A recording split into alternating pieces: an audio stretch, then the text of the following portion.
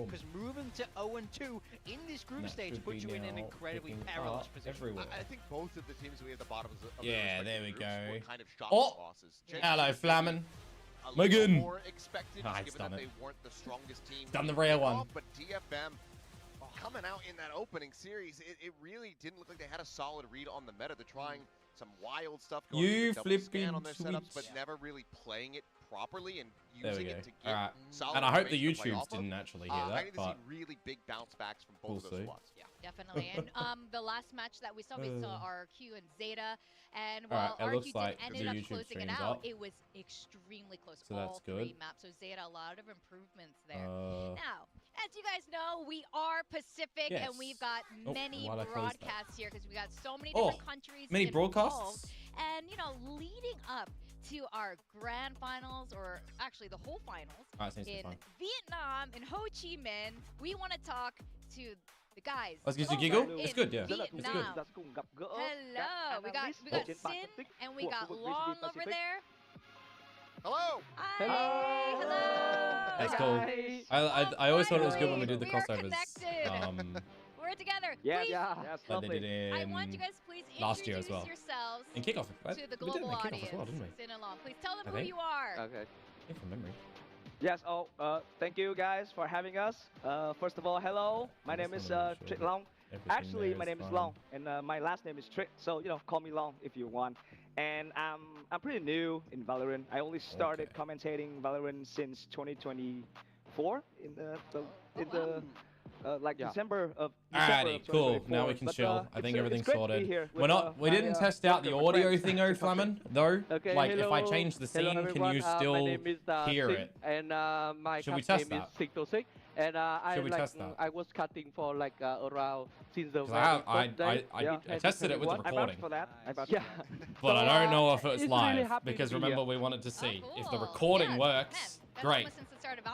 I tested that. If it's live, I don't know what the hell's happening. It must be with the live output. All right, so let me change then. Hi, I'm Achilleos. I've also been casting the game since the beginning, so it's been a super sick ride. Was this game audio fine? Or is it too loud, too soft? You guys, I can't wait to be in Vietnam because it's one of the few remaining countries in Asia that I haven't been to yet. Cool. And Big Time. Yeah, welcome. Please introduce. Oh, Big Time's talking? I was coaching in the Pacific. Hey, Immortal, what's up? How you doing? What time did game start? In 25-ish minutes. So I like watching the pre-shows and stuff. Support our desk people. I can't wait to get to Vietnam. So that's why I watch these. But yeah, 25-ish minutes. All right, while they're talking, Flamin, let's test this. I'm changing the scene. I let the audio go. And yeah, I'm Victoria. Can you hear Vic talking right now? Hosting since the start of franchise here with VCT Pacific, and again, we are so excited to come to Vietnam. You can still hear her? Heard the Valorant fans there are just super high energy, and I think I've been to Vietnam before. It's so much fun there. There's just so much like passion. You can. The culture okay, so it's got to be something with the live then, not with the not with the recording. Yeah, really can't wait to see you guys here. We've been waiting for Interesting. Valorant. So if I click this button right now you can't hear them, right? Now you can't because I've turned off the audio in its complete table. Right? Yeah, nothing. Okay, good. Yeah, the audio bugs got me. Apparently, it is an actual ATOM vertical thing. When recording, it's fine, but when you're live, for whatever reason, the canvases just pick up each other's global audio sources, and it's been a problem. It just disregards legitimately if the audio source just isn't there. Because I've got a completely different encoding for it, but and a different audio track, but it still picks up off the global words. So will be coming across, as well as many fans. Nothing I can do. Recordings work, but apparently just when live, it's broken. So it just means when live, I have to mute the things on Okay. On OBS itself. I gotta say something about this because Toxic and in recording, yeah. So I tested it with the recordings. I might just turn it down a little bit about this right now. I tested it when doing a proper recording, right? And I was like on just my camera, and I was playing stuff on this PC, and I was playing a video or whatever, and I was talking over it, and then I changed the scene to where the video was there for vertical and horizontal, right? And I talk, and then I changed to like the game scene as well, talk, and I changed back to like the scene that's blank, nothing in it as well, and there was nothing in there. If I change to the blank scene right now, there is 0 sources in it, guaranteed you will still hear then maybe the stream, maybe not me, or maybe you will hear me. Let's test that. I'm gonna go to the blank scene right now.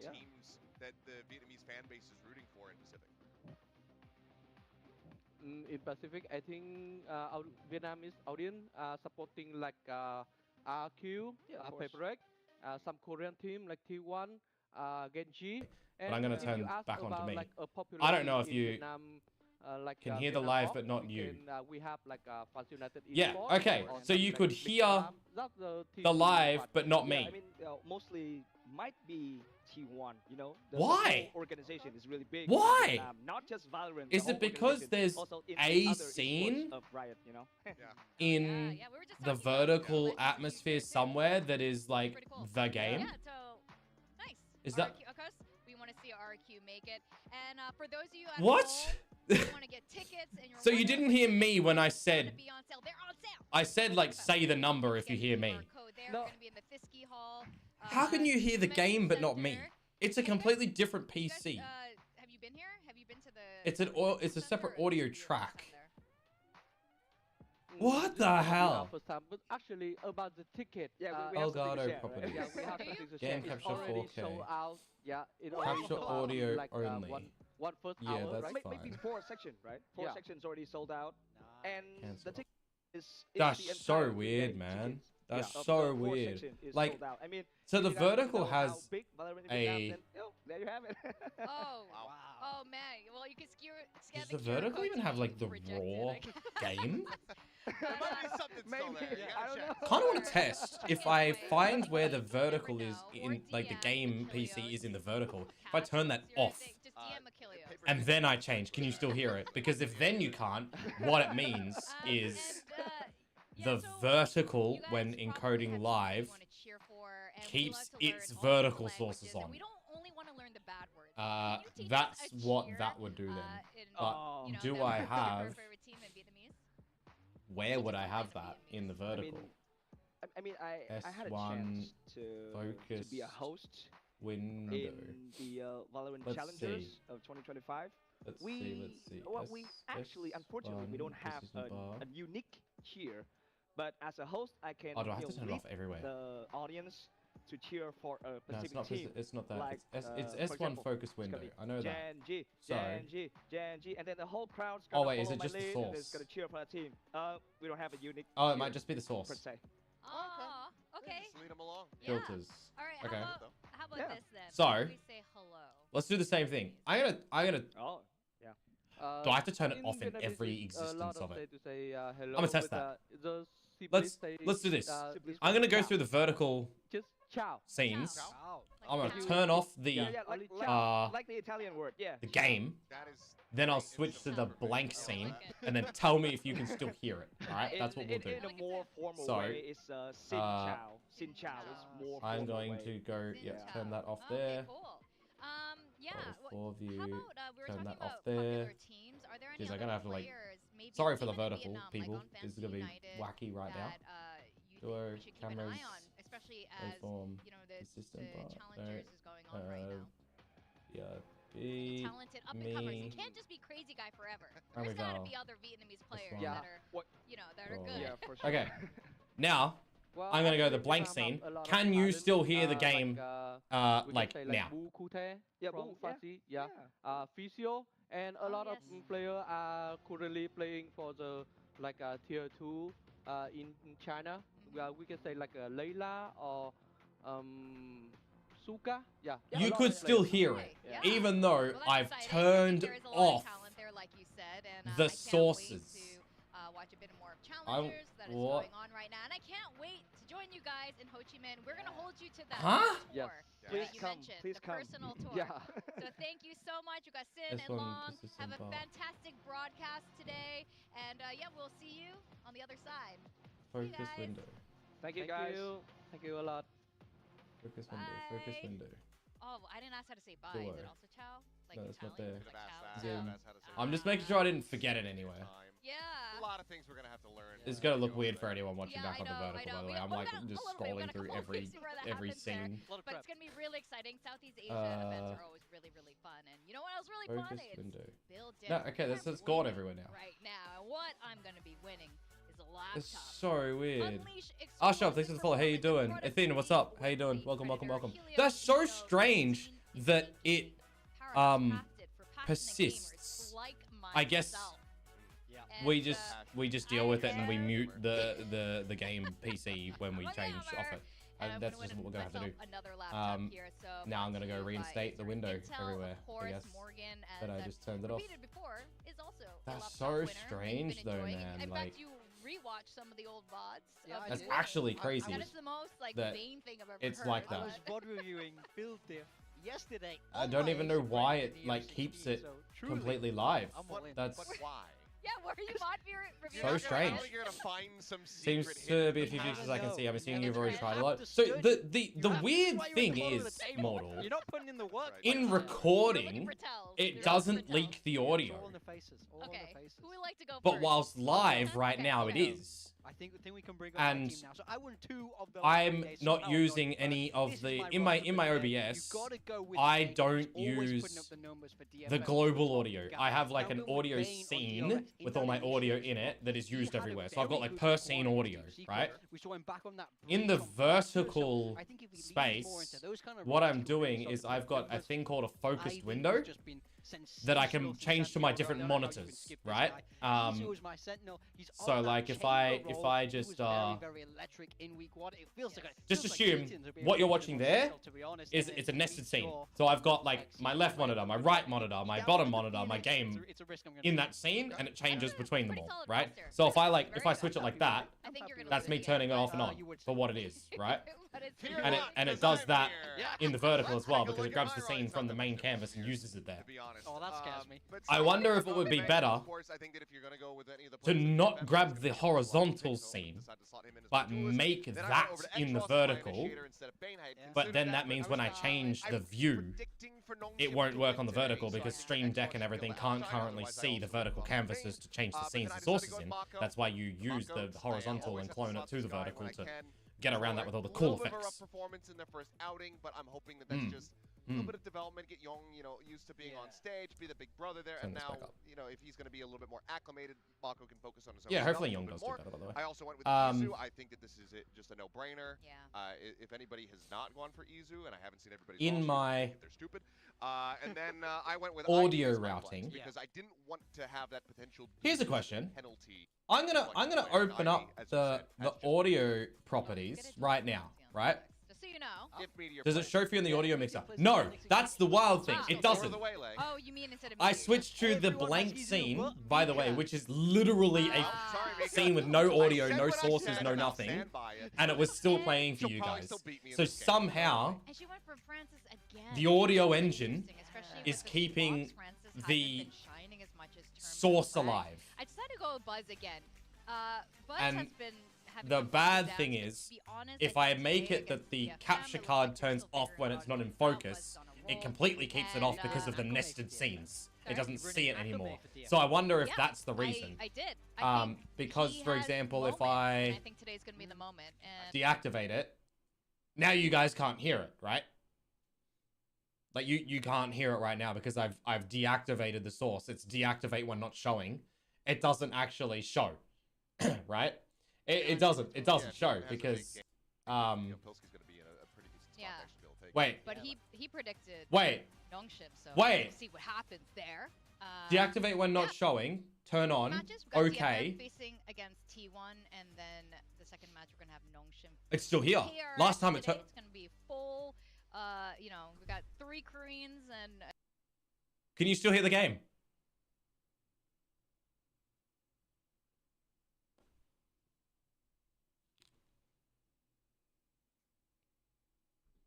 or do with Bella. Can you hear it now?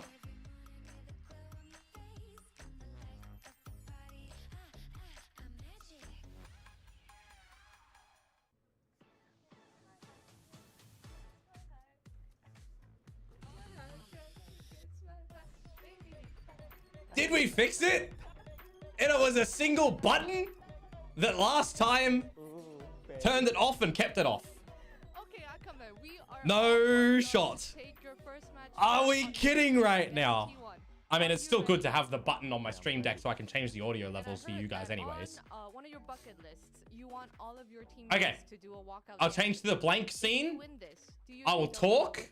You tell me if you can hear me and Akame right now, right?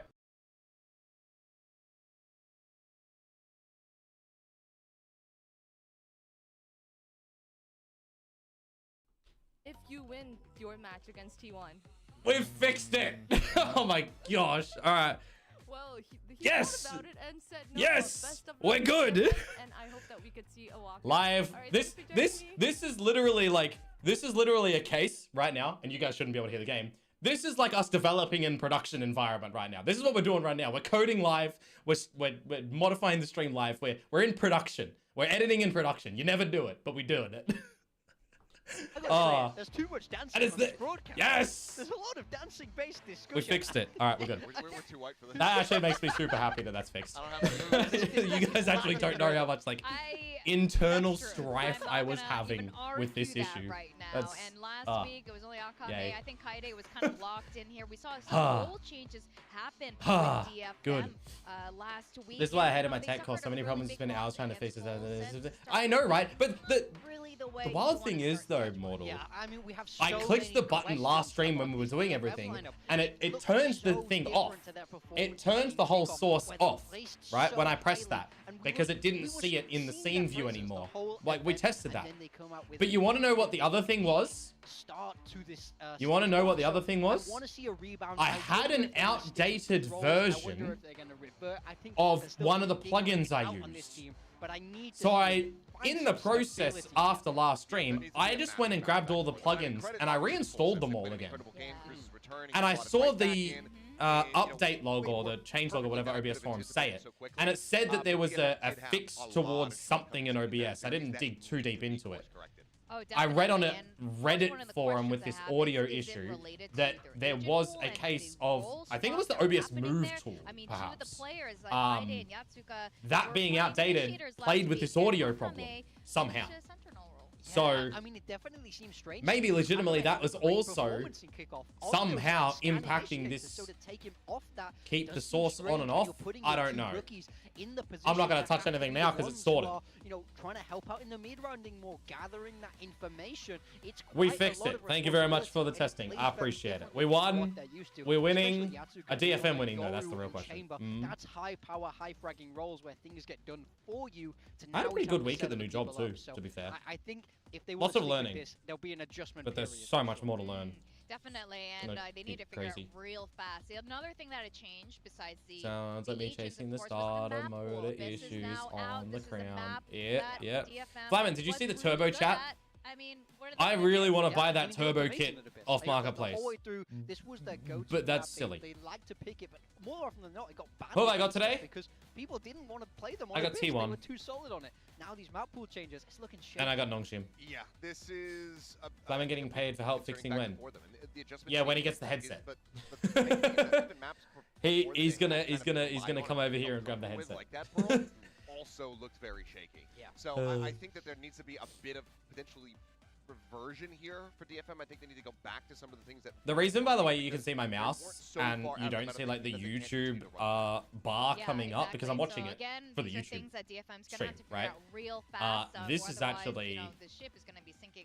I'll let you into some of my source.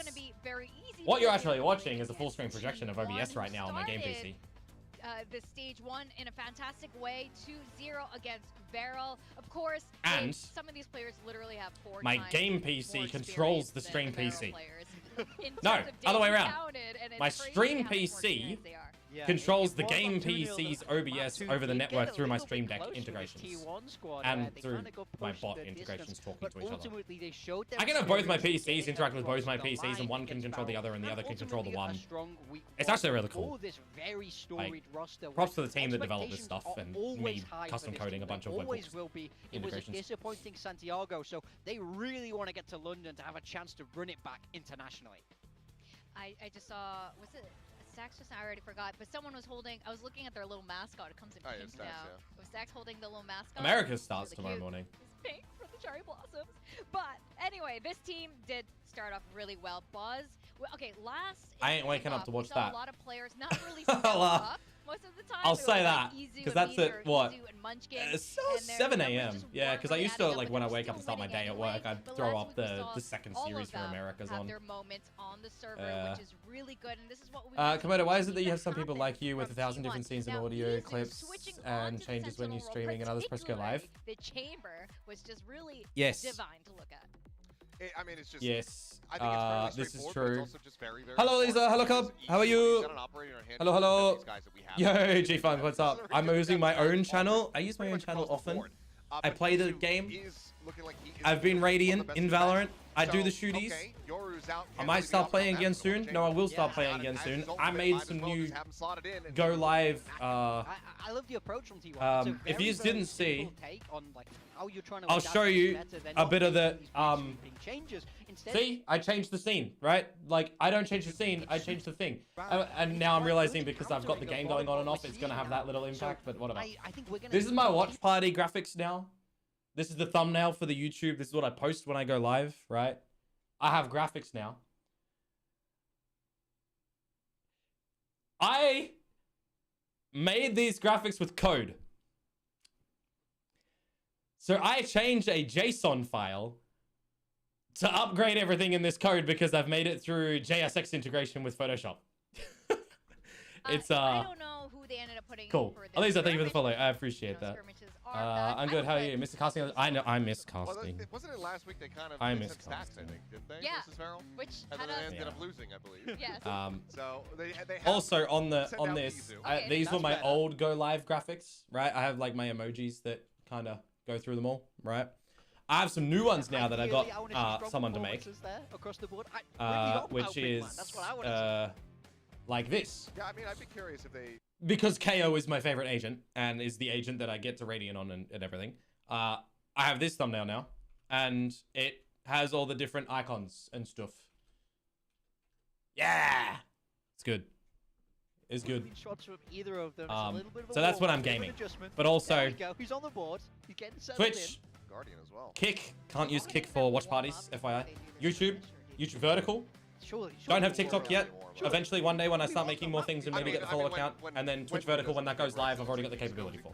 So we're doing the content, and FYI, I'm gonna get real close.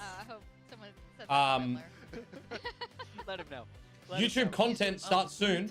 We're doing things. We're not just doing the stream. So keep an eye out for the socials on that. Why is the Komodo icon trying to PB when in the shower in the thumbnail? Yes, it's a little cheeky, like, my logo in there. Yes. I coded that to go in there behind the elements. I mean, I think that, you know, both of them just kind of want that advantage. I also have another thumbnail that I was thinking... We're watching 2 series right now, yeah? There's potential for 6 maps. What if someone wanted to watch a specific map? I've got the way that we can watch a specific map, like, and design a thumbnail for a specific map as well. That, because I was doing my testing, I've now deleted, so I don't know if I've got a sample to show. I know where I put it. Will be, now that the skirmish is over, what is going to be happening with the map veto? Let's see. Makes sense. Yeah. Breeze and Haven out. DFM for... Oh. I wonder if we're going to get any change. Are they going to be playing this double scan? Yeah. Revert back? Yeah, that's my question as well.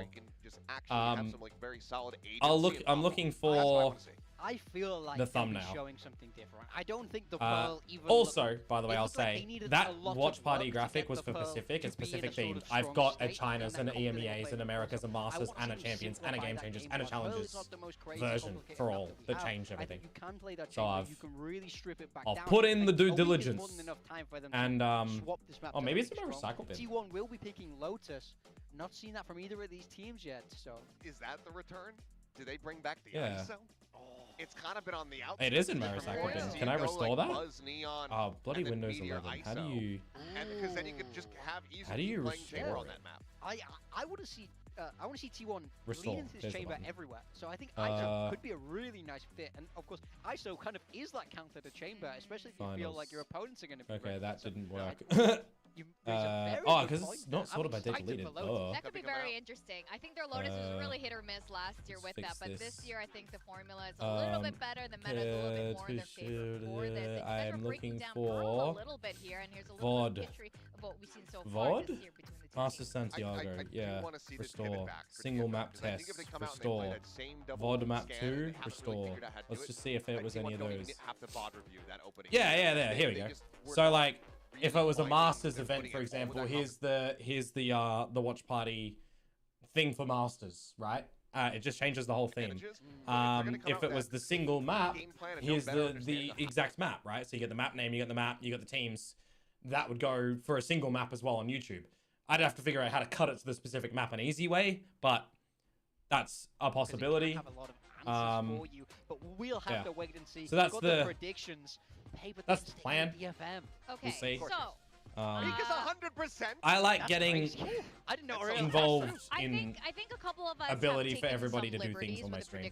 You put so much effort into streaming, I appreciate it. Yeah, no. You did ask a little bit earlier about what my OBS looks like as well, actually. You know, I thought can I would show be it and it would be fine? I mean, I guess so. That had been a big mistake.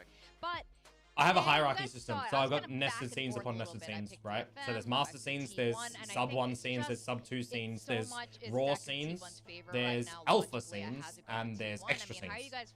So for an alpha, for example, that's what all this bordering is. All of this bordering is currently white and black boxes to highlight what is foreground and what is background.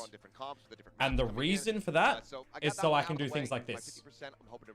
All right, well, we'll talk about this, Morgan, in a little bit, because we got to send it down to the stage and welcome the two teams. DFM it defines what is, and it's all moving. Like, you can see it all moving as well. It's everywhere. It's all alpha mattered and everything.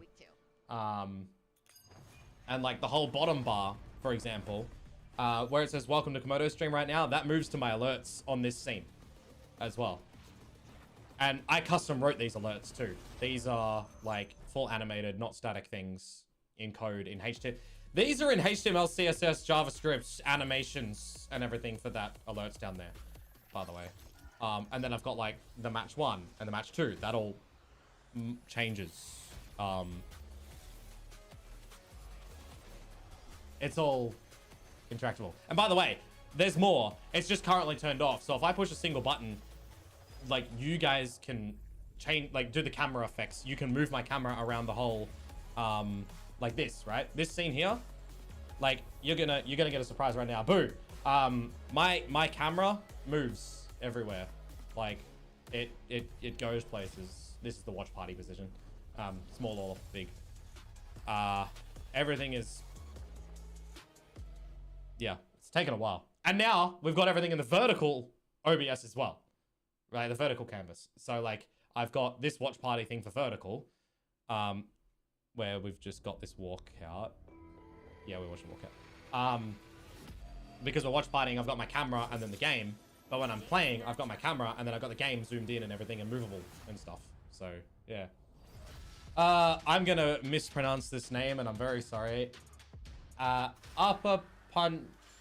Laco. Thank you for the follow. I appreciate it. Welcome. I got the alerts turned off because it's a watch party. But if we did have them on, you know, they'd be coming up here. So, thank you for the follow. I appreciate it. They're currently just off.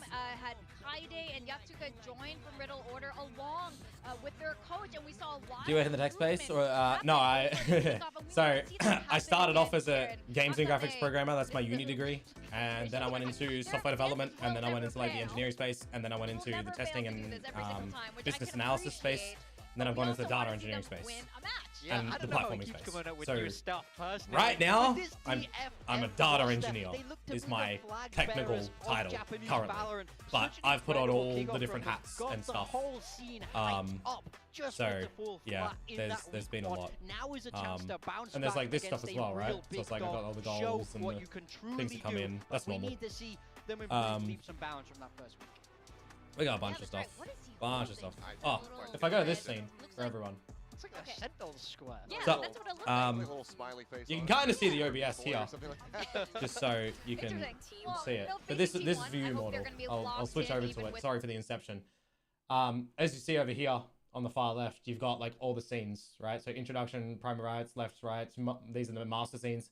Then you got the subs, and then the sub 2s and the alphas and all this. So like the alpha mini map is literally just a white box in the scene for like this outside, and then it's a green box in the middle because it is mattered for the camera to only fill that green space, which is how I get the zooming and the moving around. It stays there. So I got one scene that like says the size of the camera and one scene that says the position, and they map together to move it all. It's all took a while to get figured out and convoluted, but it's all it works. And it's taken me a while to develop. I enjoy it. I do it for me. Do it for you. It's, yeah. A smart Val player. Those are real. Do you know how many lineups I've got? Do you know the positions I've got? Do you know?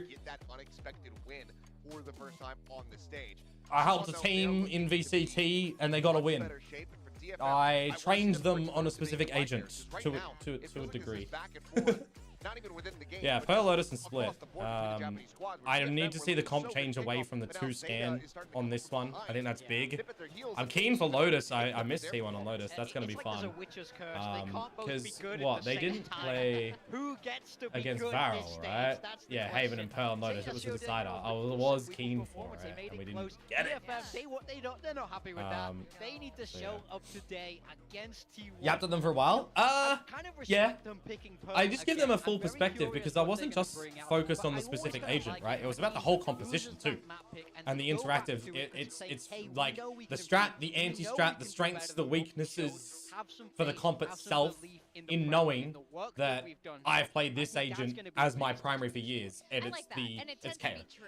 All of the pop flashes, the molly lineups, the blade lineups, the timing to be aware of, the combo possibilities, all of this, and the fun things that you saw in the game that was from my showing, the things that they have still held as well. It's always cool. It's the same composition, but different roles. 4 of them swapping around. Only Mei saying Waylay. So Kaide back to the Sentinel, Akame back to that scan initiator, and Yatsuka. Well, at least they're not doing the double scan.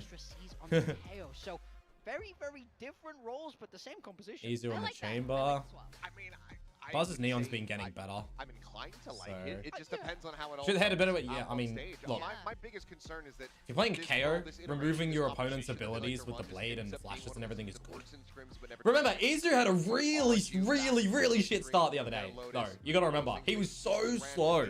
He was like a liability on the chamber in the beginning. So we'll see. I want to see the differences. I want to see the improvement. I hope that the graphic is in the correct position because I changed it from the other one because I think this one's a bit better. It's going to be Pearl DFM versus T1. Casters, Pilsky and Quack. Through today, it's Pilsky and Quack. Yeah. Thank you very much. Yes, it's us. My Pele boy. Of course, Pilsky as well. I mean, what do you think of the whole... Oh, FYI, like the border stuff as well, Mortal. When I'm gaming, you guys can change the whole theme. So you guys change the colors and stuff. I've just got that turned off currently because it's a watch party. But T1 has been quite a successful map, so having won both pistols... Sure, he does 100 times better this time. Izu? I mean, it's chamber. Like, if he doesn't... Just in the last season, their last few stages have been going if Izu doesn't, and they haven't been going we're going to start off here with a slight bit of rage. And then we're going to get a little bit angry. And then we're going to really rage! think they should actually maybe go for a whole comp swap? Because this is the same thing right now. If he doesn't do good. I feel like DFM in their position if he doesn't. are going to have felt like they haven't shown their best level of form. Let's see how we go. Both of their pistols against full sets, and they've just had a very Will he do better? I mean, he should. Their execution wasn't great. He should. Individuals were off as well, so clearly. I really hope that graphic is in the right position. Now I'm questioning myself. And they've got a lot more to I know I'm just above the team, so it should be. But is it too high to the radar? Double scan comp can be clunky at the best of times. It requires you to have good organization, great macro, and a team like T1 is exactly the kind of team that wants to disrupt that and break down all of your tricky little pieces. Precisely that. Let me draw everybody's attention to the radar. Let's have a look. Okay. Wait, who's starting on attack? I forgot that. T1. All right. Been having their way with things, especially, you know, they're doing a mid. They're doing a mid anti for window. With this. Biggest factor for this team. All right. Yeah, I think T1 is just kind of simplifying the comps down to what you'd expect them to be. Yeah, the graphic is kind of in the radar, but for this map it doesn't matter. This is the map with like the biggest radar, so we're good. Why is it so high though? Aggression off the back here though of DFM. This is a little bit more like it. You want to see them get in the face of T1. The way Lanos are into this. No, they're not until week 4. They're not until week 4. In the meantime, T1. That smoke I might move the Munchkin turtled all the way inside. This timing the position between May and of Munchkin could be round defining here, and there's no way you're checking that corner. Yeah, there is no way that you're checking the spawn, even though it's the Astra that is like complete autonomous. That having you feeling very nervous, and suddenly seeing someone push all the way up. I'm gonna move the graphic, by the way. Well, just quickly. DFM are trying to find out where T1 is. Buzz dealing with the stealth drone there. Deny information to a comp that often seeks to find exactly that. So they don't have any drones left as Akame's purchased up a sheriff into that round. He's holding on the recon dart to later on in the round. Yatsuka is in astral form for a moment, looking to try to pick one coming in from tiles. It's a bit of a messy duel though, but still gets away with it. Munchkin punishing through the door. That's the sheriff that he picked up off of May's. How's that? That's honestly quite a painful one. Now because of that, T1 they it works, all right? the utility that they've been that works. On. They get to dump it straight into this A side player. That position set up now. Let's do that. Possibly anticipating a recon as well. Couple of shots out from Akame, but we're good. Not quite able to really connect. He does find one actually still, but Buzz will push through. Meanwhile, the rest of T1 just trying so Munchkin opens up the round with the kill, and the rest of the team can't get the full trades. He doesn't have a star online? No. He's got the grav well, but there's no star on the floor, right? No. Oh, he's revealed too early! Oh, he's too early! Comes up with the goods instead. Alrighty. The pistol round. Yeah, he was the standout on Pearl the last time that DFM played it, even though he was on that Senti role. And the thing that they said about putting a Just turn up the game. Yes, sorry, I can't. Well, we put him on the Sentinel because he can shoot. You let me know just to like for the audio balance. He can still shoot. He's been one of the more flexible double if not triple. It's all linearly scaled. And overall here at VCT Pacific, my levels are different to you, so if you want it higher compared to my voice, you just tell me up more or not. I've got it on 22 at the moment. Usually I keep my game at 22, so maybe that's enough. He's had very big if you want it more, tell me. Even at times eclipsing May. What's the buyout? Bucky for Buzz. Roll swap. Somewhat trending upward for DFM. I know it's just one round, but we'll see. That's 3 from 3 pistols for look DFM, at though. They won both pistols against full look at Stacks on the ult, by the way. He's like halfway farming. So he definitely won't get carried away just yet. 3-9 first half defense side. They started it off against full sense. Maze here. Ideal. Buzz sliding in. Oh my god, Maze slides. He's accidentaled Meteor. Or Stacks. No, he's accidentaled Stacks there. Unlucky. Unlucky. Ace? Oh, never mind. Double dip, but never mind. Shot. Either way, though. Okay. Hey, don't run into the. Imagine if you run into the salvos. Yeah, pretty good use of the salvos so far from Cess. He's been the Stinger can be OP. You're not wrong. I want to keep an eye on his performance. We are not wrong. His performance when he was playing I believe because Nongshim are playing as well, Chobra might be at the venue today. I'm gonna try and do some watch parties with other people, perhaps. Still a bit higher? All right. Onto an info Let me know put him in a position where maybe his about is going to take a dip. There. Because I still want my voice to be a bit higher than the game. Meant to kill 2, got 1 as a bonus. Yeah, something like that. Call out the accidental kill in there, Elisa. Alright, we're 2 off the Seekers for stacks, which is pretty good, but we've got 2 plants so far for T1 also, so they're able to get in. My voice is a ton higher. Yeah. Picked up by May. Attempt at a pick there from Izu. How's that? Is that a bit better? Back away. The scan from the guiding line. May is also 2 away, by the way, for the conversion They pass. actually scanned Yatsika up over the top of that smoke, and he's got him. For a little bit too much there. Munchkin, actually one of T1's Radar zoom. lower-rated players at the moment, no, having a never better mind. performance There's today. about to have action here. I'm going to start to try and like announce where I'm putting focus so everybody knows. Push through. They have the judges in hand, but guys, this is a bonus. After a bit of a scuffle, DFM still able to backtrack. Meteor's slow. Buzz is gone for the trade. They're looking well organized today, though. I like the way they're radar zoom. together. T1 though, still kind you've of still got the alerts here that Killjoy are still doing on the same setup, right? So if these continue later for Kaide, it's going to be okay, because DFM are showing us that they are constantly changing the Killjoy positions, which is good. There's stacks with the Seekers in this room too. Wow. Confirming them both to spawn is really difficult, doesn't it? Especially I think required. T1 are scared that they're going to lose this bonus round. May and Cess, it's doable.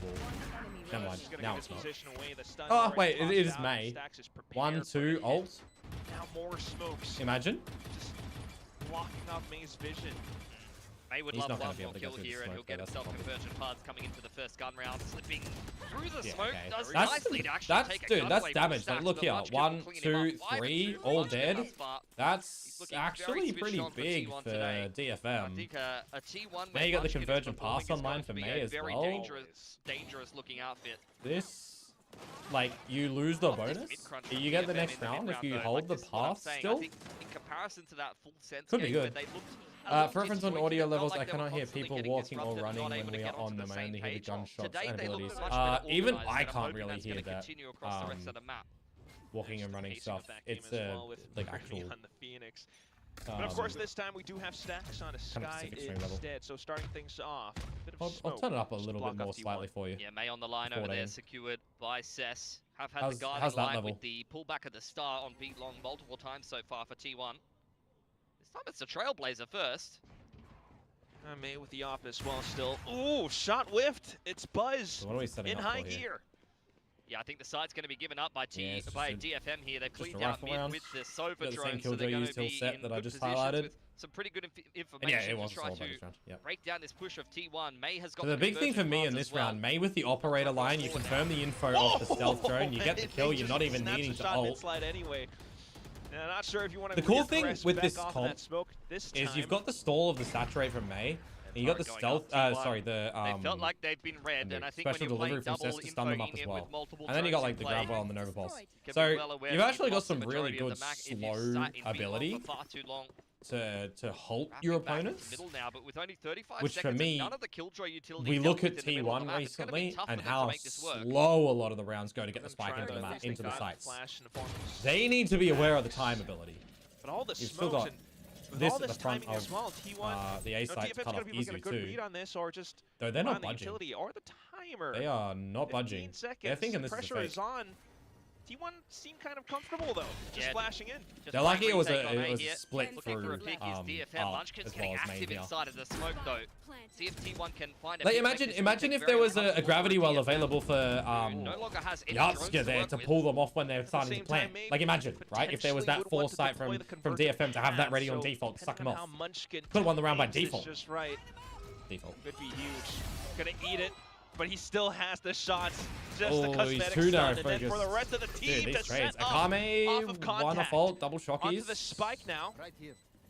So they have most of the choke points being smoked off, but still, Izu marks it. Oh, Akame just gives him a good old drive-by. Yatsika pushes up, connects onto the triple, and it's DFM who managed to secure a strong lead so far. That is a very rare whiff from Izu. We talked about the moment that Izu needed to start off this game strong. I don't want to lose my house. I I don't think anybody would have thought they would be. Hell of a shot to open things up from May. Oh. Let's see it from his POV. Job helping them get back Please, replay op. But I felt like that was T1's round. Give me a Kame view. No! Peeking off the contact. Come on, give it to her. Getting away with some absolute robbery in A lane there. Easy hater, but that's unlucky. No, for running. Yeah, a little bit. Yeah. Yeah. Should make things somewhat awkward in terms of their buy at least. Alrighty. Hunter's Fury. Cosmic Divide is pretty strong in a retake, actually. Information gathering in spades for DFM. I mean, Meteor lurking around in middle should be of no surprise to anyone. Also reset. It's exactly how we always you're like holding to play for an things. operator. Just kind of confirm it as well. You got a Bucky in case. Still kind of jiggling around the extremities of the map, not seeing too much. DFM should have a pretty reasonable read on T1 and how they like to play this map. You saw T1. They have changed a bunch of this killjoy setup here, by the way, as well. If I just go into the radar, so far. The turret's now here instead of up here, DFM, I mean, as and I the said, alarm most bot of the is now here. rounds So it's a were off the slight back of the shift pistol. The gun rounds weren't too successful, and there wasn't much of a second of half, the util in how you're wanting to maybe just let's take prepare the the review on alertness. You're letting them a little bit further up before the turret line sees for you. now.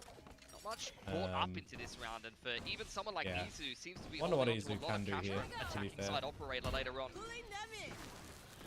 Otherwise, just Buzz with the holding shotgun. Yeah, he's got him. But that's where you gotta Get that upgrade. Come on. Buzz.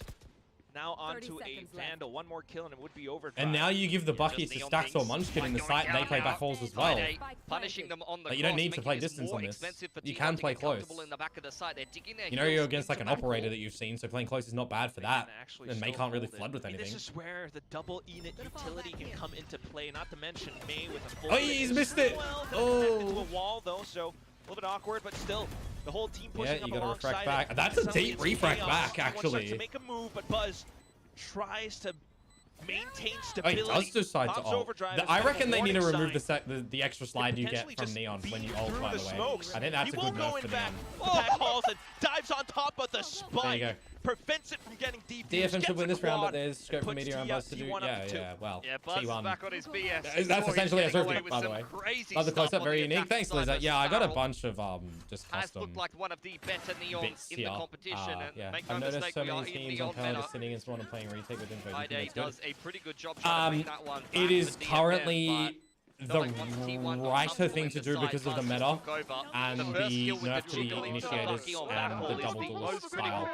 You go into these retakes with numbers and you don't want to really give a lot of that space over, which it kind of is incentivized with this current meta, which is annoying. I don't like this meta, personally. I understand it, but I don't like it. You know what one thing is though? Now that they've changed the graphics for this scene, my highlights here don't actually line up anymore. Getting away with a little which is a bit annoying. trick in A main there, courtesy of Akame. But in the very next round, they find their economy this heavily is, reset, handing over this is a handful of DFM's guns to timeout, T1. right? Off as well. Because it's flashing. Hunter Sphere was ripped too, so that's quite costly. Hence this timeout. We got 5. Really no ult try to, yet. I figure out a was plan, thinking Izu was going for an operator, but now that they've won that Thrifty-esque round, the Outlaw is not bad. I didn't catch the armor set. Let's see it for this one. Yeah. Okay, Outlaw. Look, dude, there is 0 shields, by the way. That is actually really good. DFM aren't allowed to get comfortable and kind I didn't of remove Neon retake from off in my the fashion that they're looking for. They can have a lot just of delete Neon as an agent. Hey, swaps. you know how we're gonna delete that Icebox map forever? Or that Fraction map forever? Which maybe they should have, I don't know. Let's just do that to the agent, you know? Get rid of the character. Yeah, Outlaw, not the worst purchase here. Izu as well. Elisa, by the way, yeah, I've coded like the live way for all focus areas, I think I like to call them. So if I want to draw an audience's attention to something specific, for example, the scores, I can blur everything out and really make his like focus on what I want you to. But Munchkin is not missing a beat today. Some people might find it a bit jarring, but I find it helpful to be very explanatory. For example, this is a good push actually right now for Akame. As well, though, no one has any of this try to go zoom fishing. action. Sometimes you come up with a boot. I Time did in the this form of T1, because also, Meteor. how do you do this interpretation in? They kind of expect He's caught in the bloody astral realm. Not to line up like that. I used to have a very convoluted way of it, but now I developed a new way to do this zooming functionality. due to the dual that's PC setup. Help him start to work his way usually I used to like dual project over into this monitor, but now I lose that monitor. So now it's actually on you felt like the DFM game. Was in a pretty reasonable position to go on a bit of a run on defense, but now on the game. So like if I go to this scene, you can see the stream is dead. What timing? There's my OBS. Here's the game, right? And there we go. Thank you. If I show you a bit more, yes, the camera can zoom in, by the way. It's like, you know, all on here, right? So I see it live as well. So yeah, it's cool. On the line again. Guiding light avoided and missed shot. Buzz has given him plenty of opportunities. What meta do you prefer watching perfectly? Double duelist initiator. Not what? Going to be slowing down anytime soon. I actually liked the post plant meta. Not a factor for me though. Just gonna fall back. In terms of what meta I prefer watching, I think the double doors meta was interesting, but I think there was too much of a focus on getting in, shooting, getting plant, and getting out.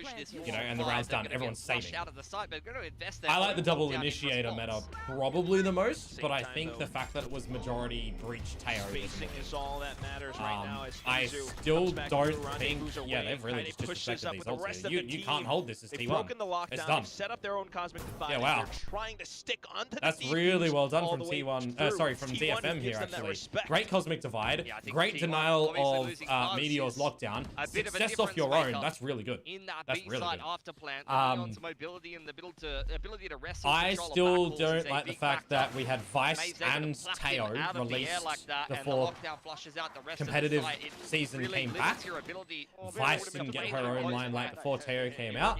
They were both strong and not balanced, and that breach Teo Vice meta was way too strong. It was way too silly.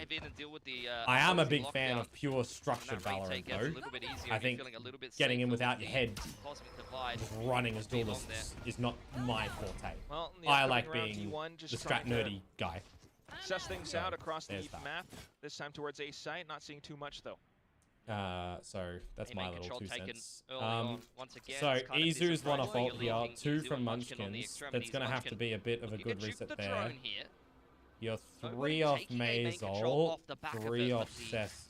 Astronaut spotted out. Munchkin creeping back onto the line, and Akame a little bit quicker to the draw. That's a big kill. And he's taking Munchkin out. No smokes now available. It's going to make it much harder to navigate this round. That's painful despite juking the drone. Back to the old Killjoy setup, and on the timing for the 60-second mark, you drone out through mid. Maybe trying to keep technically didn't need to because of the turret getting broken, but you want to confirm if they're stretching through art because you lost your main space. I mean, B is completely open. My guys, DFM very much what is this? Their retake, despite the fact they've invested what is this? Why are we 5-manning? You got the kill here. Are you literally expecting, because of the pressure and destroying of the turret, that they're all grouping up here?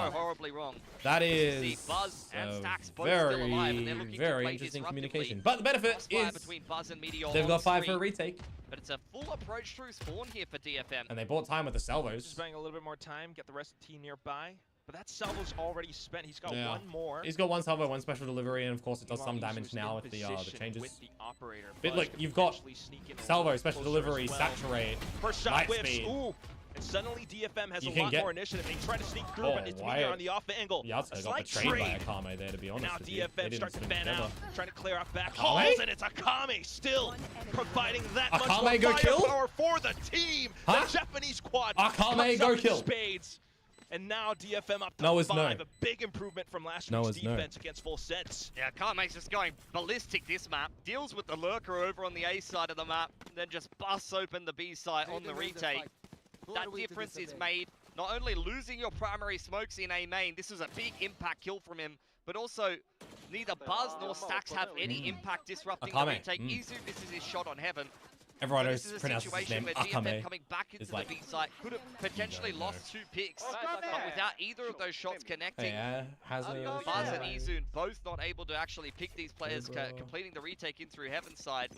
Yeah, a little bit easier for DFM there's no to scale Smiggy, in, there's and no that becomes an finesse. impossible hold for T1. Not the form that you would expect T1 to be in post-plant, but either way they go at it again. Listen to Komodo stream tips, just click on the heads. Towards a site, but May there you go. in position with Refract as well. They retake really well. I mean, one of the problems of the DFM of old is there was very minimal that they did do well, but May right? fires back. Suddenly the whole team we're changing just thrown coaches into chaos as towards, DFM puts up a good fight around the smokes. It's been picked up. With Meteor a lot of old coach, right? What a so I think that was a really he good just move. pitched the spike for free. And yeah, that back was into actually A-Main now. It's still not a good position for I think T1. the fact that Yatsuko and Kaide are reunited by their old coach Vors is really strong. I always liked Vors' methodology with the old Riddle Order squad. Like, even going back to way back when iFox and how JoJo played around that map, I think it was really good. So, kind of happy that DFM have got Vors in. But after last game, I was like, I don't like it. I don't like it. In these messy They're looking a little bit better now. It's not gonna be easy though, Pilly. There's so much KJ utility. Like, I mean, full sense just disabled, so he might actually be able to sneak through. You know. 30 seconds left. Yeah. Okay. He's yoinked the spike, right? DFM trusting but what can they do with it? They've been losing these post plants. They're a player down. Are you planting? And are you trying to set up Izu somehow because 48 HP, Tour de Force ult is out. You've not planted for long, so you're not incentivized to hold long. He's got 2 mollies. You don't want to play post because they can technically break that as well if they had salvos or something available. Well, I mean, kind of signals to them playing a lot. You need to see Meteor actually just distract for Izu. DFM has 1 star, that's it. No other util to get back in here. They're going to need some really good spacing. Just all down the fights. May have swapped over to a rifle as well. More adjustment protocols. Izu connects every single bit. It's still going to be tough. That's the 2 players going down now, and it's just me. May. Thing about this game. Just trying to bait them out into the open, but really that adapt time. in the mid gaming. That's why there's so much emphasis on having a great mid round caller. Because like a lot of teams, that's not the a lot of difference teams. between There's some teams that nowadays hitting shots swaying into completing the like a retake dual and not captain componentry. Back-to-back You've got someone who's doing the barrier drop calls. calls, so the pre-rounding right now, so they talk about like what they've seen, what they've observed, and what the game plan should be for the barrier. And then you've got another person who focuses purely on the mid round. There's a couple of teams who just split it up like that, and I think that's really, really nice because it dissociates one player having all the responsibility, and they're always checking radar, they're always checking everything, and they don't focus on shooting. Well, you've got the mid-rounder who's aware of that, and you've got the other caller who's aware of the other things, and you split the responsibilities. I think that's really strong. That's what I would do for coaching a team, if I was to come back into that sometimes atmosphere. That's just not the case. Still though, every win so far. Alright, Sess is 1 away from the ult, May is 1 away from the ult. You should definitely be trying to angle the way to get those on, especially when the Cosmic Divide is still here to answer in post plant. You want the convergent paths. Wants to catch someone and now you got them. and That's he great. will. Oh, Looks can to you get up? reposition as well, but Buzz is already past the open line. Buzz has been so good at finding that opener in back halls. It's a big position to be grasping control of Hunter's Fury. They have no idea that they're flood retaking this one. Buzz on transition. Izu still on the line, forced to no, Kaide, no, I hate that. I actually hate the fact that Kaide went super early by himself, because it's 3 versus 2, they've shown strength in posties, and he's tried to go ahead of the time. He gets some damage on the Meteor, sure. But if they lose... Allowing for Kami to push up after the stun. It's just Meteor towards the back of sight, but he's still quite the menace. No, you can't use any util here. Back around. Sess trying to bait him out. He knows he's low. Oh, he needs this 1 shot. Oh, he sticked him. But attention away. Oh, Meteor has it. Meteor just looks for the This is why I say you gotta play your numbers game. Kaide sacrificed. This is the class of Meteor. Started out this game 0-5, and now he's 7-8. Kaide has made the misplay. Unlucky, my guy. He is such a game changer when he gets himself rolling. Outside of yourself, obviously, carrying Buzz GE with is another obviously key easy entry for you. back into the site, and although May causes What do you mean, T1 some global serious esports? problems, Why are we mentioning global esports? not only the flashes and the solo init on He's the done side goosed of it. T1, Hey, but Meteor also played their that really smokes. well. He's got the utility, but low HP, doesn't use that, doesn't overcomplicate it, just focuses on the angles, get the Phantom taps out. Really nice to that. I embrace the economy. Look at the save here that you've got to come out with. I mean, in the early timing, you've still got the hero op. Around a hero op for Mate. Shut up, Pilly. I'm talking. Don't read my words. You got 1 off the lockdown. You've got the red carpet. but it's nicely for now. Will there be a follow-up flash? Now you know where the op is. Now you adjust as T1. You know the ops here. Do we stay? Do we go? Do we go faster and block the op lanes? I'm going to choose to do the latter because generally you might be a little bit less focused, but they're stacked with the operator here. Judge this time around. May just trying to pick a different position. Walks away the kill against Stacks, but still, it's Buzz. All good.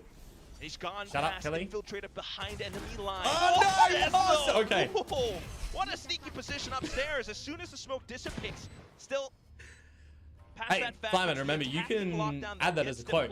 Remember? You can, DFM with the bot, if you want. Try to respect it. It is somewhat of an eco round after all. Now you want to still thinking of save the ult. At it, though. When does he decide to possibly you're dead, boy. Second last round of the maybe first dead. Half, but maybe dead. Maybe dead. Hey, do you do that again? At this point. Yeah. You know, it's a good question. Nothing. Meteor picking off the back of the grab. It's a good question. And does seem like he is going to get the opportunity to save perhaps, unless Munchkin is way too far ahead of him. Cuts him off with the legs. 3K for Munchkin, and T1 taking the lead now on the attacking side. They were a little slow to start, but now that they've got rolling, they are called really feels like their game of Pearl. Let me do a search. Q-U-O. It's a generational whip from Cess. Quote ad. Look, he's still finished. Got the kill. He got the kill. Still finish Text it up. Message. Yeah, do exclamation mark ad quote. I mean, maybe. Operator is not something that they can afford to replace, I don't think. I think someone else bought for it. Exclamation mark like quote 1, quote 2, quote 3, and then it might be quote ad or ad quote. It's one of the but he actually has gone down to light armor and still can afford all of his salvos. Buzz picking up the pace straight through art, but this is just trying to draw some rotations, if anything. T1 aren't decided where they're finishing this round just yet. May trying to dive in with the cheeky refract shorty play. Oh, I can click the quote. I can click the thing. All these early moves, though, have already kind of displaced DFM. I mean, they've lost the middle of the map. They are in panic stations right now trying to figure out what's going on. Good news is Akame at least has a main, so that's a good info line. Turret hasn't been triggered in the middle of the map. Finally gets dealt with. And a T1 finish here. Feels like it's angling towards B for now. It's 2-3 split for DFM. When do they start rotating? They're not seeing anything towards A main. And the drone has gone out to clear R. They looking for a big diving in through the fast lane. This is his opportunity, and now T1 have got boots on the ground in the site. Kaide prepping the lockdown in response. There it goes. Flush someone out of position enough for May, but goes in for a pop shot instead. That's alright. Now Seeker's in response just to try and confirm that no one's flanking. Armageddon is going to catch Izu for sure. Yeah, that's a beautiful salvo to follow up. And then everyone just spreads out across the spike.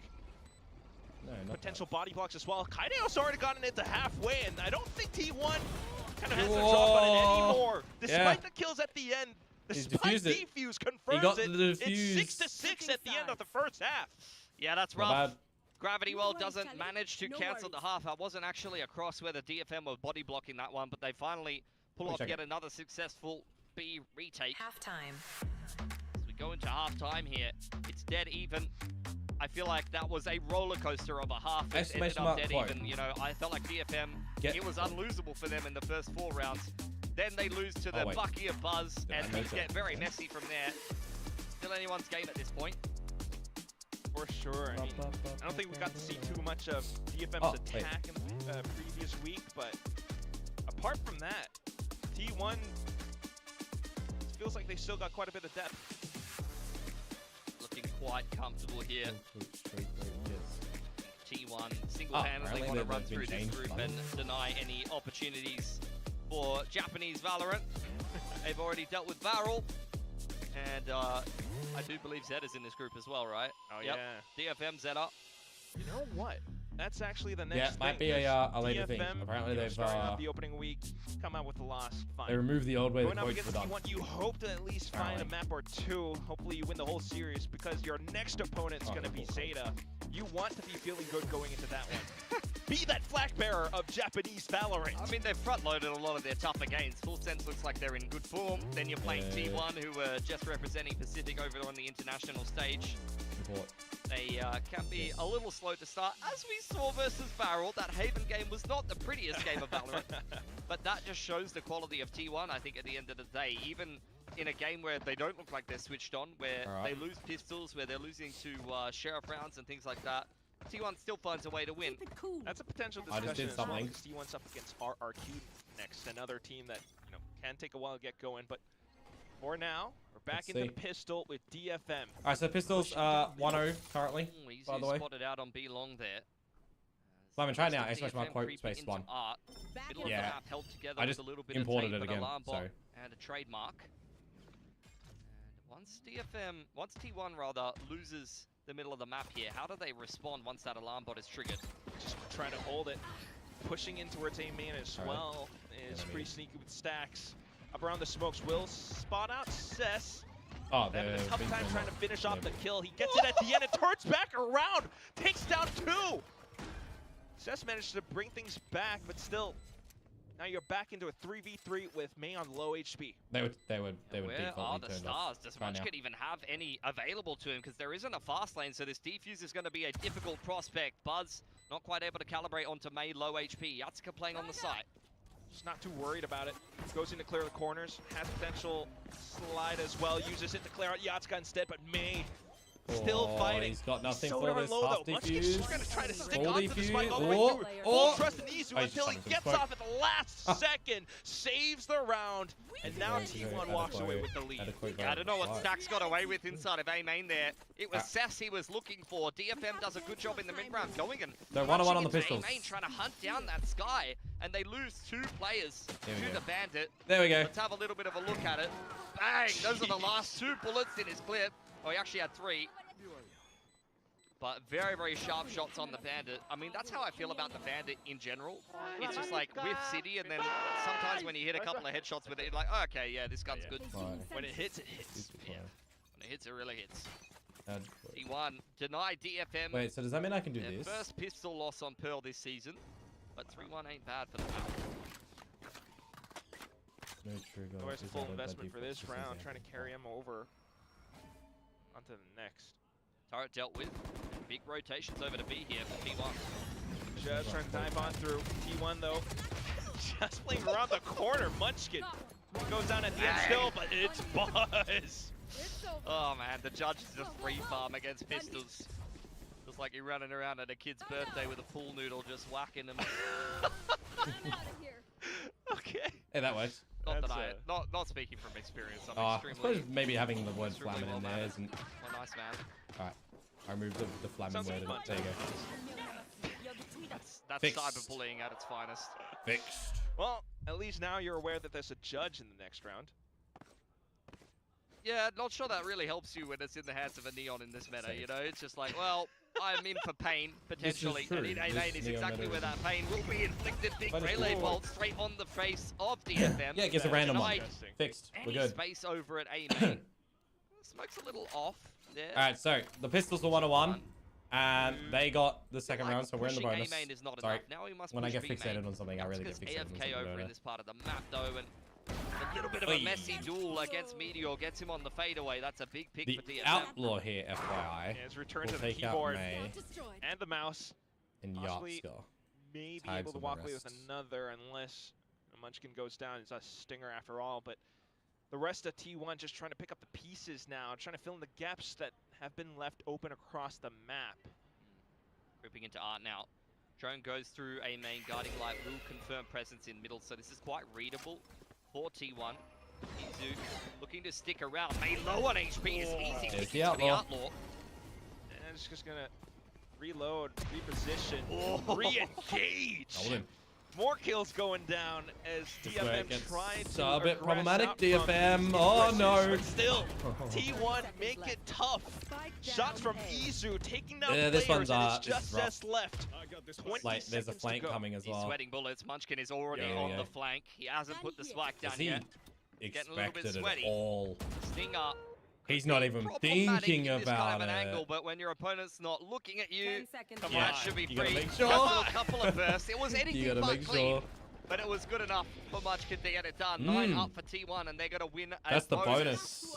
Oh, you're starting to feel not so great about this Pearl pick for DFM yet again. That was a gut punch of a round. It wasn't good against Full Sense. The fact that they came into this round with, you know, guns from the previous, the Stinger of all things, but it was a smart choice not to pick up that Vandal, conceal this position, picked up the flank.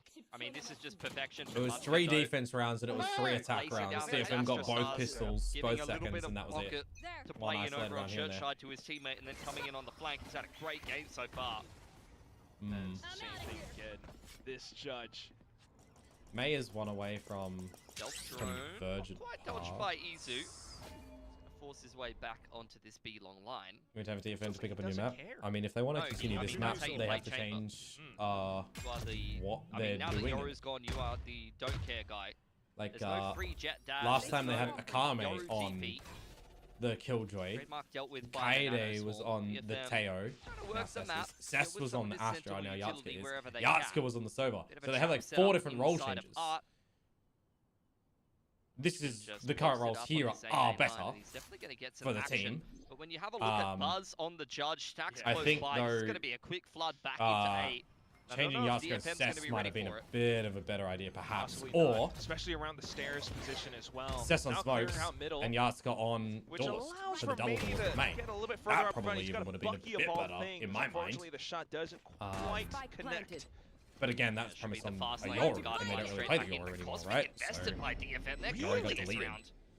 On a round where you got 4 sheriffs, now I'm curious.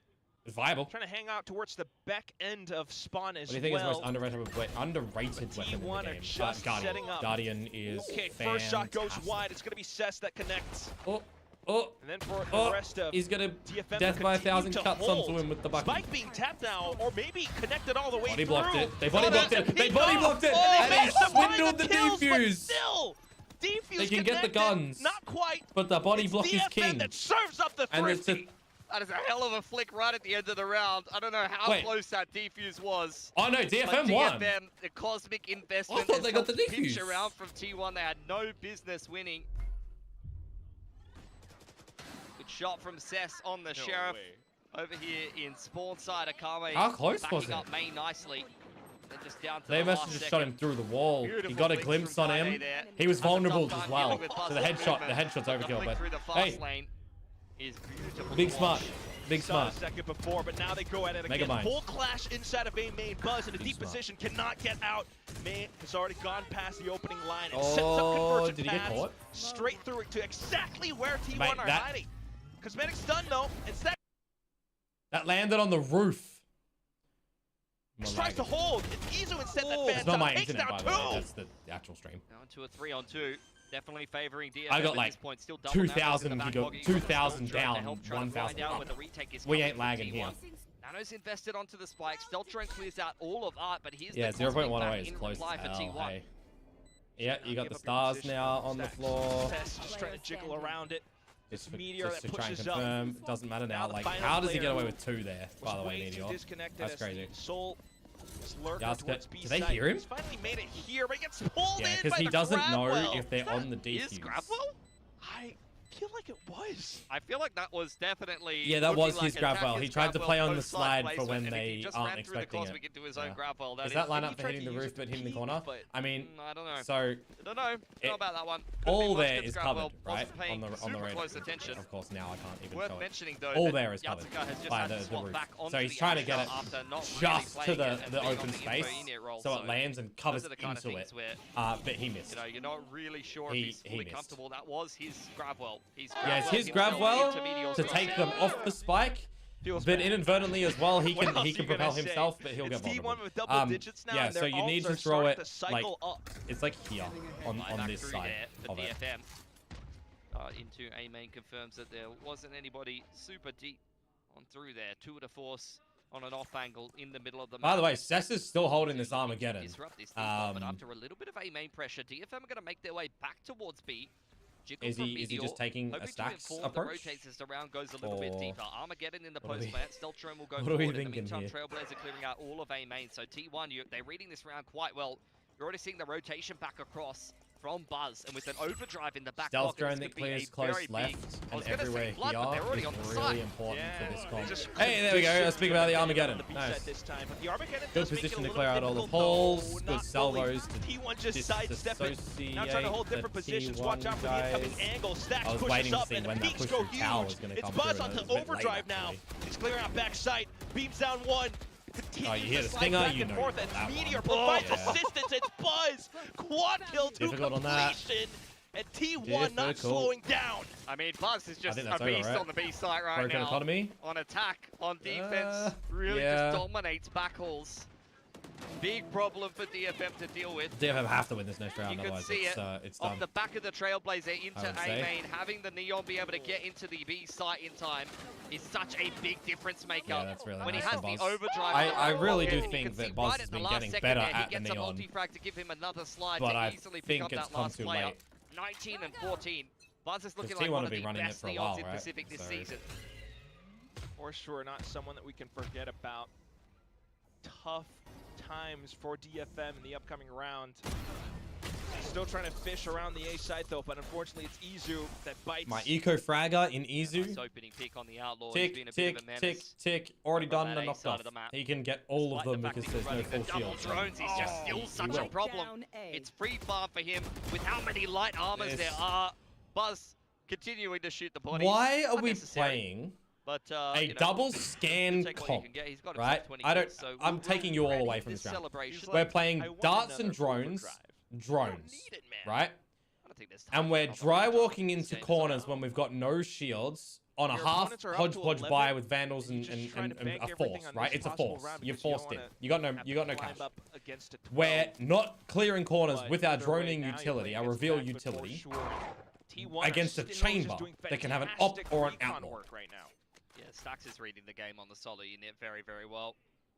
Always just trailblazing out some of these positions. In a round that we force, when we're going to be low shields, and when we know our opponent's tracking the map in check, and Izu on these because they've already showcased it when they got the outlaws earlier out, right? Creeping up street. I think that there's seconds on the clock. I think DFM are just trying to save these vandals, but bit of a misread behind you, into this one from DFM. Oh no, and that's where they might get corralled into an unwanted corner. Munchkin starting to push up alongside as well. They have to be able to make this hold, but no, Meteor crashes. And now what? He picks up the lockdown off those last two kills as well. Hunter's Fury can keep that in check. So T1, but if the Kame dies, they have all the bells and whistles. You don't get Kaide to get his own the final round of Pearl here. Like, why are we not darting? Why are we not trading? This was meant to be DFM's map. Fundamentals. If you're playing a double init comp. I mean, this is just theory Valorant versus Valorant in practice, you know? You think to yourself going into the attacking side, no way they get 5? have 2 drones. He can't pick me with the DFM? Yes, he to can, come back? Bro. He absolutely can. I don't think so. Hunter's Fury to lockdown, Seeker's info, deny the lockdown on DFM, and easy done. There actually hasn't been a lot of facilitation for mate as well in running this double init. Like, you want to set mate up to be able to get in. Take the fights. Refract out after 2. Back on their attacking side. Now spots and this aggression, you are literally pushing all the way up. They have 3 after all. Yatsuka still makes the good go. But then the rest of the team from DFM suddenly ending up towards the A site. T1 might not have been expecting that, but they made it a good fight still. That can work for them though. Although they've already used the salvos, double nanos, Kaide should use the lockdown to guarantee safety in this round. Kaide on the off angle. Not feeling the need to push the issue there. Yeah, no. Pushing this angle is actually better. I didn't think that they would push and get so aggressive because they're normally a little bit more passively disconnected. This position for main is fine. He can still hunt his Fury if he needs. Stairs is not being watched. Oh, now it is. Now they start to come in. I feel like there was a save attempt. Like Easy was hanging around here, falling back. I feel like there was a half save call first. See if we can find anything. Pick here or there, if not just a save. Now the save call.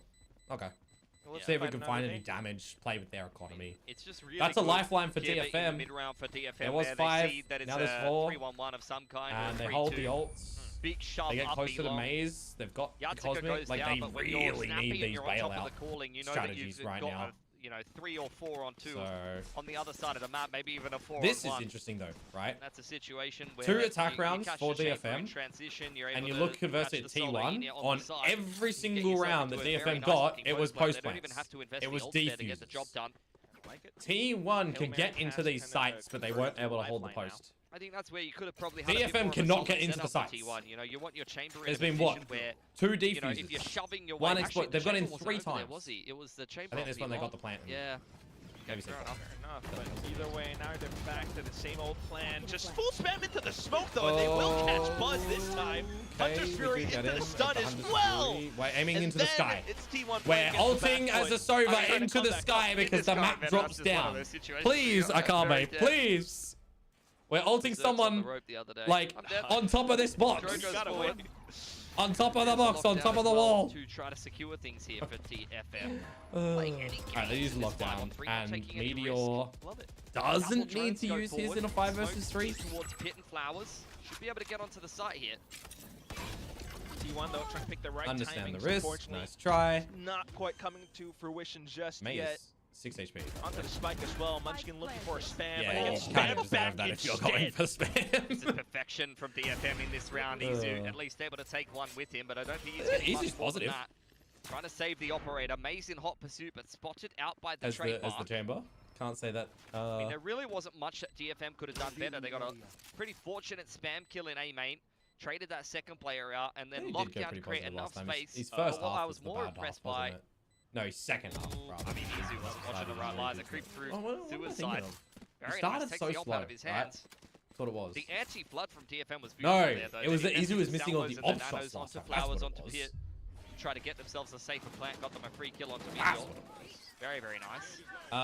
It's definitely that kind of effort that you want to applaud for the Japanese team. That's perfect. 3 exactly chances. what you want to do in that situation. Counter spam was great too. Down from 5. That's just a perfect attacking side round for DFM. DFM. Pause here. 4 more chances for T1 to close it out. They've still got the ults. No, they just used 3, right? See what they can construct for themselves. Hunter's Fury. Showing a fair bit of diversity on this defense. Did they use the Cosmic Divide? I don't think they did, right? Most of the time it's been retake B and then kind of active on A in the mid round. I think the all-out A fights haven't really favored them too much, and I don't think that's too surprising given what you can see with the comps. DFM has got a little bit more punching power when it comes to the utility. When you're sending Buzz in on the Neon with a guiding light, it just doesn't have the same kind of oomph as I can throw missiles at you and the Waylay can dive in for free, saturate, and refract out, you know? Like, DFM's comp is just a little bit better in those kind of scrappy A main exchanges. Surely. But let's shift that perspective back towards DFM then. Like, how do you play around operator, possibly Buzz going lots of guns, somewhere else on the couple map? of light shields. 2 ultis versus just, so they're just divide. Get the Cosmic Convergent Pass here. You probably need that. Is a bit of a change up though. Yeah. The thing is, Yatsuka's ult is not going to be used to get in. They're going to use it in the post to make the retake harder for T1. That's their general tendency, right? Yep. Send the dart over to try and facilitate a creep up for Kaide. Understandable. It's walking up on the line. There's the pullback on the start. Beautiful team play from DFM. Yatsuka has set him up for a freebie. That is completely going to break the setup from T1. What a way to play the Astra. Kind of happy with that frag as well. The rest of the team just trying to sneak around, see what they can find towards B. This is I can't remember who I remember that always does this just sort jiggling of away, doesn't overcook the round, maintains the man advantage while you spotting change out up the sentinel and the controller from who's doing the A-lurk. For information on B, he should get a free kill here. It's a good little protocol to have, actually. Ready for the jump Very situational, but it's good. T1's and it just completely got Izu, didn't it? So Meteor's right there.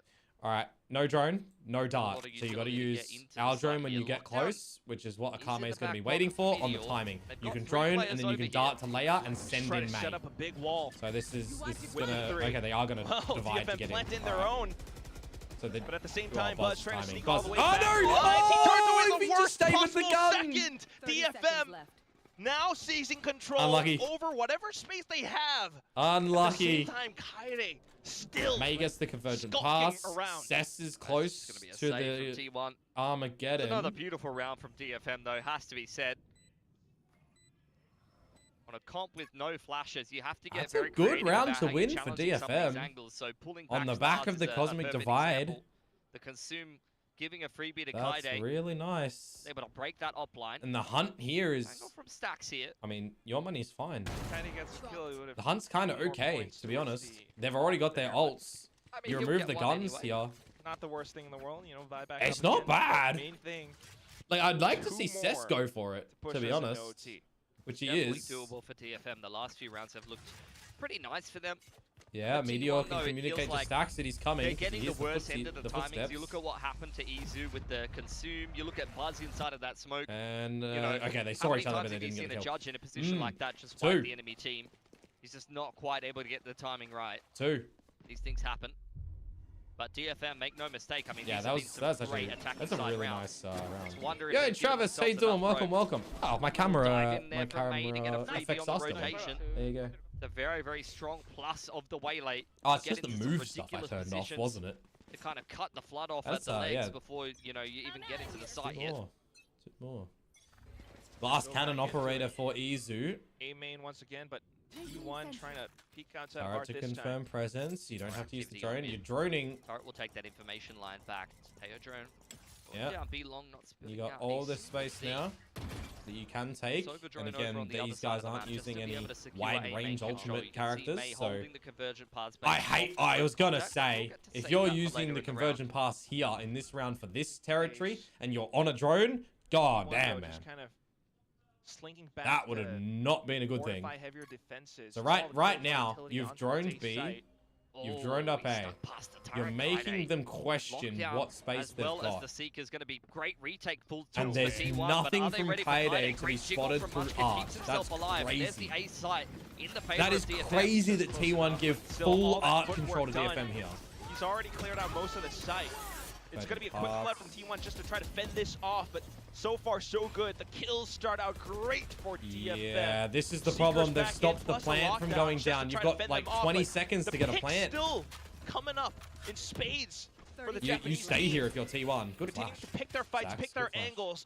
A slight flank going through. Oh, I don't like that from Buzz. But ultimately, he bit off more than he could. Oh, hang on, Stacks. One more. Collision. Oh, there's one. Oh, T1 have got it. How has Stacks got another kill? Oh, hang on. Just to try to save it. 10 seconds and the spike is not down. It's all in or nothing. The risky fake. And Izu tries to pick the timing, but Yatsuka got a timing. Taps on the spike, finds the kill, completes a Red Bull clutch, and gives DFM one more round for potential overtime. Dude, T1 are going to be kicking themselves. That round had a beginning and a middle and an end. And the lockdown. Oh, man. And still don't come away with the round. I like the droning on both sides of the map from DFM. That was good. This is just a situation middle of it, you've got complete space for DFM to go through art. Brilliant. You capitalized on that. You get into the site, you start fumbling, Meteor drops the lockdown, and I'm thinking, all right, T1, that is really good timing. You forced DFM's time hand. That's it. That's good for your favor. 1 versus 1, you get into the smoke. And then you push and get revealed. Oh, man. That was some heroics from Izu and Stacks from the backside of the site. 1. DFM, could they complete? Who are the underdogs? Yeah, DFM. Yeah, absolutely. Absolutely. Attacking side operator yet again. Armageddon across the backside of the site. He had it, what, 3 rounds ago, right? It's a little bit of a slower one with the drone to go first. Just go after the opening spots, but at the same time, T1 are already nearby. You guys have to stop the fast flood. Back on the you know the fast flood's coming. Flash wall stuns. Yeah. Oh, he thought he got the kill. He thought he got the kill. Stop. The rest of the team trying to spot out the rest of DFM, but they're still trying to hold. Kaide comes up huge with 1, continues to play around the corner. Spots out towards the top, and he's running off ammo. Still connects the headshots. Kaide, the beast, 5 up to 3 and pushes DFM up to overtime. What a run! There was 5 chances for DFM. There was 5 chances for T1 to close. But some really great attacking-sided rounds from them. Didn't get a chance to show much of them against Full Sense just the other day. Simon, spam the OT emojis. Get them on the screen. But I think you can see, like, this is the confidence well done, DFM. Those 5 rounds had like what? 4 big buys from T1 and a massive ultimate round that goes to the 1 versus 1 that Yatsuka wins. Now as we head into OT, T1 on the attacking side. Like man, DFM really had to push for that. Through their fingers a little. After a rough start to the season, DFM... Did they appear or not? I didn't see it. They're going to start to feel a little bit better about things. Confident to clear out aiming. Yeah, they did. Okay, good. Not seeing too much though. It's drones on both ends of the map. All right. So, single initiator, by the way. One drone off the Trailblazer. Pseudo drones off the guiding lights. Side of the smoke. Already used immediately. Just trying to listen if no scaling up yet Buzz or anyone's trying to from anyone on T1. Not seeing too At this much point in time, just yeah, one of the drones has to do something at A to confirm. You'd already used Cess's now, and you'd used the Kames earlier. Middle of the map. Both of the drones invested by DFM, just looking for information in the so they can cheat the rotate. They can keep May here because they know nothing here at that time. They drones. They know there's a reset. This is really good information gathering for DFM here. Really good. Buzz though, after the swarm dissipates, continues to push through. A slight stun, floating down. Enough. Wait, May slowed them in the saturate. Try to retake with and 3. DFM gets 0 kills. Go through. See May try to hold that. Good flash from Stacks. But didn't quite get the got Yatska. Good flash. And with the lost timing as well, now it's T1 who are in forward positions, just unlucky that no one could capitalize. Spot out any incoming DFM assailants. Yep. First one goes down. And then the rest out from spawn as well. They know it all too clear. Still though, Cess continues to step through. But ultimately going down at the end. T1. So T1 had 5 chances. Yeah, the entries into the B site were just way too clean there. Now they've got another one in OT. DFM in decent positions to be able to deal with that B hit, but TOST side was so previously was yeah. Different variation on the execute. Change it up. It's really nice. Connector side with the guiding light through Izu goblining. He's still slowed inside his teammates fast lane, trying to catch one of the defenders, getting in a cheeky position, which is exactly what happens.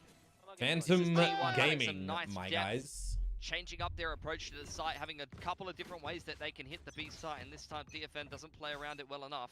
Oh, DFM are going to the... See the problem as well, by the way. You know how earlier we had the protocol on this T side to dart from over here, to land here.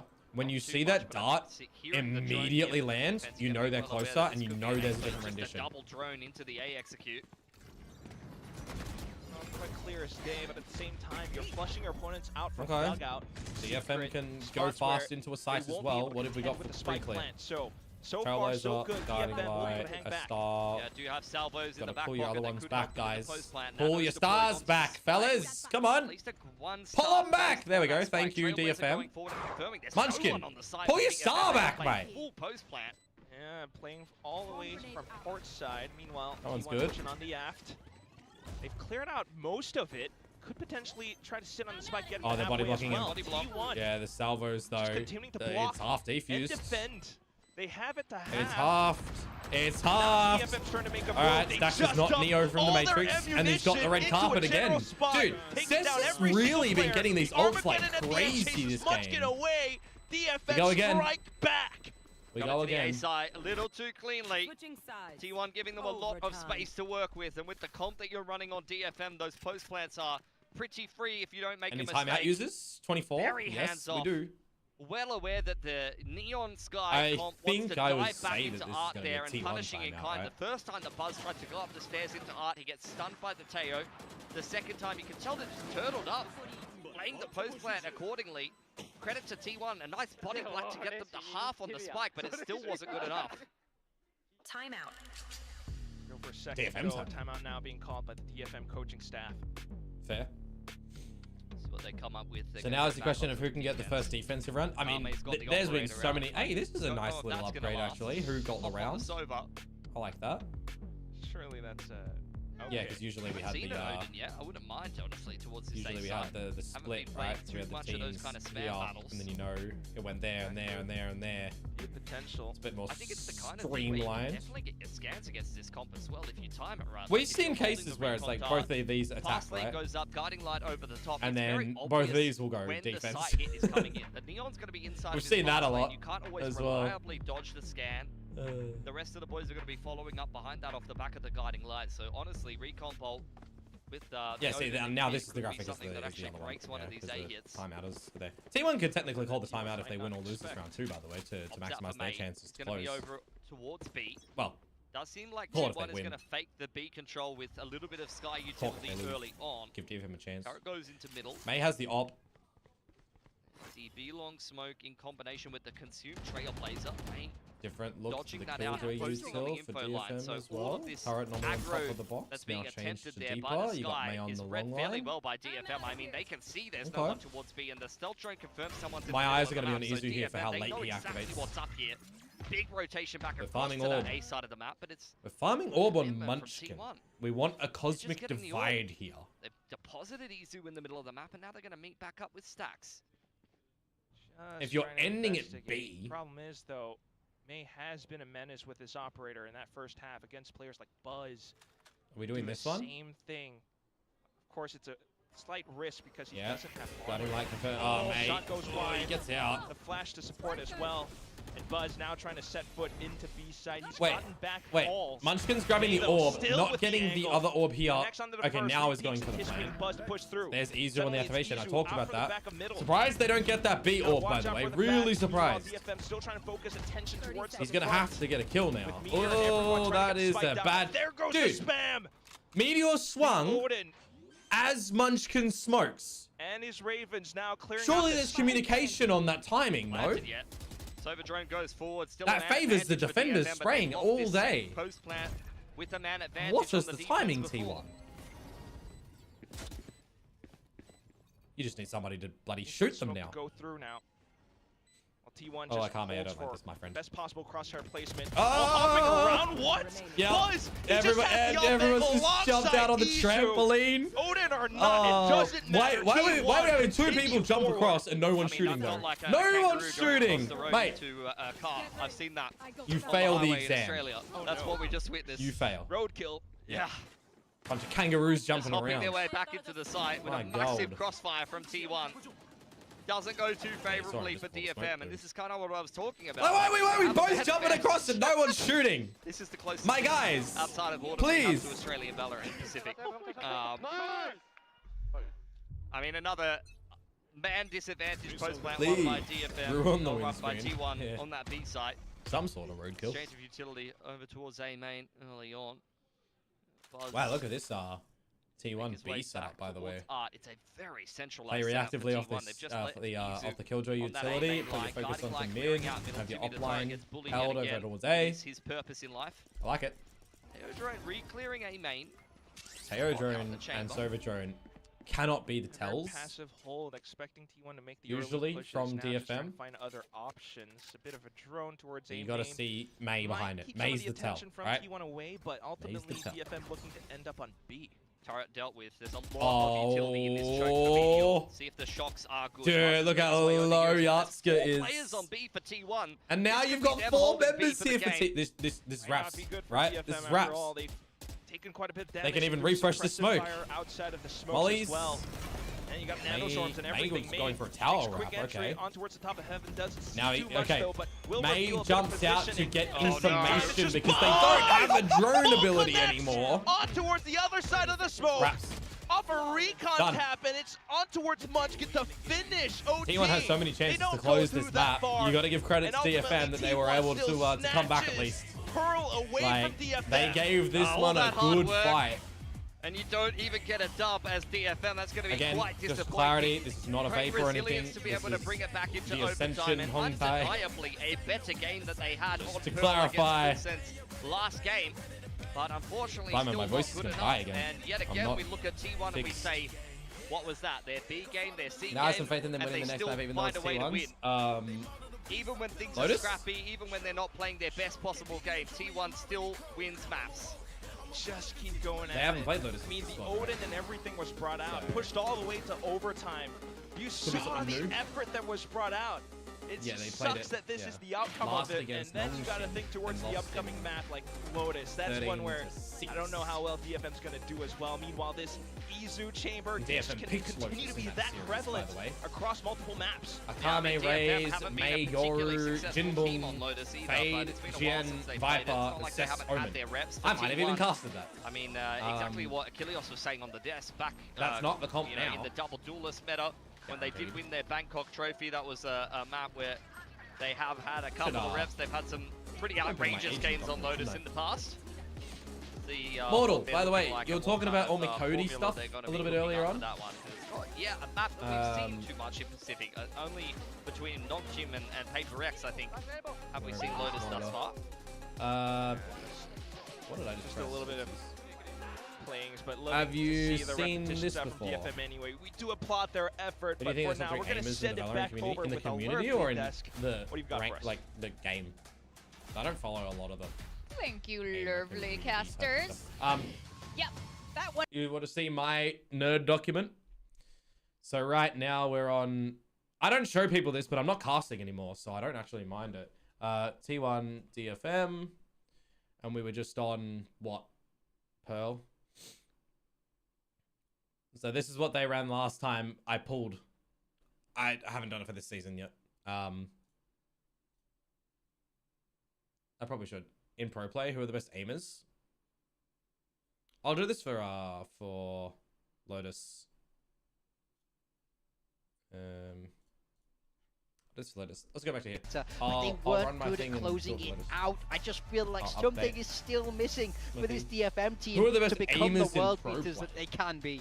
It's just a couple of moments where things are off there. They're not really synchronized. That double jump out onto that B site. I would say Primmy's still going, but he's got two players that are just midair getting sprayed down by T1 on the opposite side. So it's moments like that that cost DFM so very much, where they're so close and they should be able to have the round, but then they make that one mistake and it completely unravels the whole rest of it, and the round goes to T1. I mean, it's small things. It really is. I think this team is so close, and I will say I like these roles a lot when he more starts for to step sure. into You things. saw Akame have some big pop-up we're gonna have to wait and see what he's going to be capable of. We'll be able to IGL pretty comfortably from that KO as well. And you have to talk about Kaide. Really? He's back on his home and that Killjoy. You saw a big step up from him, but it's all just not quite enough. We can praise them all we want. We can say they're making improvements, but it doesn't matter when you're 0-1 down on your map pick.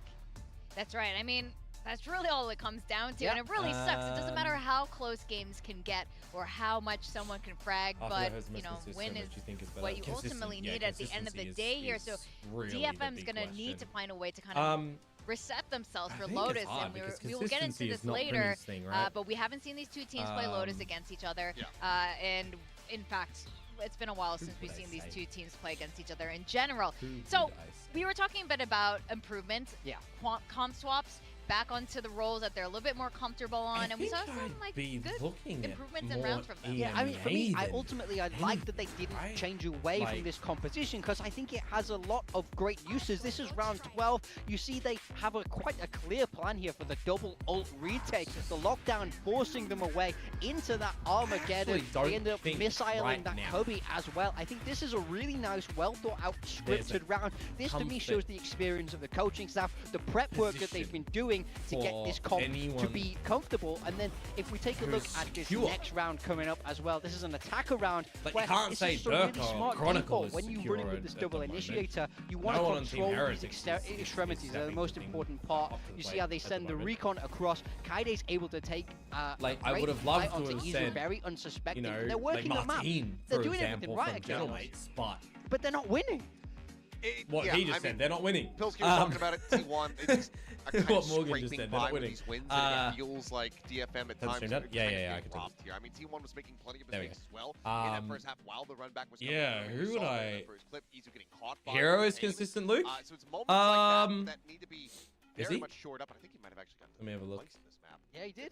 Where are you? So yeah, moments like that, you can't really afford to have that going on. Yeah, but they've only played one series so far, right? Like if we think about the whole year, they played the they lost completely in kickoff, right? That was a really poor performance from Na'Vi in kickoff, and then they played this EMEA clash that they ended up losing to Ulf and UCAM.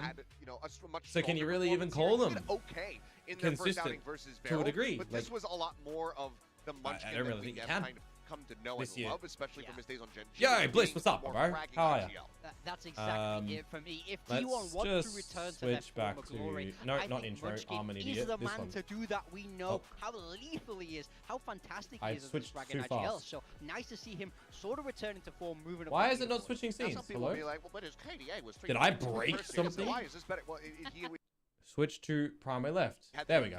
Because the rest of his Thank you, was OBS. Kind of carrying him through that one. So it was good to see Munchkin kind of get back on the front lines and be, one of the tips of the spears here that T1 have in their arsenal. I mean, for me, I don't mind if Munchkin has a lot of deaths. I want him to take those fights. This is what he does. He takes those risks. He takes those timings. If he's sat in spawn playing with the bull, that's not the Munchkin that I care about. That's not the Munchkin I want to see. So nice to see him really get in there in this match. Yeah, play an FPS, not an RTS. Yes. Yes, exactly. I mean, that's by the way, Mortal, deal what I was gonna show you with Gen G when they won that first trophy. I have kept going to win that Masters trophy. I think I have a full document in code that grabs agents for each team. An ideal to be able to frag, and Munchkin's really one of the best. Might have showed you before. Now, as we go into Lotus, you talked about this, Pilsy talked about this. At Masters Bangkok, this was a T1 specialty. We did see some ups and downs leading into it in kickoff. So, for example, for Lotus just then, sorry, not for Lotus, for Pearl. On it, and DFM on the other hand, we're okay on Lotus too. A lot of Odins. I just remember a lot of Odining happening. Something that I normally do, for example, I mean, you talk about ups and downs. This is like this is the process that I do things, right? I'll go like when I'm casting, Astra, Chamber, Neon, Killjoy, Sky for them, and they were Waylay, Killjoy, Sova, Astra, Teo, right? And then let's focus on T1 for a second, so we can do some little comparisons on the agent lineups, and we can say, all right, T1 are running the exact same composition. Did any of the people change? Who else is running it? Well, Team Secret are running the same composition. That's it. We look at now DFM, for example. Well, they're playing the same comp, but remember they changed who's playing what agent and who else is playing this comp. Here we go. NRG are playing this comp. As a cast, there's some comparisons you can make about individuals and tendencies if you know NRG, for example. Or Wolves. NRG, for example. This is my little supportive casting document that I don't generally show, but now I don't care. So we go in a Lotus, and I can bring it up here when we get the agents to see, right? We can expect to be surprised here. T1 has surprised us in the past as well, and DFM obviously maybe don't wobble us. Are doing whatever they can. I still have Toyota 86 things to sell. Quite creative. And then players like Westside or something, his aim is nice to watch. Yeah, I agree. Anyone who taps really nice is really good. Francis is someone who's always going to be on my radar forever. I think Francis is someone you got to think about, right? Surprised something like this isn't more mainstream. Remember, not everybody can code and build these things. Now with AI, they might be able to. But this agent document, by the way, has Python code to extract out to a CSV to then load into a Google spreadsheet. I want them to leave that then has function apps on top I feel like looking at that in an app script code, which is not in Python. I can't remember what language I coded in that. App script code. Oh dear God. They're not doing that. So let me write the agents, right? So Viper, Killjoy, Omen, Fade, Neon, continuing to go for this solo duelist. And DFM is running Neon, ISO, Omen, Fade, Viper. So before, when we got the agents earlier as casters, right? So I do this as a cast when I'm casting, and I enter them in, and now I quickly prep a little bit. So T1 are running this composition. Gen G run arrays instead, for example. No one's running this comp. Here's people that are running 4 out of 5 of the same agents. You can start to draw some comparisons, get some ideas, let it cook. We go to DFM, for example. And, what they're running right now, it's close to what Nongshim were doing, but they run the Waylay instead of the ISO, for example, on this one. These Na'Vi run a Chamber instead of an ISO. FPX run the Waylay instead of the ISO. The Waylay for tech as well. So these are, how I get my comparators to come through. And then you've got, all of the formatting and stuff that comes through for the highlighting and all this sort of stuff. So this is how I have my little live prep when casting. But yes, no one else does this that I've seen. Because I'm a little bit worried. Kaide's had a lot to do on this roster, playing a lot of different roles, as mentioned. Have seen him on the Waylay. I'm a nerd. Quite clear that they want to lean into Put it that way. As the secondary duelist. And over on the side of T1, playing something a lot more. Dude, so we go from a Chamber needing to shoot on Izu to now an ISO needing to shoot more, remembering ISO got nerfed, so the ult isn't as wide, and nor is the vulnerable for Kaide, right? So we'll see how he's going to use this user. 1-on-1 in the pistols. Even if they had already had some last map. In the opening portions of this group. Our graphic is covering players' stuff. We need to fix this. DFM just trying to fan out towards C. Deep alarm bot and already prioritizing the ISO ult. Kaide looking to potentially try to get a pick later on in the game. Yatsuka gets a little bit of action inside of A-Main. Does quite well to come away with one there. The trade on the frenzy at that range is outrageous. So what did we bought? Very we well bought from him. Well, I mean, you got the double tap, but we bought the undercut. All right. Sorry, the question. I'm trying to make constant massive probing. I love to have that to see. Yeah, it's good. It's good. Out of curiosity, would there be a way for you to factor in the win rate with those comps, for example? Not sure how the retake's gonna go with. Yes, I just don't gather that information currently because there's no API or anything to grab that data from. So I actually scrape it from VLR, and it's the last comp the team ran. I don't like go 3, 4 back and grab all of them and calculate, oh, what's the latest? How many times? Blah, blah, blah. I'll look at that if I need to. I just grab the latest comp. DFM looking to move in tandem. Yeah, they kind of know exactly how to play around this as well. Just give no way he got 2. What a shot on that pistol. Now Kaide and the rest of them need to hang towards the back. Paranoia out. Missed it. Izu's getting tagged. Nice Kaide. Space, allow for Kaide to peek and repeat. Oh, I was gonna say, that was shocking. Kaide 4 on the pistol. Gorgeous. 1 of 2. It's a little bit messy for Cess there, 1 to 2 on the pistols. Kaide to get himself closer to his ISO. Let's see what the highest win rate are for maps in the future. It'll be very hard to hit.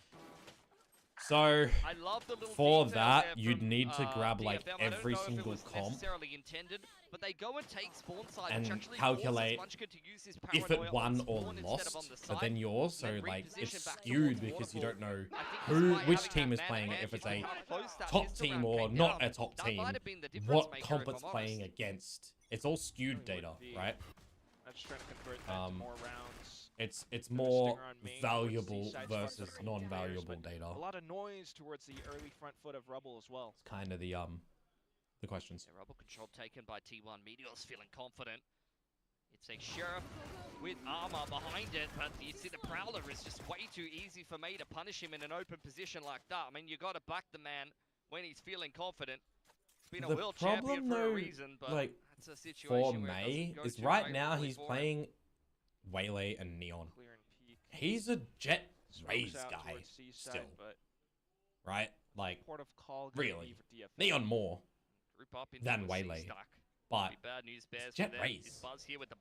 Yes, he is. He's got to adapt. His aim seems super clean. Oh, May is a sharpie, yes. But he's always had this problem where he's had to do stuff for a team. The team either has to set him up, or he's going to get one and done, maybe 2. Quite a bit of damage. That's why I was really excited for this DFM roster, because I think with Yatsuka and Kaide coming into it, that they can pick up a bit more, and May doesn't always have to heavy lift, right? Another 3-site map. In this map pool. When Neon Waylay get nerfed, he's locking in for sure. Yeah, but then what are we playing? You know?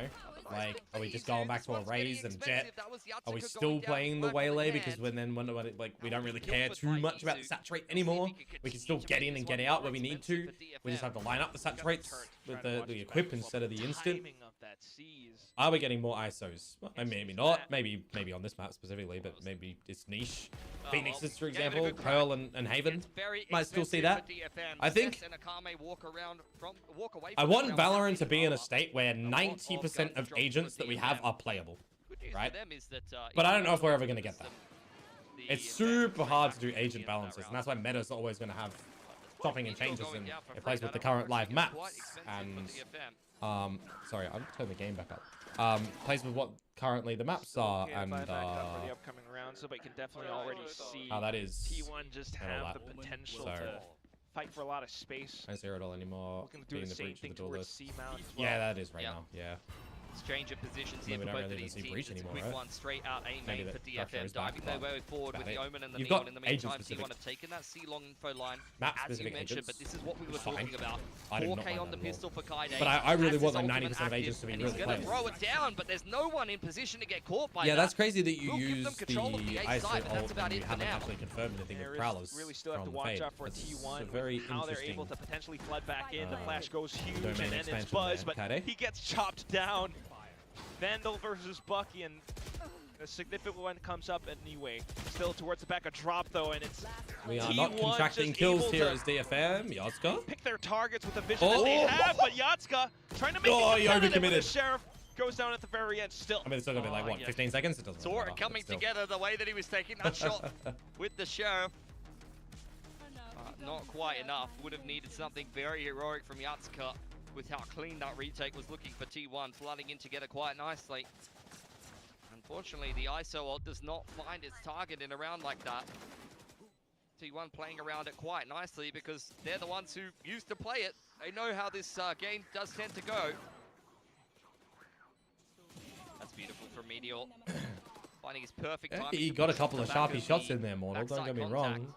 Bit of an overcommitment for the end. DFM, and they get the spike down though, so quite an expensive round for T1 in the first gun round. True, like look, light shield, light shield, light shield, light shield, light shield. Have we got any outlaws? No, but we got a judge. Going up to upcoming rounds for now, just taking a lot of space on extremities of the map.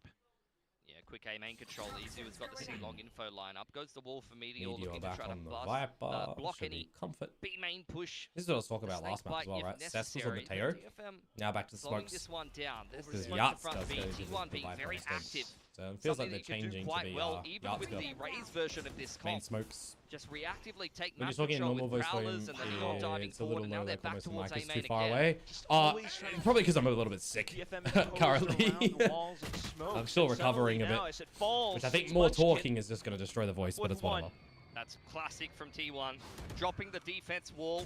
The attackers are never quite ready for it. You don't know when that defense wall is necessarily going to fall unless you're keeping track of the gas, so you can just lose free picks like that sometimes. Really nice timing for T1 there. I've heard a couple players as well, but now trying to end up in towards Link. Munchkin, who makes it a good hold. What is the spacing? Just putting up walls. We're peeking before we're paranoid. Up for T1. And then we're walking into the spray. Munchkin is holding on to that Link. We've got no block smoke. 7 and 3. Like, if we're going for that. On a different level today on the controller role.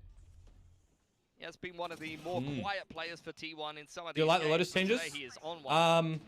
Perfect timing off the back of the paranoia there. And T1, what I'm even more impressed by. I was thinking if there's any that I don't like. Together so far in this game. Very fluidly moving around on the defense. They look very comfortable on this map. Should be a good one for them coming back into the pool. Yes, yes I do.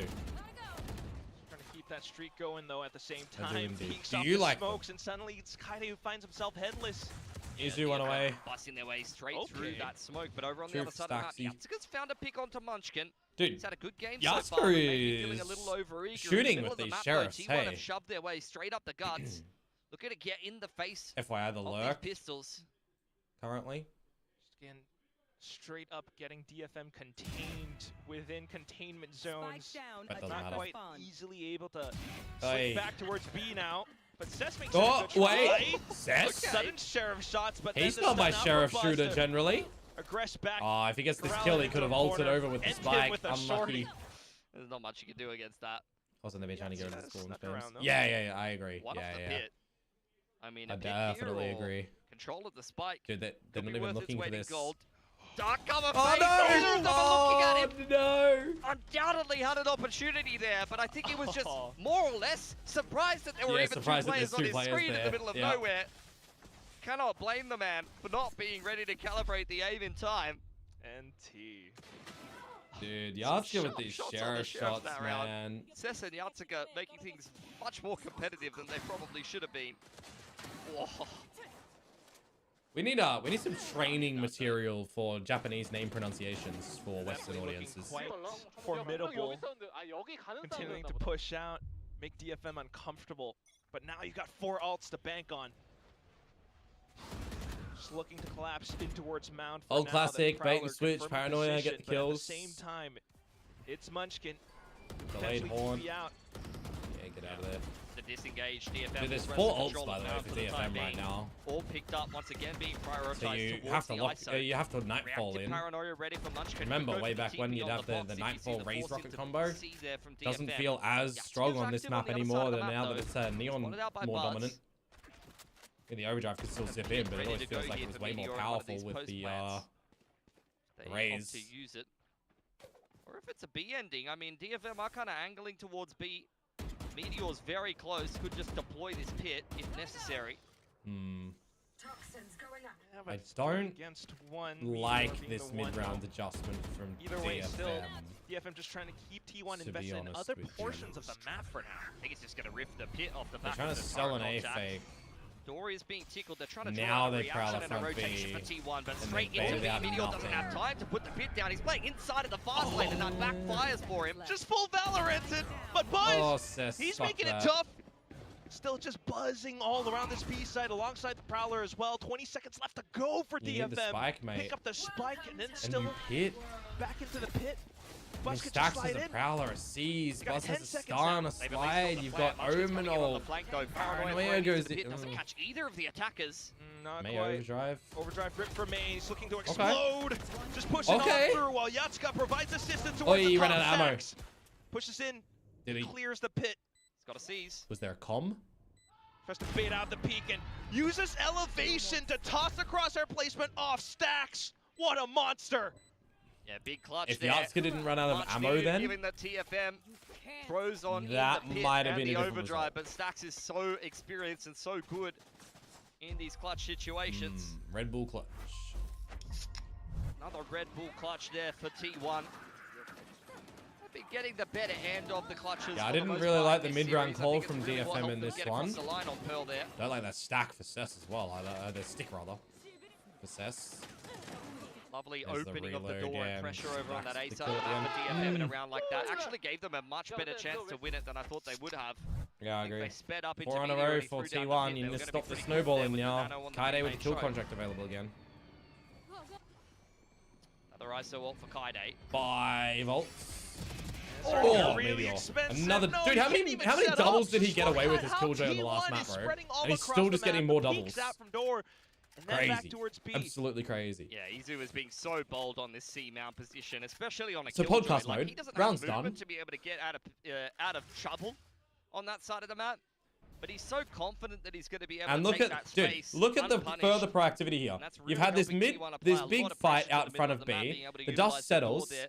You still got your alert from your killjoy util. You're 3 walking here because job's not done. You're confirming no presence. So there's what?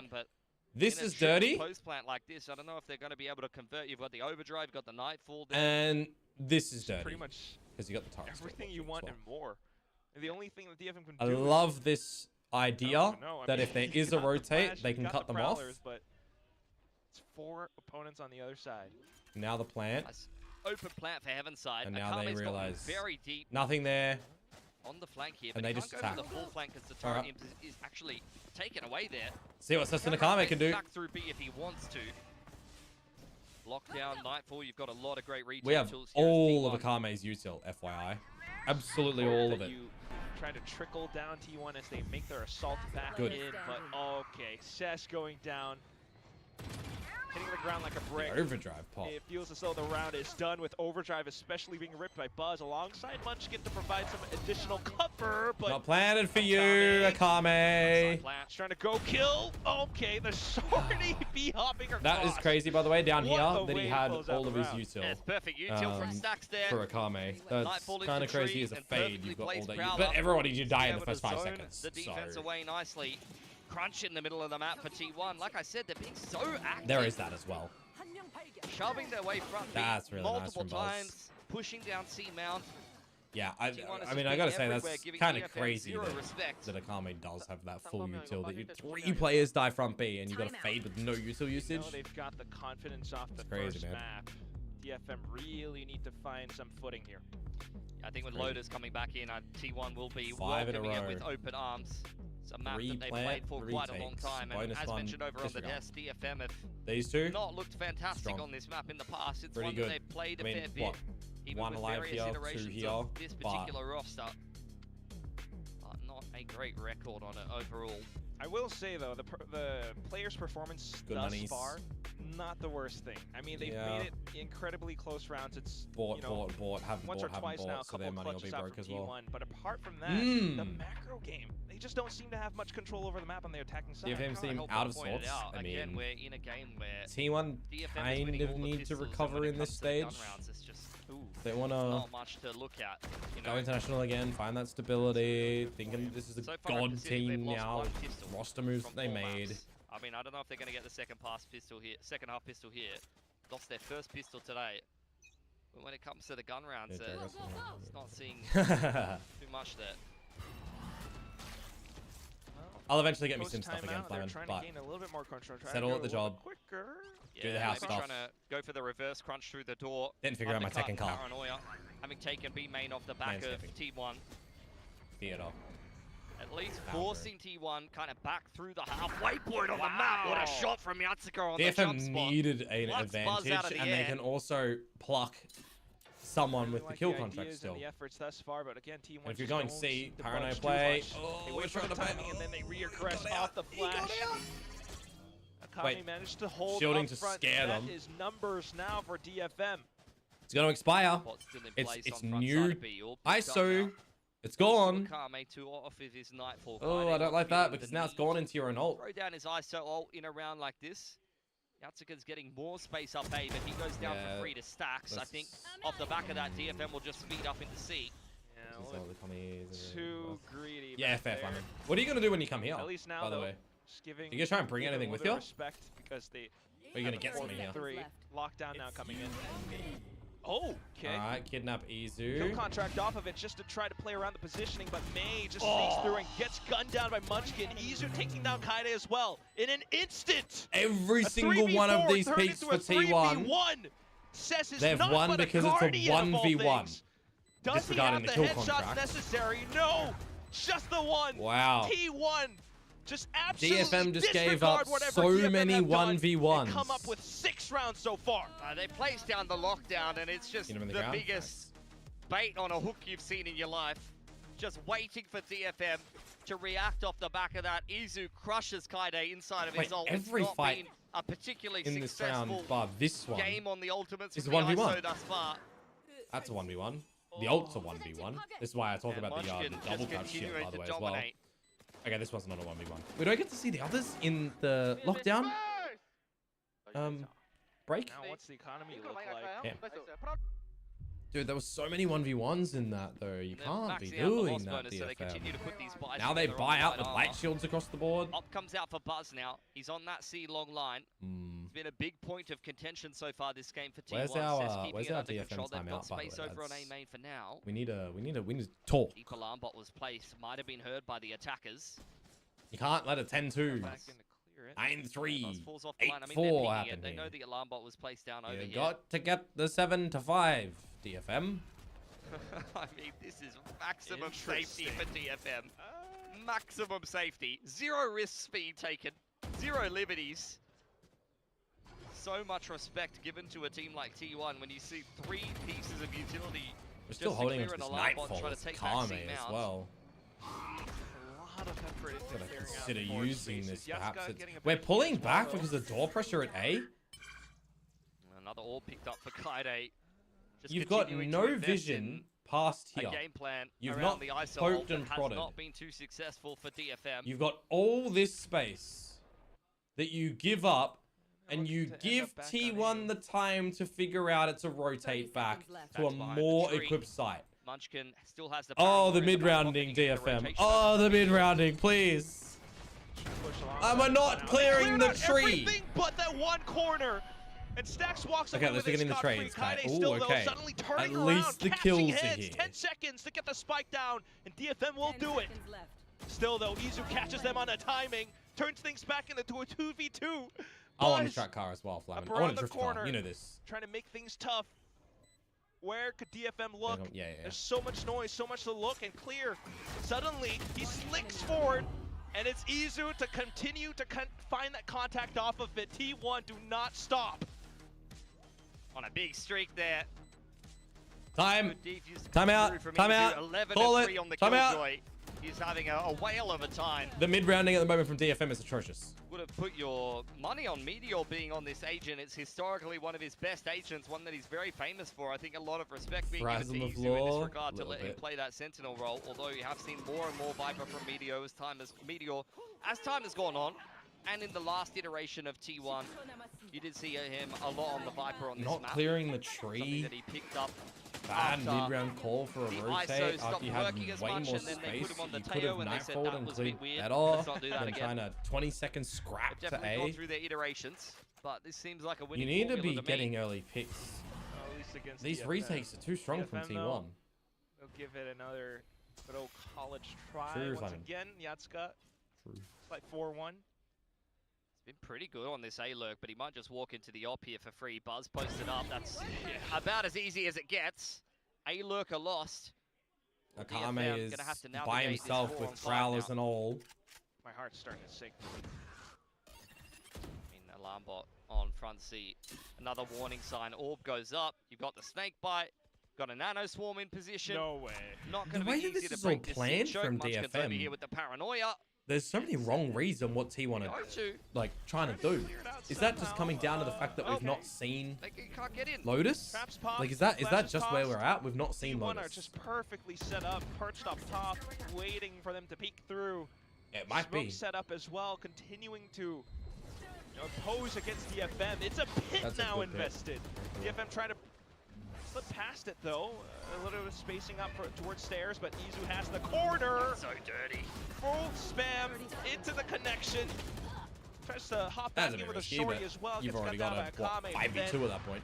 Look at where the rest of the team is. Meteor still inside, just keeping the pit up. Meanwhile, the other three from T1 just continuing to surround the site. Buzz finding the stun. Akame says they managed to get a couple of kills, but still 10 seconds. Oh, he could have ulted, now he can't. Down. Meteor is just racing circles around him. Breaks out the shorty! Oh my god! That is a spaghetti on the floor moment from both sides. T1 is in full control for the majority of it. Oh, bro. Like but I mean, you their way into gotta say, DFM, please! They find their way out of a wet paper bag. Unbelievable. Please. 2 on 4. I mean, if he went for an ult, it would have been risky as hell anyway, because he just get pushed. Oh, far out, bro. Cess, no. He didn't even know he had no ammo. Oh, lordy, lordy, lordy. We're timeouting for the last round of the half? Both timeouts now spent. To stop a snowball. It's 8 in a row. 2 rounds. 4 T1. They're trying to make the 10-4. No, the 8-4. Anti-eco. Some of them have been closer than others. They need to be... That's a round that there was no business in it being close. They lost their Viper for free, and then we're in a 2-on-4 on the site with 14 seconds, and T1's just kind of running out. Oh boy, oh boy, oh boy. Mid T1 are just comfortable to do so. This is not good. Now it feels as though the river's starting to run dry for DFM. Also, May is getting shut down. I just hope that we don't truly end this first half with the 10-2. I mean, this has to be a bit more of a mental timeout at this point for T1, like for DFM rather. You're not investing a timeout in what is a half buy and one follow-up gun round on the attacking side, especially if it's your last timeout. That's the last bit of input for the coach in terms of between rounds for the rest of the game. So this really is a timeout to try to G up the boys and turn this game around sooner rather than later. Yeah, needs to be very quiet. Alright, this is faster. But we've got no ults to go Gusto with this. Is Kaede getting the kill contract with a stinger? Or is May picking up the orb to be 1 away from his ult? Orb given to Akame. Okay, we're feeling like he's going to get the ult one way or another if he goes down in this round or gets a kill. For the last round, we're getting a nightfall. That's what the direction is here. Forcing into C there would have been equally nightmarish to the previous round. Okay, so we're playing on the lurk again of Yatska getting up didn't spot to the A site, which across, but he'll be well aware that's if they can pop the door, has been quite sneaky on this A lurk so far. Don't reveal themselves to Buzz. There. Oh, he saw him. Cannon versus literal cannon, though. I still feel not too confident walk around behind that. It's not about the size, it's about how you use it, Quack. All right. Okay, that's what I've learned in this life. Turret dealt with on front B. Waylay. It's not gone up, and you will see DFM force their way into B. Will the lockdown be invested in response? Yeah, okay, it will be. At this point in the first half, set them up, bait them into peeking. They're trying to break it, Bro's but they hungry. Can't quite make it happen. You're gonna have to back off into Good open stun spacing, to and stun them where up if they're attempting to break lockdown. Quite safely. Oh, bro, The Seth, one thing what are I'm you looking doing? at, though, My should guy, be May, they're who's not going to taking give his you own the sweet freebie time there. to sneak out towards the back. Meanwhile, his teammates all dive Hello, towards the front sunshine. lines. It's Good night. T1, Sweet and prince. they already have full control. Yeah, good night, over sweet princess B on site. DFM. Yeah, Buzz is just styling on them. This is Lovely 9 in a stuff row. from T1. They throw down 9 in the a row lockdown. after Yet DFM again, as got a bit the of a pistol. bait. Try to bait DFM into That is pushing a into horrible heaven. S. Then they're P-I- dumping paranoia onto that heaven choke, followed up by a relay bolt. It's preventing DFM from advancing any further and securing that lockdown. And then gone because it's 9 in a row. Lovely stuff from Buzz. Oh, dearie me. Cess is looking like Oh, a dearie good me, goose there. DFM. Paper thin is going down with the ship. 9 in a row for T1 here on Lotus. The defense is looking very crispy. Post timeout, what have DFM come up with? They once again have an ISO ult. We're 0 for 2 in terms of the ISO ults. Yeah, this is true. They've got to get it done this time. Oh no. I like this adjustment from T1 actually. They've got to, but You at the pop same the time, T1 is just not Why do we keep popping double tap and not using the ult? He's not going to have the shield for the next one. Kaide! Oh man, that's rough. Just, if you're popping it, send it and back yourself send in the it. 1v1, even if Your you're not team's here to committing watch at the A, body. You get an advantage if you win. Just rip the thing. My guy. More spacing here, but oh my goodness. At least Cess is here to pick it up. And then the kill contract. Izu again. He lost to Izu last time. He's got an operator. Surely. Oh! Izu gets it! The flick from Izu. The team to play around it still, though. So trying to keep things in contest to try to end up with a 3-9. Tank goes down. Overdrive. Nightfall in response there for DFM, trying to push T1 back on Mound. Prowler to zone that player back into spawn side. And the Seas will buy a little bit more time. DFM posted up in Waterfall. Buzz just had the movement to dodge the Nightfall, in fact. Ooh, so just a bit of timing, and then the Prowler from Stacks to get himself back into the site. Overdrive gone now, but he's got the firing power just to try to play around the corners. Okay, Stacks unfortunately goes down, which means Munchkin is the only one left. He's got a good idea of where his opponents are, though. Okay, so we get the first round, the pistol, the second, and the last. Bring up a third for DFM. Read it decently. And that will be a third round in the half and the first gun round for DFM. But it really doesn't fill you with too much confidence when Maze just said, I'm done fragging. I'm just going to run through Link and we'll see what happens. Yes. Cess, please trade me. 5 kills for May here on the Neon. Yo. This is the second time we've seen a duelist superstar go completely missing on Lotus in Pacific. The first one was Danby. That was more surprising on the Neon. But it does not feel like May is in the server right now either. Feeling like the 9-3 curve? That ground from Kaide as well, I feel that. But either way, at least 3-9. You can hope to, once again, pick up the pistol maybe in the second half and try to build up off of that. Because if not, it's T1 on the attacking now. And Thoughts? Izu is this heated up alongside basically the entire team. Yeah. I mean, that look for Izu just kind of looks like, why are you peeking me, bro? I'm back. What happened? Quick rundown. It's a killjoy. Yeah. DFM got the pistol on the second round. For him right now, 14 and they 5. had a lot of really bad calls. On the defense there they win the last round just. Very comfortable, very well drilled. Kaide lost every single kill contract. 0 for 3. And he also went into the kill contracts without the shield because he popped double tap, didn't use the ult, went elsewhere, ulted Izu, and lost. Did not find much success with it at all. Pearl was a much better prospect for them, but looking at this Lotus game, it feels like there's once again a bit of a gaping hole in the map pool of DFM. Definitely starting to become quite an issue, at least for the early stages of, well, stage 1. Why is my LinkedIn getting stalked? Second half, DFM Izu had opt twice. Yeah, he opted him in the kill contract, by the way. Full default spread. Yeah, secured there by DFM. 1 to 2 ready to spam in through pistols. the tree door. That's just banged straight through the wall. Akame already jinked up in this round. Hasn't even seen anybody yet, and he's down to 13. Yikes. Unlucky. Oh, they've seen Yatska disconnect as well. I mean, the Sheriffs are primed and ready for the repeaks on B here. Hey, Notify, what's up, man? How you doing? I cannot believe that I'm hasn't doing gone alright. well for Izu. He's My voice, I feel I'm still destroying, but I can have some tea later. And Akame wins the duel. He's got 1 HP because of the decays.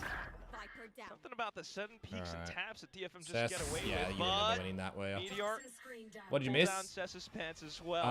DFM coming back in the last map to win 5 in a row, then losing in overtime. And DFM they hear the tap.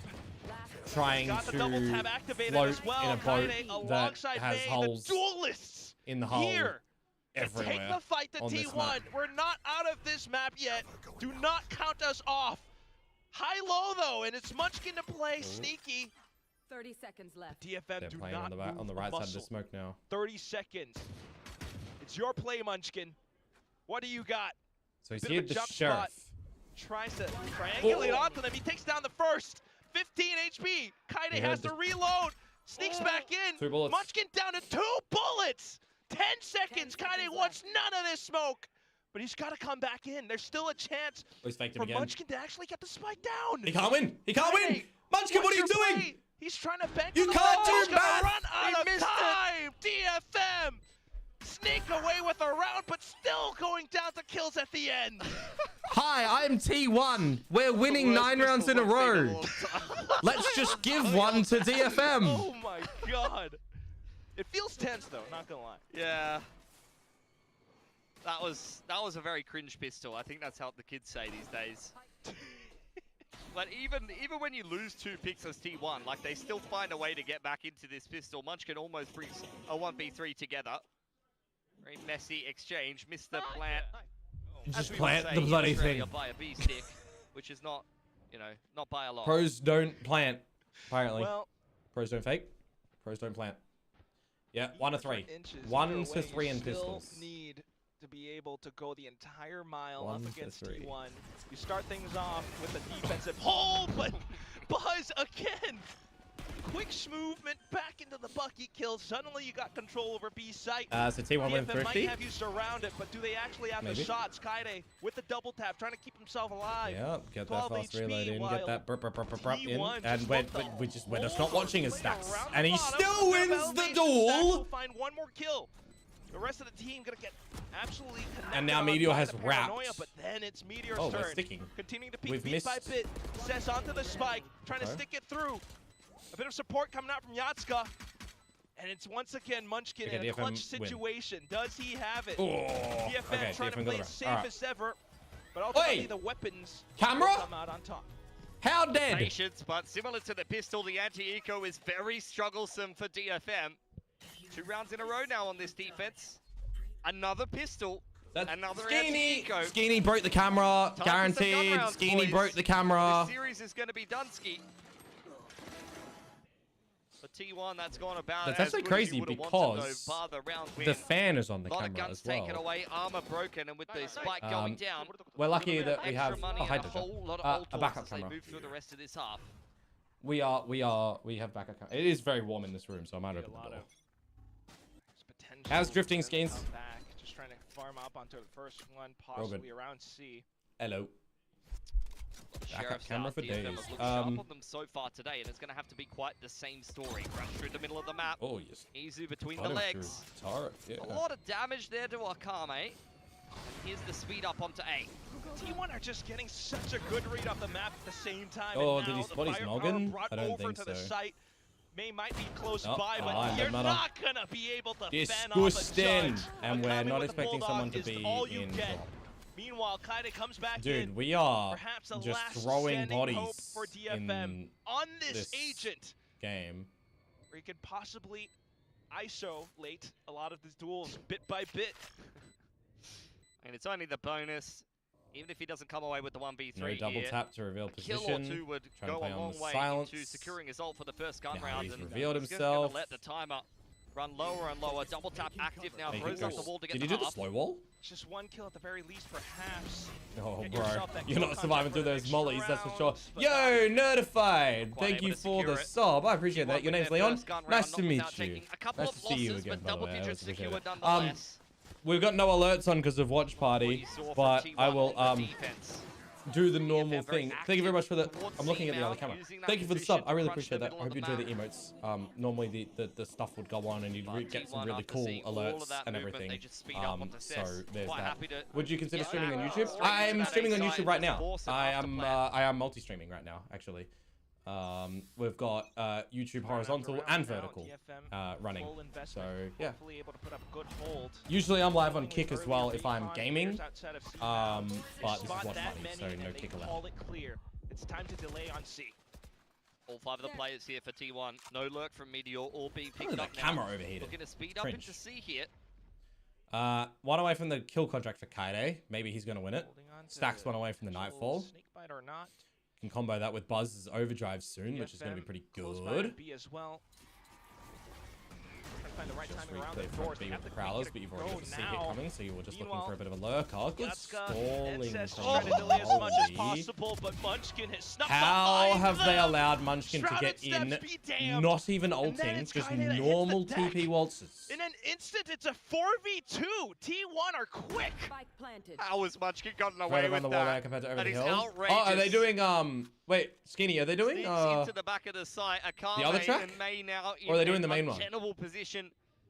Actually, 2 of the better performers for DFM gonna have to come up with something special. Which track layout are they doing? Like which half of the Special would be the key word. I just don't. I always prefer the run the wall layout, by the way. See it happening though. All the angles being covered. Meteor makes the first move, just trying to buy more time away from the spike. Couldn't find it. Same yeah, it's Komodo pressure AU of the on entire there. scoreline weighing on DFM's back. Badoo. Opt to save instead. We have got to see the replay on Socials. this. That is outrageous. Does that do the you YouTube? See what T1 is going for from a macro perspective. You cannot force your way into the Let's show fix that, when you do have, you know, let's fix Viper that. Omen in position. These are really good anchoring agents. You have the orb to stall potentially a reactive paranoia, snakebite. These are pieces of utility that you pump the site to bait out and then favorably exchange util. No way. But yeah, the paranoia in there with the TP up onto the site. Grab that. Must have caught both of the DFM players, and he's just won the round outright for T1. Munchkin with a suicide play. And it paid off. Well, here we are, 11-5. One more for match point. And DFM split themselves 3-2 on extremities. Oh yeah, because I did so much of my socials. I posted it to all platforms. Lol, my bad. I saw ults there. Guardian in hand for Kaide. It's alright. You cannot go 0 for 4 on the ISO ults and expect to win the game. Once again, this is for you, by the way, Leon. Clearing out that all should of B. get you T1, at least initially, with a bit more of a singular focus, applying a lot of pressure to the A side of the map. You could see the rotations in tandem for DFM, ready to react to that pressure with force. Alright, there we go. Cool, cheers. No, thank you. Notified. I appreciate that, Leon. I'm trying to remember Leon, if I prefer Leon. Try to peek past it. Stacks does still have this outside of rubble, perhaps, but now it's made. It makes it a overcommitment. Overcommitment. They saw Akame hanging back with the rest of the gang. He's the one with the spike though. Wants to continue to push all the way. Shove now a stinger at this distance. Back on A. It's a stinger. You can't even don't TP out. have the firepower that it takes to fend off T1. In the middle of the map, Izu has taken the pole position. Ready for the rotation. Oh, so they're on the bad half of the whole compound Skinny. Yeah, that's not fun. Steps into that space now. 6 was 7. White going down from Stacks. Oh, the nano to zone from Izu over a waterfall dude, side. Yaska's sheriffs have been crazy today. DFM just absolutely crazy. Off each other to perfection. That was a really needed round for DFM. Like 950, 700, 300, 250. They needed this. But overdrive, 16, 32, 50. Yeah, T1 can still buy. They can still buy. I think the Nightfall clearing I'm on YouTube out now. Just on YouTube. No, that's all right, Leon. That's all good. Yeah, I've been like starting to do the YouTubes. So it's on quite nicely actually. Vertical as well as horizontal. And I can't remember on YouTube if you like are on horizontal like this and then you go vertical, does it switch the two? I can't remember because they're technically separate feeds because I'm not sending from the same feed or whatever. I know Twitch eventually will when you like send the same enhanced feed, it'll go like horizontal and you go vertical like that and it'll change it, which is gonna be cool. I think it's still separate on YouTube. I wish you could like link them somehow together. A lot of space outside of Rebel as well. Look at Munchkin. Maybe that's an improvement for them one day that they'll do. No fear, Buzz. Maybe one day. Overdrive. Losing Seth super early, isolated by himself, and May as well. But DFM just opening the door. Nervous, just trying to contend around it. Bro, all that time, Buzz's HP came back. Is a really good switch up for T1 to catch him off guard. Dude, that looked way too easy for T1. That looked way too easy. Yo, Sonya, hello, how are you doing? Yeah, Munchkin just TPs behind them and he says, you gotta deal with me at some point. Yeah, Yaska's sheriffs would be good. Sonya, my camera just died, so we're on the not so friendly camera. I'll let it cool down because it overheated and switch it back. T1 navigating. I'm doing alright. I'm still recovering from my voice. So my voice is still kind of broken, but we're all good. So we saw DFM win 5 last game. Now let's see if they can win 6 in this massive brawl at A that T1 just massively won. Not the best buy either in this round. DFM's mid-rounding this game so far has been shocking, remember? So if they're gonna waltz through this, yeah, they're gonna take it faster than expected. Meteor always gets a double. Always gets a double. He doesn't even get the ult off. The overdrive is gone. The ISO ult is gone. You go down. He's too good. And, well, I guess you killed the camera with your existence? No, legit. You joined the stream and the camera overheated. Not the greatest record on kill contracts. But this is why we have redundancy. And then it's just Cess, kind of alone, naked.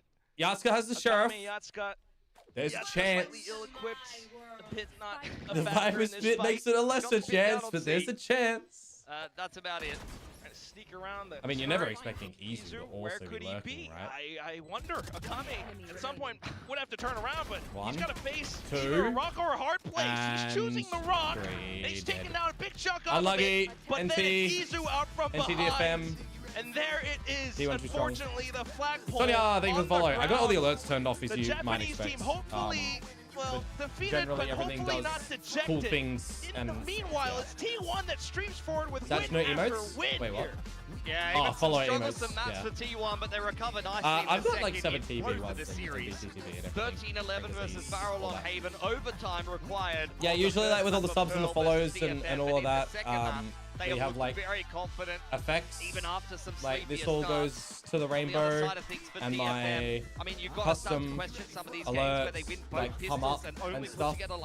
I custom coded all these. It's all programmed, but they're off for the watch. Saying that though, they front loaded a lot. Bye Skinny, enjoy the drifting. Early on, surprise. Their way through full sets. What can we say? DFM, nice try map 1, map 2. And an RRQ that's looking quite sleepy at the start of this group might be an easier prospect than these first 2 teams. RRQ and full set should hopefully be good test for T1, but it looks pretty solid right now. Yeah, I mean, you'd always really expect T1 to be able to get top 4 in the group anyways, right? Do love the effort. Do love the fact that they did send map to overtime here or there. Never, ever backing down. But at the same time, should be winning. T1 just shows that they have that resilience. We're going to hear from them on the stage with Bella. I would not be surprised. Hi guys, it's Bella. Well, if it isn't T1 with their 2-0 victory, Sonya, and look who I find. You might like this. You might find this interesting. Because I don't know how like Sliggy does it, for example, or who does the thumbnails for it. You know, it's got the different thumbnails for every game, right? My thumbnails for Photoshop get code injected, so I actually program in JavaScript my thumbnails. You know, I feel like the first map, it went in an unexpected way. You guys went to overtime on Pearl. I wanted to ask you, we thought that DFM had the momentum, but it seems like you guys seized it right back. What enabled you make Sliggy's thumbnails? Yeah, I code mine, so programming is my day job, right? So I was showing it earlier. I deleted them. 역전. 이게 어떻게 가능했는지 뭔가 T1 선수들은 어떤 이야기를 나눴는지 들어보고 싶습니다. 일단 뭐 interview 특별하게 얘기했었던 건 없는 것 같고. So today's, for example, was like this. They're all themed, right? So DFM T1 Nongshim KRX. KRX DRX is going to get me every single time. Masters, for example. And then if it was a single map, but I don't think I'm ever going to break down maps. Oh yeah, the Komodo logo changed. So that's like, so I program it to change, and then depending on the event, all the backgrounds change and stuff. DFM was making a lot of the good calls, good things. They were doing the right things at the right time. I feel like it's only fair that you give them credit where it's due. I wanted to ask you, who gave you the hardest time on the server today in game? Yeah, America's Challengers, Champions, China's, EMEA's, Masters, Pacifics. 결과가 2대0으로 승리를 하긴 했지만 버즈 cool. 선수가 체감했을 때 they're for me, and they're for like going live in YouTube thumbnails. I enjoy them. I make everything for me. But yeah, it's all through code, so it's funny. 그래서 그런지 저는 뭔가 게임할 때 되게 편했고 뭔가 불편했거나 그랬던 the programming does it. I make slickies ones in Canberra and change whatever I feel like. Yeah, I just got bored, so I learned Photoshop JSX injection. So it's like I actually code all the dimensions of every object and then the effects that goes on them, like shadows and all that, and like what background to use. So I just plug in the team names and the league, and then it auto-populates all the rest. So like what background it's meant to have, what team logo it's meant to have, all that sort of stuff. It's good fun. Pacific OG, what are your expectations for the next match? What are you thinking?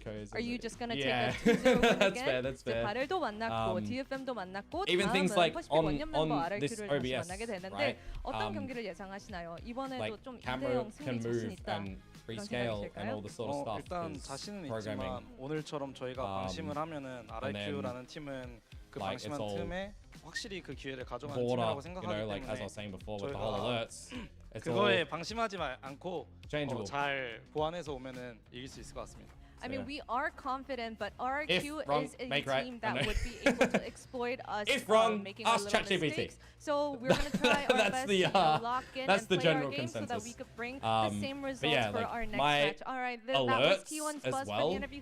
Thank you, Buzz. 감사합니다. 이렇게 해서 T1의 버즈 선수 만나봤습니다. This is going to show some frustrations to people. If you know, you know.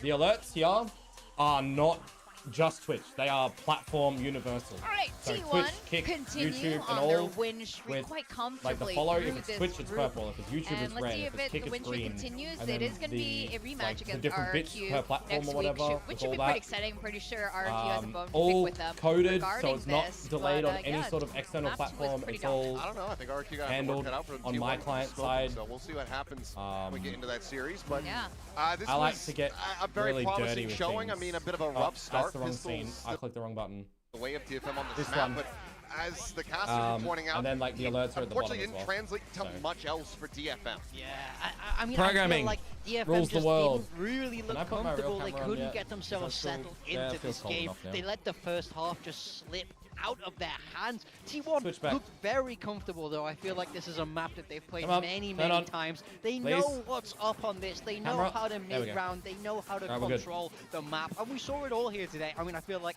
this second map never really got close. So it's worrisome now if you're a DFM fan. I feel like you need to see them turn programming these days is a lot more accessible. Yeah, that's right. I mean, Pearl AI, was but you a little bit more promising. But Lotus looks like they still need a lot of work here. It was a bit exciting seeing Kaede on the ISO. As I said, Twitch, Kick, YouTube Short, Twitch Vertical, eventually TikTok if I get the follow account. So like the Vertical. And of course, we are going to be having a little chat with one of the T1 players here on the desk shortly. And we can get some insights on how they're feeling. Oh, you got a little preview. So okay. You might get this. I was going to let the chat. chat. Inception, but like this is one of the vertical scenes, for example. And if I go to like the other one, you can see the back and the stuff. So it's like all the stream is that? Oh yeah, I can turn that down. There we go. I turned that down. So it's like the vertical goes out as well, for example, and there's all the different stuff. So like if I'm playing or watching, it's this one, but if I'm playing, it's gonna be like a zoomed in type one for the whole thing. Yeah, that one, that Inception is not really gonna go good. But anyway. First map, I think that's exactly what we end up seeing. Complacency there. We got a little bit comfortable winning. The spy cam on the side, what happened in between map 1 and map 2 to get more locked in? What's your go-to at this point? If I'm like on this, for example, so we can see everything and you can still see the game underneath or whatever, and my hand cam when I'm playing. If I... Okay, not even close. Yeah, we call each other, me and Munchkin said, oh, not even close. Zoom.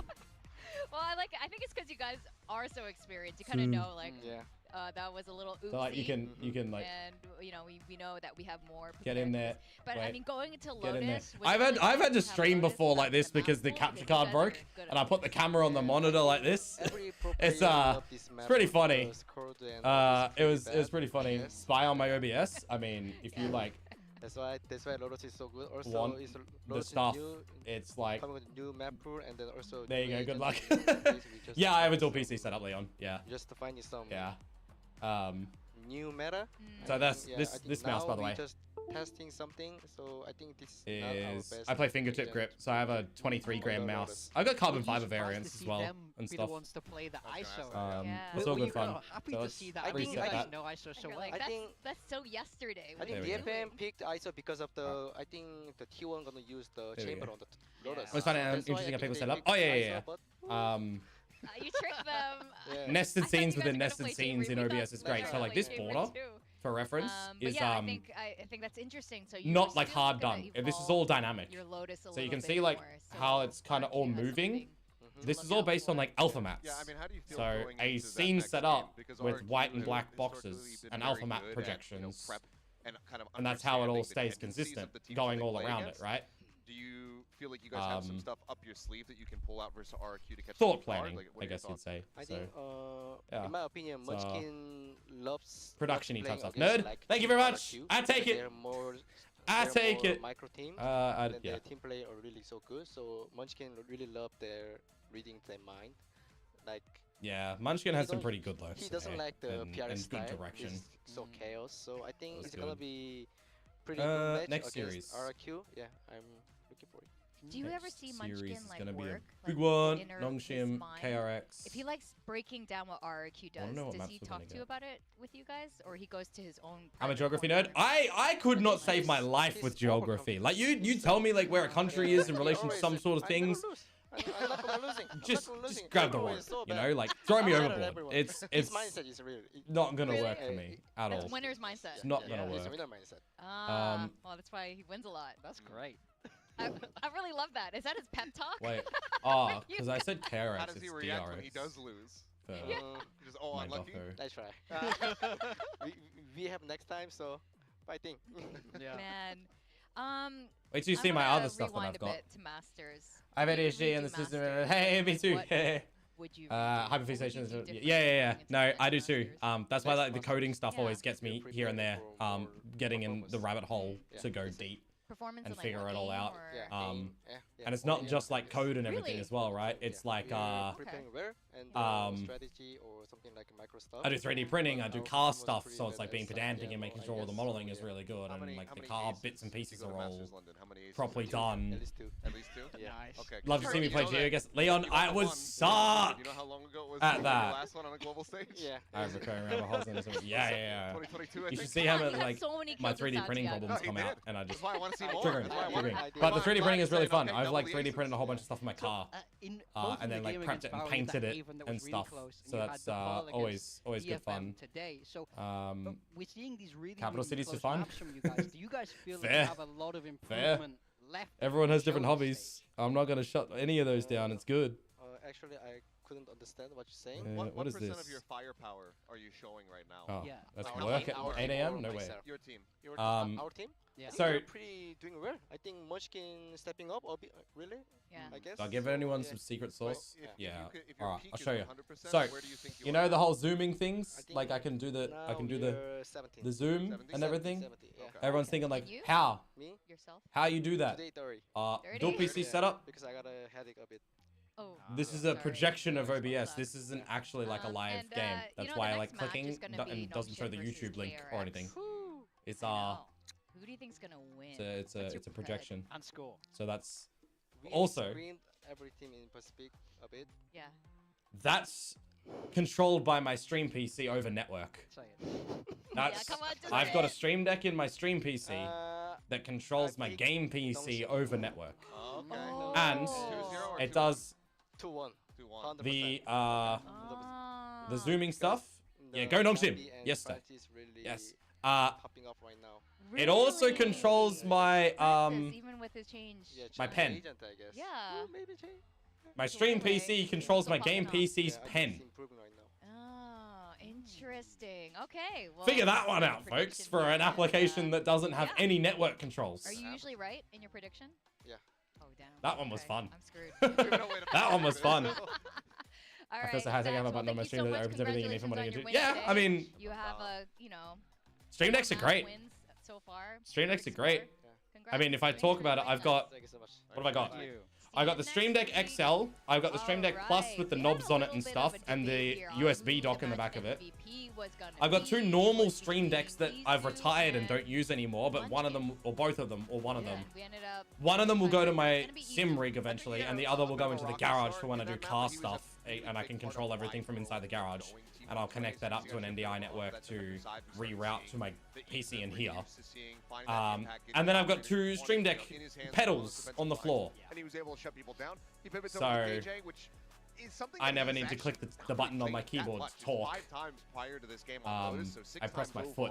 And he looked right as rain. It was a very strong performance from the outset. Different things work for different people. I feel like his killjoy is so rock solid now as well. It's good fun. I think having to swap round between and yeah, like my alerts and everything that are off, for example, I press one button on my Stream Deck and it turns on all my alerts, all my channel point rewards that are there, all of it. I feel like he's able to swap so seamlessly. It's good fun. Such a Swiss Army knife for this team.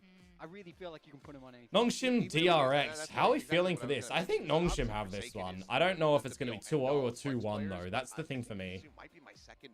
Oh, he's up like a close. He's getting up to a close second. He is so reliable. He doesn't really have like a cooldown period when he picks something up. He is pretty much just ready from the outset when it comes down to playing something new. And if these he's gonna guys, continue to flex for team all one, these then guys. They're gonna have very. I don't know. Yeah. I'm so impressed by. I don't know. I think I say that every single Nongshim win? I mean, I love Nongshim. I love them. They were when they won as SPG and we had the after party. They were so quiet, hiding in the corner. Conky and I went over to them with a bucket of beer and got them onto the dance floor and got them out of their comfort. And it was so good because like Persia at the time was just happy to follow along and like take the boys with us as well. And Francis is just like, you know, it's core memories. So good, man. So good. Honestly, I think feel like 2-1 for Nongshim for me because the KRX winning wouldn't be surprised. I kind of, oh, by the way, I've followed RB's career for so long and I'm so proud that he got a trophy, man. Yeah, I'm so happy. Can KRX do something here? They can't run that Yoru that they were running so much. So I think Francis is. I don't know because we just heard from Stacks how he feels the like running joke. KRX are gonna change the roster again. A nice little leak there. So we need consistency. You had Korea me yesterday. If I had wait, what did you have? About this team, I'd say I miss Korea. I gotta say, clearly it's cursed. All right, we should have a chat with that. Or it's Chobra cursing them again. But X Ross, Royal Rotor on this team, rookie that went straight to Santiago, winning that trophy. Got a shout out to him. And damn.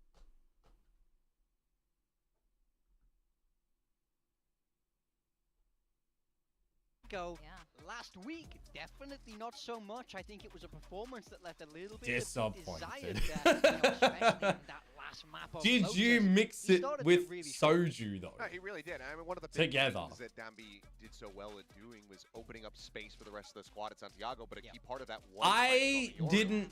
You did. Okay, good. We're fine then. That's fine. Possible. Acceptable. No, is it acceptable? I mean, Cass or Terra with some Soju. Yeah. Being able to strike from behind, be very. Even when if he busts for 20 minutes now, and I'm sure a breakdown won't come. Wait, for real, Leon?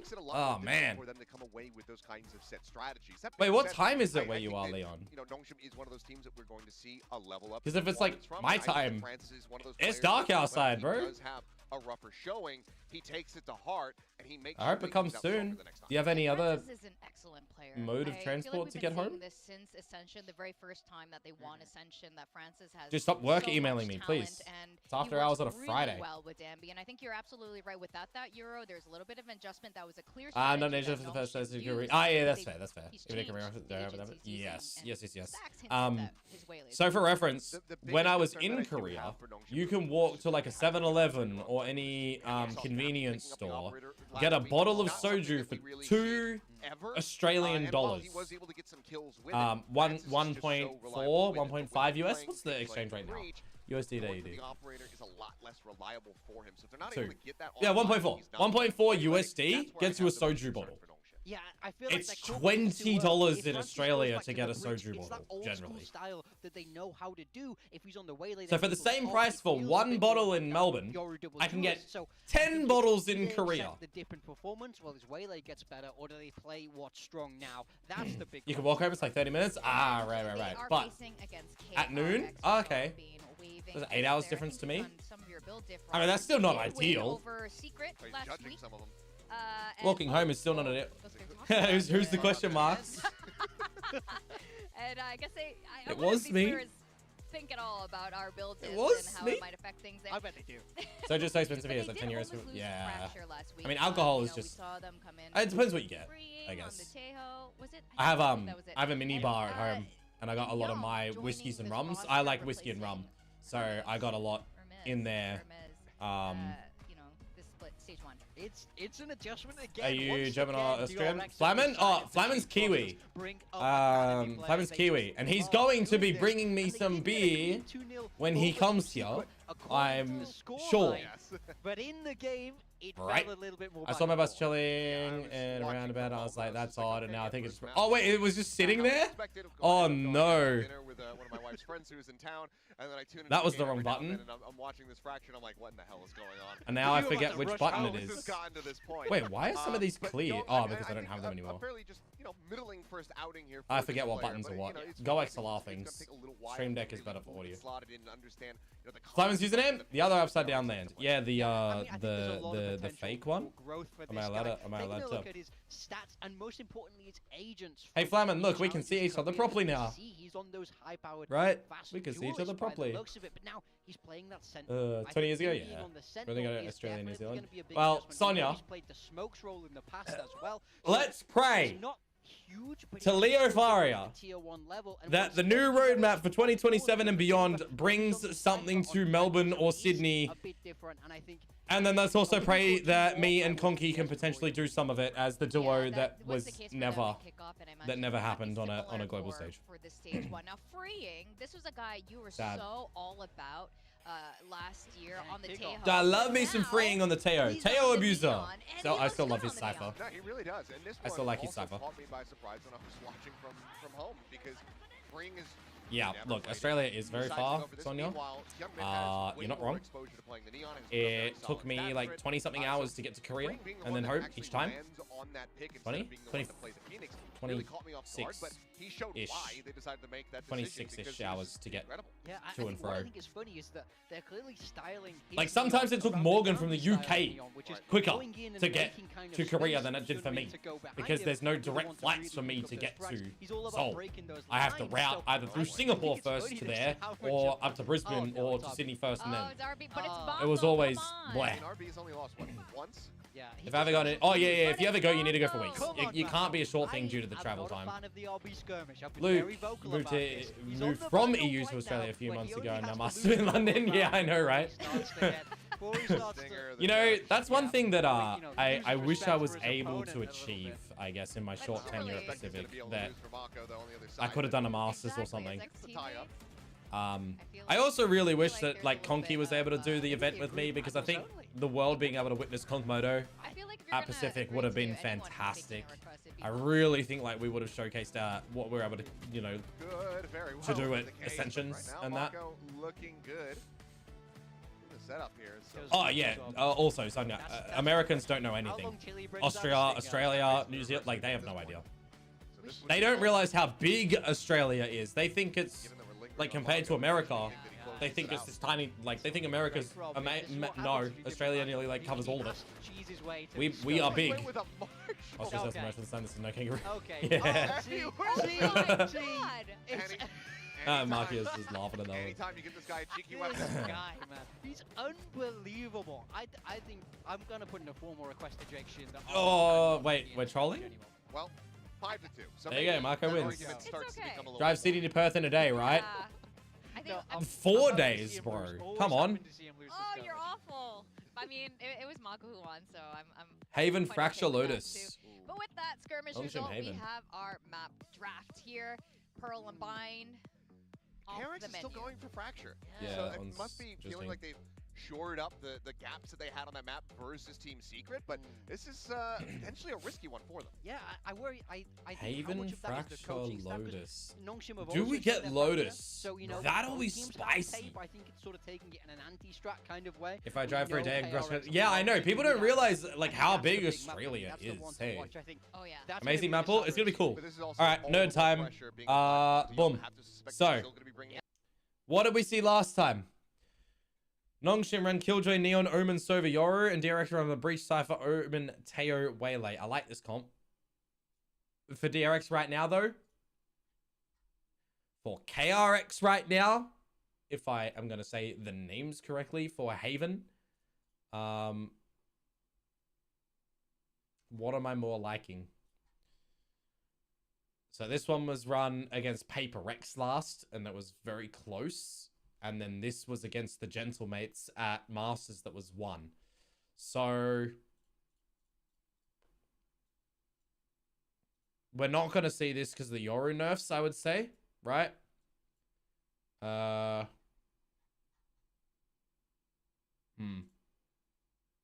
guess we'll see.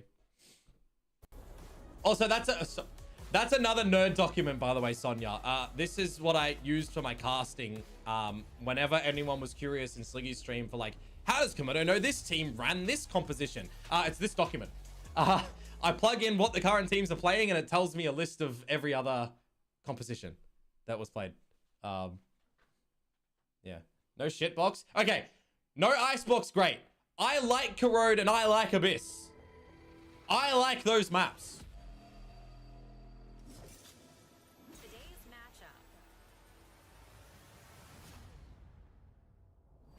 Did they change the AI voice for KRX? Reddit chat road trip incoming? No, because I'll crash. I can't do that, Leon. No, I won't crash. I'm a good driver. I've never had a speeding ticket, never had a fine, never had nothing. Touch all the wood I can. I'm never gonna crash. Especially if I'm not in the 86. You hate Abyss? Right, I don't mind, just got bored of it? Ah, fair. I mean, when I can just say 1, 2, 3 pop. 3, 2, 1 pop. And I just flash everyone for KO. It's fun. It's fun. It's been a quick turnaround for these guys, and they've had to make sweeping changes across. Support Nongshim! I already bought the bundle. Did you buy the bundle? Any bundle enjoyers? I gotta contemplate getting the barrel and full sense ones. They have a tough opponent across from them, and they really cannot afford to drop to. I also play any ranked games to use those fill smokes. I mean, I never play Duelist. I play the other roles, right? So currently, I'll do the KO. I'll do mix. I've been doing a lot of mix lately. Omen. I play any agent that's not Duelist. But let's be real. I've got the lineups. I've got the smokes and timings and all that. I'm a fucking nerd. I'm curious how I like playing Vito for Sentinels as well. Like if I was to pick one agent in each role that I'd currently be playing, it's Vito, it's KO, it's Mix, and if I have to play a Duelist, I was playing Waylay. It ends up working out in no, I was playing Phoenix, actually. I was playing Phoenix. I'm playing Fade and Sova. I play a lot of Fade when I don't play KO. Like, I played a lot of Fade on Corrode, to be fair. But also, KO is still goated on it. Ethan showcased the world, so. Termi has great scouting. By the way, Sonia, if you didn't know, and I'm hiding my mouth so no one can know, Global Esports the other day, in the composition that they played the KO, I did some training. I did some helping. I helped Global Esports for that composition, and a lot of the KO stuff was mine. A lot of the lineups was mine. All right. No, show me the agents. I want to plug it into my document. GE Komodo when? It's going to be Termi and the boys. I mean, how many times have they done this in the past? Exactly. Great success. Take a player that's when Frost gets sick of his current assistant coaches. Allow them to learn and understand under the coaching. I don't know. The prop, really perfectly pilot that. They've been done. As seen on my Twitter, my job situation changed. That I couldn't travel overseas. Okay, well, prior to this, he I couldn't travel overseas to cast, right? The main reason was I guess I would not be earning enough money from esports to live for the year. That's the big thing. I've got this house that I have to pay for. I've got all the other stuff I have to pay for. Esports doesn't cover that. I need the full-time job. So I got a new job now. Can't do the esports. The job pays me. The esports didn't. I fucking miss esports. I'm dying, man. Like, I miss it so much. Would an esports org be able to pay me to cover me for the whole year? I don't know. I don't know. Without that Yoru, and I don't think they needed much. Plugged in all the VCT tests, so I can reverse engineer the VLR rating for KCs. Yeah, Leon. I've actually seen the logic behind it. It will end on low. Everyone thinks it's way more complicated than it is. Nongshim can try and rewrite just a couple of cases. Kind of script of last week because their Lotus did look like a problem. So if we're alright, agent time. Let me plug it in and I'll show everyone what I do. Who am I starting with? Nongshim. And they're on left side of stage, so they should be first. Neon, Sova, Omen, Breach, Omen, Korean teams here. And as the Asian poll comes out, this is kind of Joy. Yeah, I wonder if these read this. Nongshim Red Force throwing it all the way back. We got Sova, Breach once again. Alright, so I fill in all of the agents, right? I'm showing you my nerd shit. I hit the focus button, and yes, it's actually button directed on apps, and it tells us. So Nongshim playing 4 of the same agents, so they swapped out the Yoru and they've put in the Breach, right? So we can kind of see that. Anyone playing this composition? No, but there's a lot that are playing 4, so you can draw comparisons between how RRQ play and what the Killjoy, what the the Breach versus the Viper will do. The Viper, the changes and everything. We switch it over to DRX, and that comes on through. Here you go. Zeta Division played the Waylay last, as opposed to the Phoenix. There's something small. Here you go. Here's a good example. Gentlemates and Giant X play this composition. You watch their EMEA games, you can draw comparisons now for how DRX play this comp to these two teams. Just at a glance like that. Boom. Cool caster ability for quick comparisons.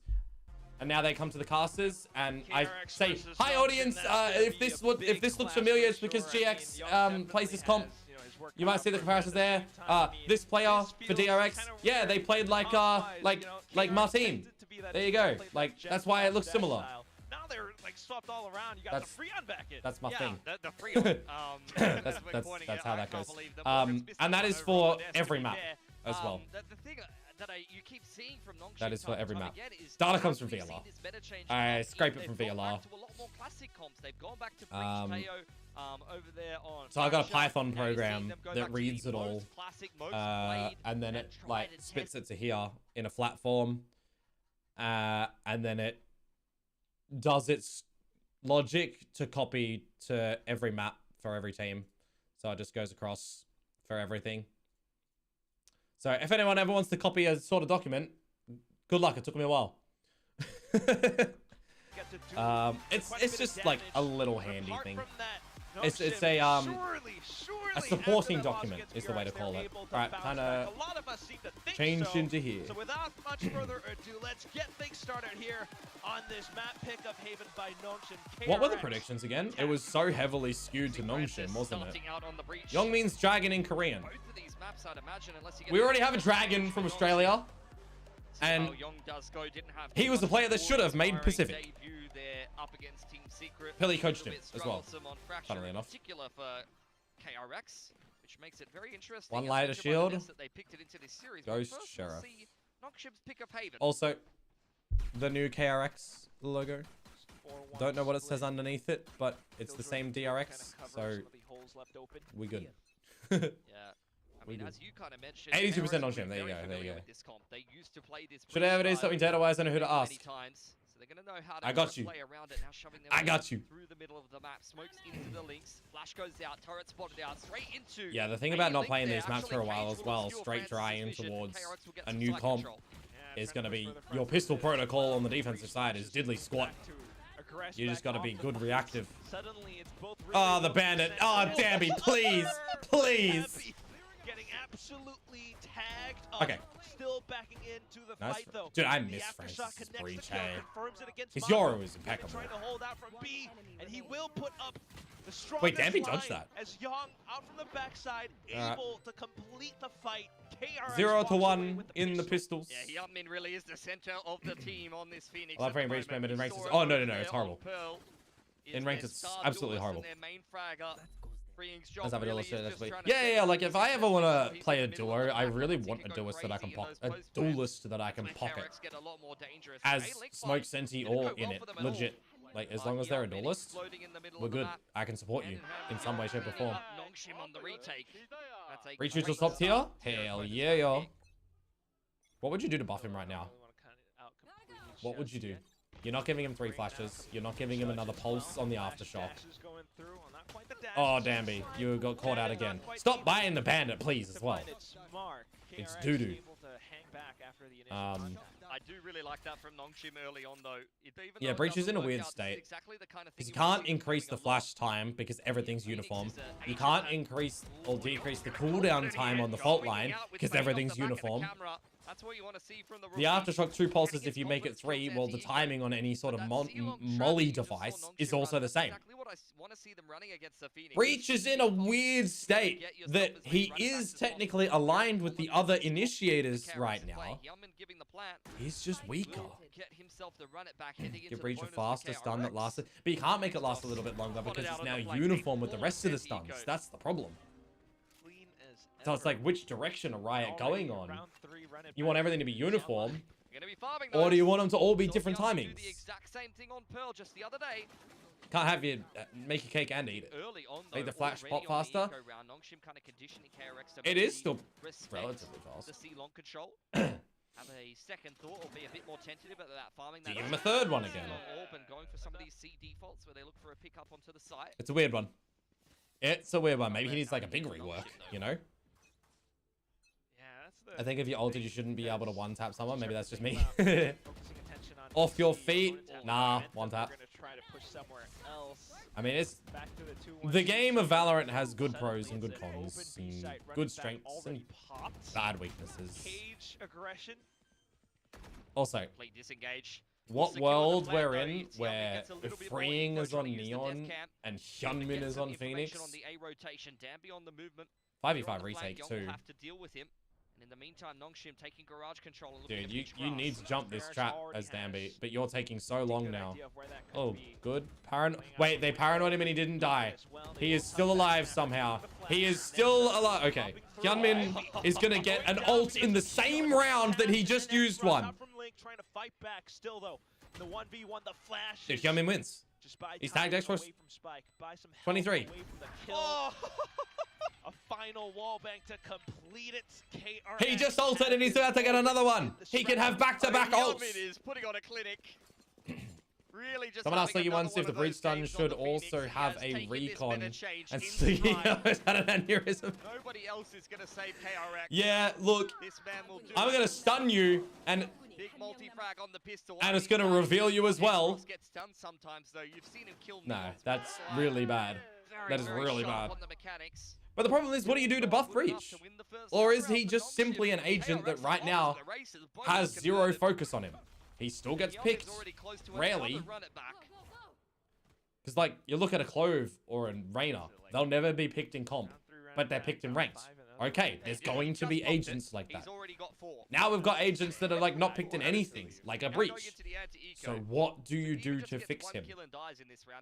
Or is Riot not caring because... Unbelievable. We're going to get either a new map or a complete rework or a new agent next Masters, right? So... What actually are we going to get from London? Because we just got Mix. Before that, we've had Harbor changes, rework. We had map come in for Corrode. So are we going to get another new map, or are we going to get an agent next? Probably an agent, right? Are they thrifting them? Also, KRX getting the bonus is pretty big. Are we flawless bonusing them? What is this? No. The shots. X-Frost chiming in. All right, Young. Just Young left. You've just been added to the roster. You had a shocker last. Ish. It's time to roar like the dragon. Otherwise, we're going to be dragging you through the mud. One. Through the mud with you. We get a new map? Maybe. To be fair, I think we're at the point in Valorant where there's some maps that we just need to delete and never bring back and forget about them and be okay with it. I think, really, if we get into a state like that for Valorant, we're cool. Get a couple of maps out, get some freshies in, get 60 agents. We're cool. Dion's happy. Brim buff? Brim's fine, Flamin. You want a new KJ accent? Doesn't have to sound German. Oh, KJ accent, right. And 2 stimmies, make the smokes even longer, maybe. No, Brim is fine. Make sure that they can't get that C-orb. Also, his freebie smoke should have a 60-second refresh. No, because his unique niche is the damage that comes from it, and the sheer presence pressure of the long smokes and the ability to drop 3 at the same time. The other only agent that can technically drop 3 smokes at the same time is an Astra, but you have to fake one of them twice over for them to be lasting multiple times, right? Brim 20-second smokes, 19.25 is unique and strong and cool for him, and I don't think that needs to be changed. Like, all of the smoke agents actually do have good unique factors. I think they're at some pretty good spots, to be honest. For ranked or for comp. Hyunmin. Oh, if he won that, bro. If he won that. Brim is the only controller with 0 refreshing. Yeah, remember when he had to pull out the stim beacon, though? Now it's instant, right? Remember? Incendio is good, ult's good, smoke's good. Remember when the Jet smoke was 10 seconds long? Yeah, no. Remember when Jet had 3 smokes? Remember when Breach had 3 flashes? Remember when there was insta dashes? Remember when Sky had multiple? Remember when Raze had 2 paint shells? Like, remember in beta when there was skin collections that looked cool and now we don't even have them in live? You did ask to fuse with 1 Jet smoke. Yeah. Cypher K just slowed you. Remember when Cypher trap wires did something? Too soon? Still though, Hyunmin picks up the mantle and tries to complete the site control, but it's not quite going well. Could you imagine? Fracture coming back. We didn't fix ulti orbs. We didn't fix Gecko. And he's getting all 4 orbs, plants, defuses, kills, ulting every second round. Remember? Remember? That was going to be a thing. That's why we didn't see Fracture for so long. And then we've nerfed Gecko. And now it's not even a worry. And also, yes, I remember the glitch where Cypher's cam holding on. Remember when we would raise rocket and make people fly? Remember that? Remember when Omens can ult out of the map? Or you ult into the map? And you hide in a wall that you can't die? Dude, this game has had some fun moments. Jet insta refresh right clicks like crazy. Like, bam, bam, bam, bam. If you do anything, we're going to just go. I mean, maybe you can make the breach stun wider and have the wind-up time fast. Maybe, but you don't want to guarantee like 100%. Sorry, I did a yawn. You don't want to guarantee 100% success rate from a PC view tool, though. That's the problem. Faster, wind up. I read it right. No, like, not like ultra wide. Yeah, like wider. I know what you mean. I think that they made the undercut. They need to name it the other thing. I didn't need to name make ISOs undercut wider. I think it's now too shallow. Rolling Thunder and the condensed. Wide joy? Yeah. Not that big. Breach, stun, cone shape? No. Can't do that. run it back being the most impactful of those.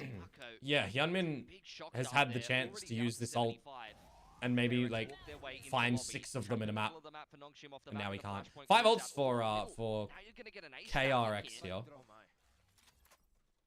KRX. Step by step. Just a bit of clearing out from Gotta get used to that name.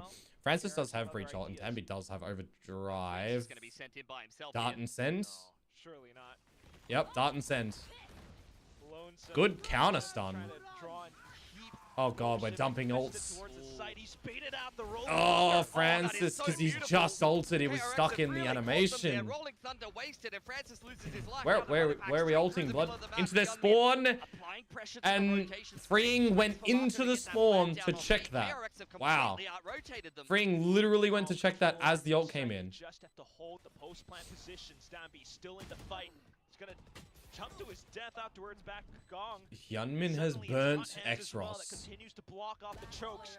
Ivy steps forward, eats a shot, and then RB goes down an entire Only round. one kill. Masterminded That's by gonna Termi himself. Oh, what a beautiful timeout for a KRX. lot of their money. They were 3 steps ahead of Nongshim in that round.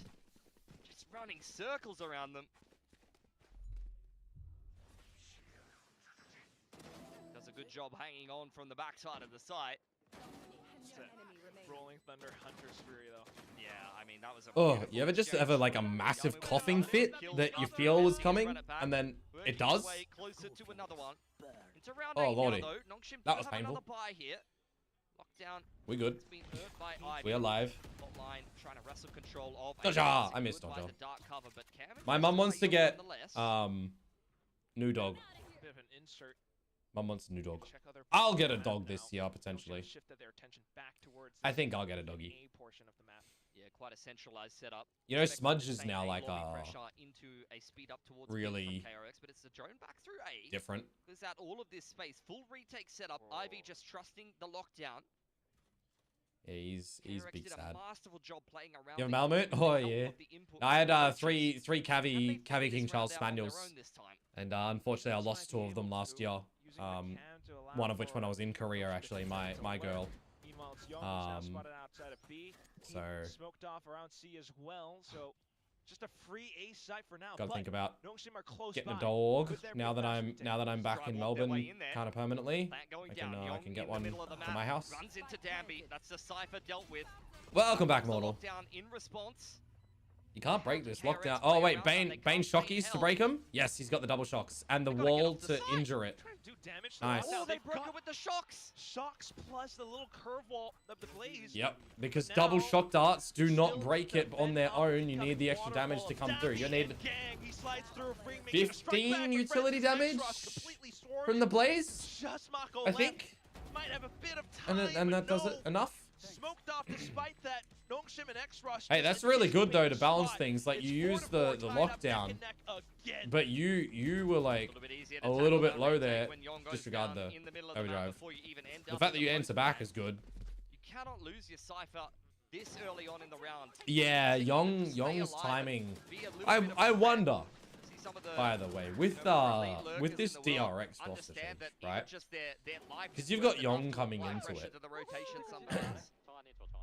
who's normally played this Omen Astra from memory. Why are we putting him on Senti in this meta? Because Marco smokes. That's, I guess, the main answer. Freeing could go Senti. Yong's played Duelist, but Freeing's also Duelist. I think it's a really strange addition, role-wise, where Yong goes. So, if he's willing to adapt, sure. But for the shakiness of DRX lately, wouldn't you want somebody more established? Yeah, it is Model. So, DRX partnered with a security company in Korea, cybersecurity or security, can't remember which one, called Kiwoom. So they're now Kiwoom DRX, which is KRX. Just Armageddon dropped on Young's head. I think it was a security. There's not even a Teo in the server. And they're not looking to secure in their rounds currently. I'm just not even sure what you do. Leon, you got home. Very nice. Very nice, very nice. The attempt of KRX to flip the map. Very nice. They pivot into a link and try to play the post plant from there, but doesn't really help them. Are we going to be breaking anyone's econ here? The back of Francis's util, like watching a non-shim of yesteryear. We're breaking KRX? QM is a stopper. Cybersecurity. It must. Yeah, man. We did break him. Try and get the ulti here would be good. Break the Killjoy util set. It's back to a slight half by KRX. Just trying to explore other sides, maybe a bit of garage this time. Oh, Francis spraying with the Vandal, mate. KRX once again grouped up in the middle of the map. Made their way into garage. There's the paranoia in response. And you reveal the stinger shot as well, so you know the kind of purchase. Jumped on by freeing. What a whiff on the Bucky, though. Yeah, not wrong. You can't do the Danby special against Danby. It don't. Imagine if he didn't run out of ammo. Still clean. Still. Do you see Nonshim winning if Neon nerfs come in? I feel like Nonshim is such a insane team with all that Neon. Yeah, they can still do things because you got to remember as well, it's not like Danby has only been able to play the Neon. His signature Neon. But he's still got adaptability in the form of Raze, and the same for the Waylay, even with the Waylay nerfs coming through. Now, when it comes to the Neon, what are the nerfs doing? Are we slowing her running speed? Are we removing the slide extra when she's ulting? Are we adjusting fuel so instead of it being a rechargeable 100 bar, are we saying you get 300 or 400 points for the round and when you use it, it's done? Same for Viper, because fuel is the problem currently in Valorant. Like, how are we adjusting the fuel situation? There's some thought processes that can come around with that. But there's going to have to be some tweaks, some experiments, right? Just to try to add a bit of pressure and maybe push KRX towards a lobby a little bit more, make it look like there was actually a you got to flush Danby out, yeah. It's good. You've missed the ult, damn it. Bit of a connection, unlucky. Evaded nonetheless. Some damage on the freeing. If he goes down here, that's going to be the wait, no stun. You got no stun, Danby. Oh, that's... Never so cautious, but at the same time, it's a call from the team. He completely baited him outside the wall. Oh, that's so good, and that's the Spike player. Oh, lordy. Good doubler. Neural theft, flash. Oh. Wants to take the duel. He goes in, takes down Danby, but okay, nice motion, nice. Be pretty bad if Riot said, hey, you have to buy fuel like us does. Just couldn't find a clean enough to be fair, take a look at the replay here. They could make you buy some. Like, let's say you start with 200 and you spend 150 credits to buy an extra 100. Or an extra 200 to get up to 400. That could be a thing. Or you could just say you have 400, 350, 300 total for the round. You don't have to buy it. It just means it doesn't refresh over time. So you can sprint the whole way, like from Breeze, one corner to the other corner, right? But it won't refresh. Once you've used it, it's gone. Because that could be something. Means you got to be more manageable during the round in case it goes to a post plant or not, you know, as well. So there's more thoughts needed as a Viper and a Neon. So we'll see. We'll see what the thoughts are. Well and truly ready to deal with it. Look at this setup. Yep, Hyunmin with the ult now going in. KRX trying to rethink it a little bit as well. Just some false pushes. Run it back with the judge. Bane ult. Too much gone. I used to feel like Bane's ults, you're always guaranteed connections from. Now though, suddenly it's a spike ending up on B. Yeah, nice open B plant. This has been a recipe for success 1, for KRX. 2 Pulling once again the rotations used in this away round. That used last round. 3 used in this round to get out now. Good shot, Young. Recon work, but this time, Young He wants to knock this out. Good damage though. Yeah, that's Maybe a bit more than he could chew. Hyunmin will come back. All right, 7-5. So no 8-4. It's KRX coming back in with 5-7. Switching sides. 16 and 8 for Hyunmin. So DRX did get the pistol. Phoenix, but he needs a little bit more help in I the think first in the half. second half. KRX, it's okay. Like 5 rounds is pretty good, but given the fact that they win pistol and bonus. Yeah, the bonus the too. Timeout from their coaches. Only 1 round outside of that makes things feel a little bit flatter than they might have. If you look at the brass tacks of the scoreline though, bringing back onto the defense. KRX have a nice plan on this defensive side. They should be good for it. And well and truly hanging in the balance. Just to see Nongshim go back to their roots though. I mean, they're putting the Francis back on the flashy knit. Really looks like exactly how they used to play. Well, I'm a little bit curious, Billy, because you mentioned, KRX's plan on the defense. What's that going to look like, especially with Hyung on this Cypher? Yeah, I mean, they kind of highlighted it on the desk. Cypher versus Neon is probably the best Sentinel matchup that you're looking for. Yeah, that's true. Or a Vice. As opposed to the Killjoy that kind of just lets you run around wherever you please. If the trip placement is good, then could have a good time of things. But when you look at Nongshim's comp, I mean, things like Aftershock, the shock darts of the Sova can definitely help to clear the way, and I think truly elite teams like Nongshim who really understand how to play the Neon, they're not going to be taking any liberties. Is Xros going to be having the darts for scaling progression or for pure Yong destruction of the trap wires? A little bit tricky for KRX to play around, but at the end of the day, that's just what they need. Question. Given the fact they are down by 2. As I said, 0-1. So despite see the all the bonus there as well. Still need to see more effort from the rest of the team now. Nongshim, early A main control. Dart exchanging. Darts exchanged. Pilly, get out of my head! For Bane on the It's almost like I've casted with this guy before. I've worked with this guy. But it's definitely helping the information game here for KRX. Oh, bloody hell. Same with Mitch. Well aware that the Cypher is over Conky Mitch, not Pilly Mitch. Same names. Towards the A side of the map. Bane has see, you can't beat the master.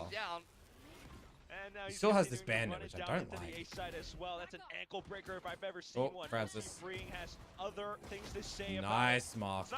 Oh, as he just slides across your screen, Francis. Hello or goodbye. And now they know Ivy has a sheriff. With a sheriff and 4 targets on the other side. Past that threshold. The spike not within reach. So that helps DRX's defenses here. A massive misplay or something phenomenal. I'm gonna put that there. Around a pistol round such as this. Young already eyes on the flank. And we'll see. Playing the off angle, Ivy quite low. Easy tap for the rookie. 9 and 9, not too bad of a performance here as he picks up the sheriff. And KRX 5 and 1 in pistols so far in this stage, as opposed to Nongshim, who I think are staring down the barrel after their PRX game of like a 30% win rate on the pistols. So not too surprising to see KRX start this half so well. But again, once the gun rounds get rolling, can they keep it going? It's all up in the air at that point. Always need to wonder and predict. Dambi has a shorty, so we're going into a B side here. Might be a comp that KRX are used to, but Dambi in the I didn't even look at their positions. I just know I see this pistol. It's B side. Done on the left side. Shoving their way through the middle of that TP into the smoke. You've got no flash to go through here. Oh, okay. But still, KRX just dude, Hyunmin even mollied it first, bro. It's the Spectres raining bullets, 9mm That's real nice. Across the ceiling. Real nice. Flawless, picked up. Nice anti-eco for KRX. I mean, Nongshim clearly with a cheeky little plan. Doesn't end up working out for them, but you got to credit the depth that they're showing. Got to put something like that together. Oh, that's beautiful. Hot hands for Hyunmin. He's all over that. I mean, that is the strength of the Phoenix, really. Something that you see a lot from elite Phoenix players. You know, in this game, these smokes act as little bunkers. And I'm waiting to see someone when they play a KO to molly in the smoke, run into their own molly and flash out. It's so fun. No one ever expects it, bro. One day I'll see it in comp. One day. Bit of a slow game from some of the heavy hitters on both sides. Marco not hitting his stride on the yeah, more of a defaulty type round as well for this bonus, which I mean, Judge slower day on the Killjoy. couple stingers, but he's really proficient with tagging things up. Yes, as I said, he's really proficient tagging them up. And with like light shields across the board, that kind of makes these lesser weapons pretty doable. Oh, bro, they are so blinded. So unlucky. He caught all of them blind. Ooh, Ivy, you're normally a safe pair of hands, and you still are. Good. Won't be winning 2 from 2 bonuses this game. And I don't think I've heard of the story of Freeing winning a 1v5 with a judge on Neon. Freeing, beckoning them in. Just really wants somebody to run into him with the judge. Noxium's like, we're good. No, they want to keep all the guns up possible. There's absolutely no reason to go into defense spawn here. Otherwise, though, I mean, just quick. 5 alive here is really good as well for the attack side. Yeah, it's a round that looks a little unlucky for Yeonmin. We'll have to see if I'm not dropping anything to the bonus. I mean, you can. I would expect Noxium to be good enough, especially playing against. Funnily enough, after seeing the hot hands, for someone to be anti-flash. I don't actually mind him even holding onto the judge. On the pop there, it really did look like all of them were blind, and Yeonmin just got a little bit unlucky there. Freeing, not feeling like he wants to hold on to the judge into the next round. Yeah. Interesting. Yeah, okay. That's what I'm thinking, Pilly. Ross. Yeah. Fully blind. Yeah. Wow. That's he tanked it. Just one spot. I mean, they all kind of already knew it. That kind of feels like the game plan right now as well. Just recognizing already that Yeonmin's such a big factor for KRX. You're not going to get lucky like that too many times against Yeonmin. Not saying that would have defined the round or anything, but you wouldn't have come through it with 5 guns for Noxium, nice and clean like you want to. The gun round in response for KRX though. Quick pacing, straight out A long. Bane was already caught here on the pistol, so he's playing things a little bit safer this time around. Good deep C cam. That's something as well in people's ranked games, right? When they're playing Cypher on this map specifically, Skeeny, sometimes changing your camera placement to be aggressive is really good. Just a bit more force into sights. This setup is completely designed to deal with exactly this fast lane. Hot hands tossed out as well. I think Noxium are just waiting it out. Here comes the flash and dash. Yeah, that is really nice from KRX here. Really well set up to counter this. Oh, you gotta love that if you're on the coaching staff. Absolutely. Now the gap closed up, and KRX looked to take back control over the second half. I mean, that setup that's is a really good call to do that on KRX's side. With the Neon, and Noxium even do their due diligence, throwing up the fast lane with the initial pump, but the trip wasn't dealt with. You had a hot hands over the top from A-Link, and then you're flooding back in as Yeonmin throwing the blaze wall there. Give it 5 minutes. Too easy, mate. Multiple curveballs straight through it that don't blind your teammates. I mean, it's I feel like this series can definitely go all 3 maps. That is just such a sick setup on the defense for KRX. Deeper setup this time. Trying to prevent KRX from set up again. I think a lot of teams are going to be copying that. If KRX did indeed invent that. I don't know if I've seen that. I mean, a lot of Phoenix being played in other regions as well. Maybe they pinched that from someone, but that is a crazy good setup. Actually, well... Yeah, Gentlemates or Giant X. Up on B, though. Just drone, not seeing too much. Suddenly, RB getting taken down. Smokes would have been lovely, but otherwise now just trying to rely on the fast lane. Players play around it, but fully blinded Mako. Makes a sneaky How's he gotten away with that? Being able to regress as well. How have they gotten away with that? Just surround Noxium and execute them.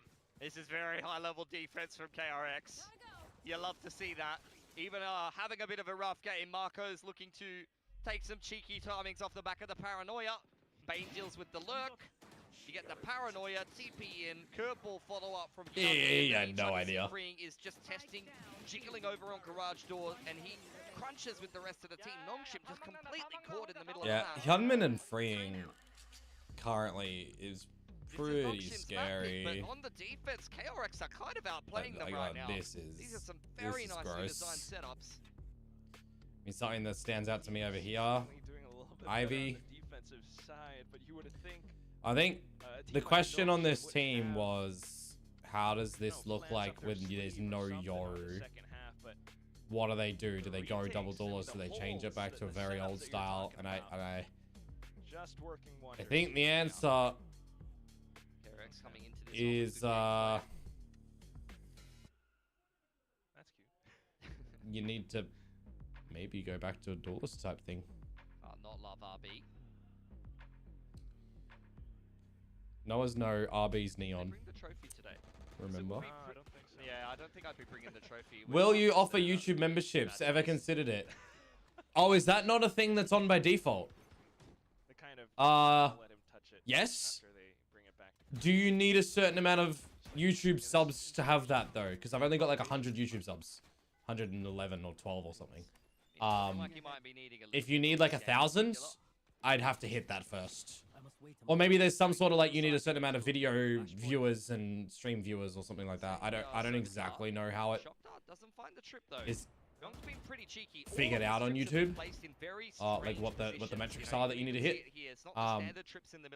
But yes, I've set up all my alerts to work with the memberships, and I've got like all my emojis, badges, and all that. I'm not sure how many subscribers you need, but you have to set up. Yeah, I'll have to just continuing to make things difficult. If Nongshim wants space, I have to see, to be honest. Just like how you have to earn it. I legitimately a little bit of spacing outside do of not know. Now, hey, but still, it's not on by default. You set the prices and benefits as well. Oh, right. Rifles against SMG. I will have to see then, like, where. Went through long. Not quite though. It'll be in a dashboard somewhere. So this was the save call for Nongshim on this round as well, and it feels like they're gonna have to come into the next thing pretty hot and heavy, and we've got a lot of ults on the board as well. So dashboard content analytics community. Maybe it's in the community tab. How do they reply? No.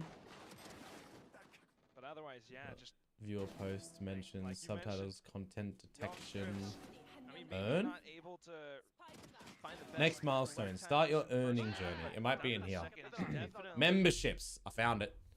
Grow your community and earn monthly. This is where you get another layer to the defense. So Hunter's Fury and back on the retake. Okay, you need to apply. Here we go. Eligibility. You need 500 subs and at least 3 video updates in 90 days. Both are required. And then you also need 3,000 watch hours in the last year. Or 3 million shorts views in 90 days. Will connect. Not quite enough though, because X-Frost, the rest of the gang are starting to set up. 3,000 watch hours in the last year. The flank is there from Freeing though. He's just waiting in the wings, expecting a trip in this position, but RB catches him. This is a really needed round for Nongshim to stay afloat, by the way, and the fact that they're able to do it, like, not investing in the ults by Francis, cancelling out Hyunmin's, is really, really good.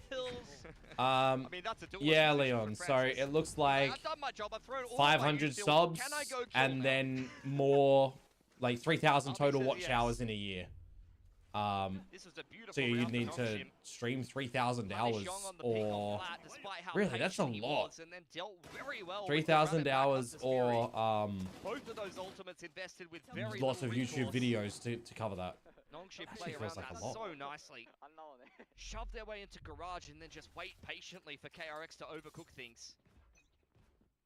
And to get ads on videos, you need 1,000 subs. 4,000 watch hours or 10 million shorts views. Oh, BP denied. Freeing coming back in to reassert. Yeah, quick on the trade. Grass retaken back by the defense. Yeah, 500 subs and 3,000 watch hours. That's what I need to get, essentially. From up on high. Aftershock into the close position. Alright, Hyunmin gone. Raid boss down. He's being silenced again. They do not want to run into that trip setup again. You can tell that Nongshim are trembling. I like this proactivity from KRX as well. As soon as you start to feel the pressure that it might be an overlean, you start to get the confirmation when you've got an ult available as well, but no body available. You go for the waltz. It's good. It all comes down to the slight margins of timing. Freeing will just avoid RB for now. Still trying to set up some kind of an extra. Oh, I guess 3,000 hours actually. If you've got like 100 viewers for 8 hours, that's 800 hours of watched. Because if 100 people watch all 8 hours live, that hits the So I guess it scales with live viewers. Here's the flank. The flank has shown itself. And where are you trying to plant for this 2 versus 2? Do you expect both for the flank? Back on towards the defender's side of things. Do they know that Freeing was here? I don't think they do, right? Now they do. Oh, he's got him, yeah. And that will quickly run away with it. KRX coming back in just to extend the gap. Rounds up to 11 now. Nongshim. So caught by the neural theft. Good movements in the mid round for KRX. They don't this feels like it's gonna have to be utilized, which means are you more going for sewers pressure or garage control? Trade from free. Where do you want to try and get to? Or literally, are you also then just trying to doesn't go too poorly. Marco, I mean, Marco picking up Danby there might have been the difference maker, really. It's a shot that he probably shouldn't have been picking up. He was scared by the dart, getting Hunter's Fury with a Neon sliding under him, and he still comes away with 1. Okay, there's a C side, so we're gonna try and get. Wait. I don't like how one-dimensional this is from Nongshim. Everybody in through long. Yeah, unfortunately. Oh, the respect is given by KRX though. So where are you? Are you just Killjoy ulting like here? Lockdown is in play for the afterplan here from Nongshim. KRX taking garage control and prepping themselves for the retake. All right, not destroyable. Bane has no shockies. There's no real retake ultimate. Good molly. Just a regular utility from KRX. Good shutdown. Make it a good go anyway.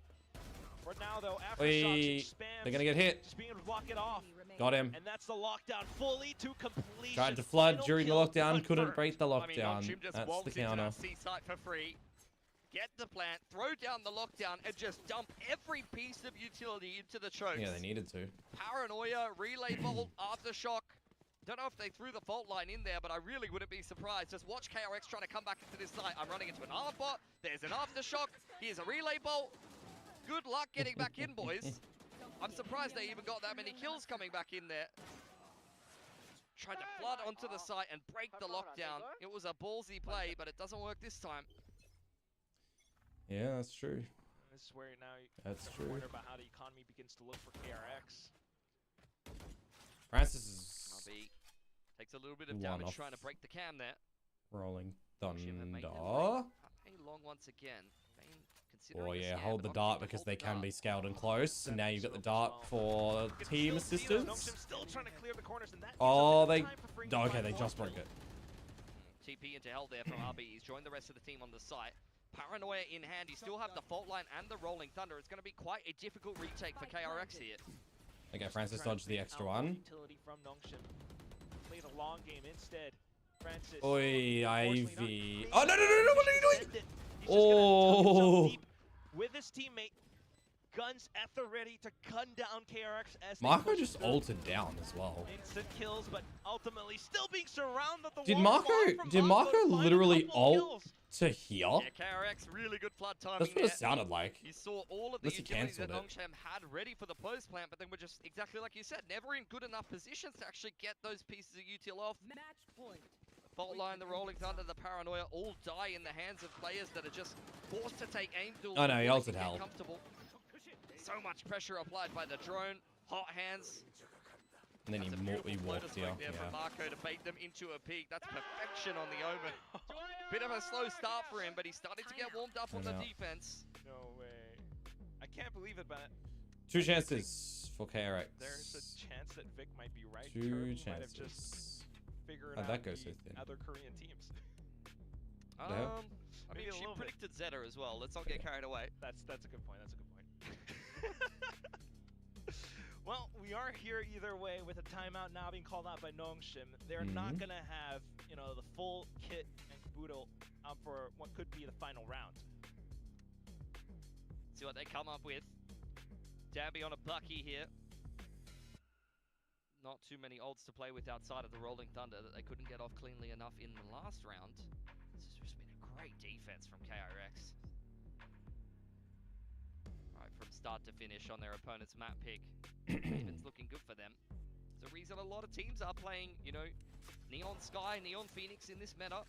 Feels like one of the most potent combinations in this current meta. Yeah, it is true. And I know everyone's going on about like Neon Waylay, but I'm looking at the Neon Phoenix and I'm thinking, ooh, this is pretty nice. We've seen quite a few instances already. Other regions, you talked about it, but what's the counter to that? Certainly Young's Cypher doing quite a bit against Nongshim. Now though, back into A, clear flash, and instantly again they've got this Cypher set up though on this site. Fury doesn't want to go down in this round before he can have no, they shouldn't be going early. Kill trips invested yeah, on this 2 trips. Of the map. And Young going towards clear out here. Play off of them. One of them already broken as Nongshim forced their way up A long. Yeah, fast lane allowed entry, but at the same time, just positions out for KRX already nearby. The drone coming back through. France, and we're flooding early. They don't know that Young's dropped in. They don't know. And Hyunmin too. It's up from the top of heaven. It's Hyunmin with a Spectre. Mako shooting back as well. Good wall actually. But now, despite Spike planted, all Nongshim have is just A short. Hot hands. Possibly. Okay, didn't touch RB. Position, not deep enough. No, it's Young. Just trying to work alongside Hyunmin. They don't know that RB's here, actually. Bit by bit to try to flush players yeah, out. they never saw RB. They never saw him. So from 2 to bring Nongshim out 1. to an 11th. It's a very messy situation for Nongshim to navigate. One more chance. KRX had their feet on the ground inside of the A site for so long. How long were Hyunmin and Young sitting out on A? Like, this is such a messy situation. Gotta give credit to RB though, bro. They never saw RB. He dodged the hot hands. Peeks out at the right time. Ivy draws aggro. Really nice. It's going to take all 24 rounds to separate these two teams. The KRX ripping another timeout. Weaker looking buy for them. 3 stingers purchased up. But the man that you'd want to have the rifle in this round has it. Run it back for Hyunmin.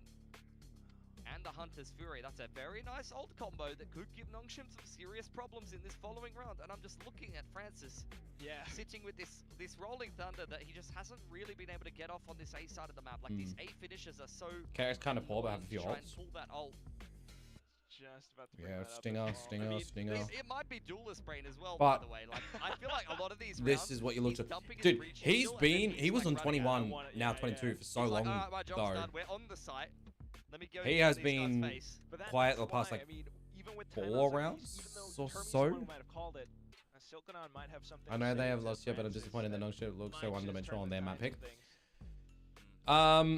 Yeah, you gotta kind of remember though for Nongshim when it comes to a lot of the style, it's very regimented with the Yoru. They're a very heavy Yoru Neon team with Francis and Darby, right? Because of the space clearance.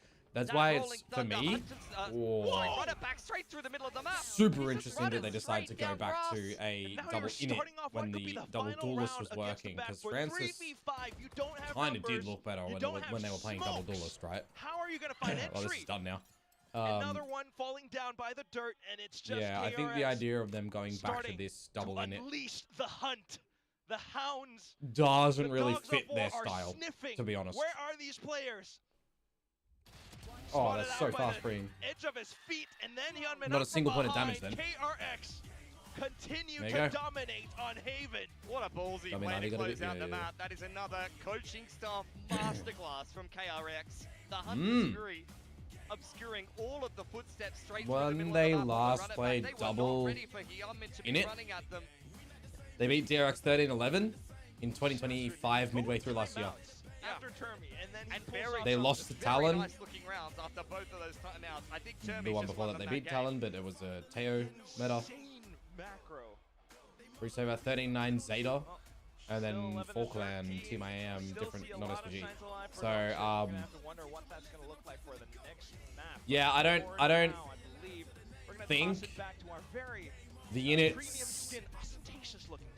I don't think the inits are it for them. Oh man, that was a really fun G2 Stingers. One to start the day. I'm gloating a bit, which is why I'm laughing here. Yeah. It's not over yet. It's not over yet. How could you doubt Termi though? I mean, come on. This guy is, like Pilsky said, coaching masterclass here. I really was on a knife's edge to go for KRX in this series, but obviously you're a good player. A map to be played, but this has got to be a big, I think, sigh of relief for KRX to come out here. And I mean, off the rip, great start for Young in particular. Yes, I feel like this was a really good performance from him. We spoke a lot about can you stop Dambi, and I feel like he was holding his own on the side. I mean, I think half these highlights when we're watching them, it's Hyunmin on this Phoenix is looking even more electric. And I think this KRX team slowly starting to heat up, and it's getting even scarier now. This was Nongshim's map pick, not able to get it across the line, so I think it's a little bit dire now for Nongshim. I do think it's a long series. I think they can. This is the one that Team Secret took DRX into overtimes, right? Yeah. And Nongshim and Paper X went into overtimes as well. I agree. I think it is going to be a long road today. This is going to be spicy. But Nongshim has played well on both map 2 and 3. Here is the scores. KRX won 13-11. But KRX pull it through, and I think last round they a little bit later, but KRX had some pretty cool stuff on defense actually. Use stuff. We could stream America's tomorrow morning for you 9 AM. No, I won't. Yeah, it's a clash of styles for sure. It's 7 AM for me tomorrow morning, Leon. But that starts. We know how great Francis has been on Breach in the past, and Haven is historically the Breach map. So I can see why you're willing to give it a try. I won't be. I don't think it's a failed experiment. Unfortunately, I'm not like Sliggy, for example, that the Valorant is the all. I got the normie job. Hyunmin is just putting up these massive numbers. Yeah, this was good. I mean, he's fantastic in the game, but I mean, you can see the effort still being put in here by Dami. There's 6 first kills coming through, but unfortunately, it was just fewer and further in between. This is capitalize off of those. And I feel like they're going to be kicking themselves not being able to extend this one into that overtime to be able to try to get away that win. That is critical timings on the timeouts here for Termi, getting, I think, double conversion off of those into round wins. Yeah, that's right. And this, I mean, paid off in the end, but we did almost go into an overtime here. So a lot of really good planning and ideas should this from one KRX. have gone to Definitely OT? paid off on Nongshim's map pick, but is it going to be enough to close everything out? We do have questions for Fracture, but first let's talk a bit about if Ivy did a little bit more, went maybe. wrong for Nongshim. I think that was a bit exploitable. I think, like we were saying, Termi is a Though little bit familiar with some of these tactics. Hyunmin did He's been start around to for a go long time. I don't think what he was doing was bad by any means, but it's old school. Take a look at the minimap here. Look towards C. Now, I bet you've seen this setup before. Turret contact into the breach stun with Dambi sending it all old the way SPG forward. style. What I like really about this is that they set up this second layer. They hold this space, control the spike, and you see how RB moves, gets them into position for the paranoia, and it's just layer after layer. DRX used to do that as well, like 3 years ago. Another strategy, we've seen this many times. I remember Foxy9 doing this turret in particular, just holding that whole of the classic turret contact. Stack heavy towards A. KRX have to run into it, so they did clearly think a lot about this comp. They put a lot of work into it, but I think it's the raw firepower. It's Hyunmin who's able to get it across the line time after time. Yeah, I mean, it was a good start in the it's Twice. What's up, bro? How you doing? Half for Nongshim, a rocky start, have the bonus conversion, but then you get to watch a Komodo stream, 9:22 p.m. Maybe one more map to go. That was just going to be the map that from that point, but maybe. KRX to be able to maybe end up coming up with a win. Every time I hear SVG, I think about I think if you're having to adapt, you're having to change a lot of things in a short space of time. Relying on those things you've used in the past, those kind of older strategies, is a good way to do it. Especially those kind of set piece turret contact type setups. They're easier run, but KRX were able to dismantle it as the half went on, especially into that second half, because they're embracing this newer meta. They're playing Phoenix, they're playing it with the Neon, where Freeing's making all of this space. He can be the one to trigger those traps, and then Hyunmin just gets to run in and get all the kills. Termi is like, you dare my wingman against me, Potter. Never got to take him home. Speaking of the new meta with Phoenix, I'm sorry, you kind of look like Harry Potter. I don't know if the chat agree. Like, we might have heard this before. You've got the accent too. Oh my god. Oh my god, it's kind of crazy. But you know what's crazy? Stop moving, Morgan. Yum was crazy. Hyunmin was crazy. Give him the scar. Phoenix. Let's take a look at him. We can't get enough of his highlight. We highlight him every week. I am loving this man on the Phoenix. It was great last week, and it's looking great. Are we going to get any fraction differences from these two teams? Down to the ground. I want to see this even more. Yeah, I mean, it was a little bit of a rougher go of it for Freeing on the Neon, but it didn't really matter because Hyunmin, any slack that was there, he was absolutely picking it up.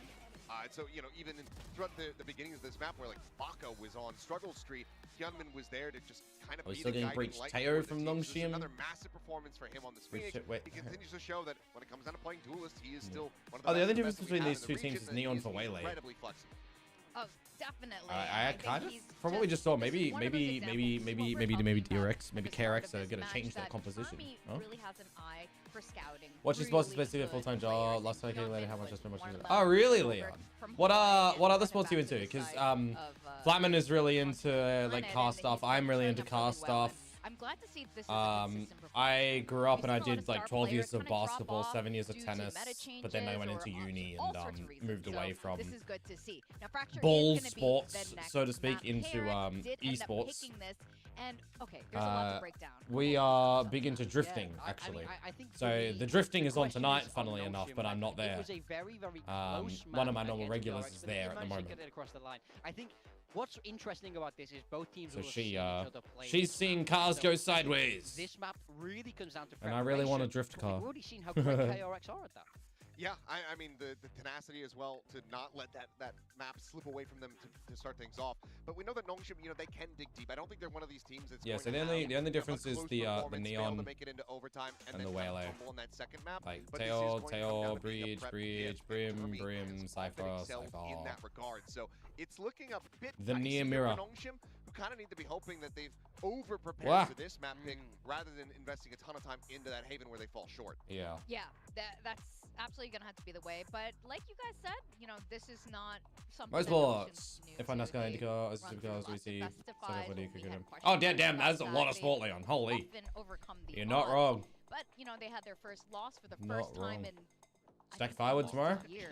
Right, like you had to scroll down the page to see the last time they because lost. you cut it all like last week, right, Flavin? So I don't know.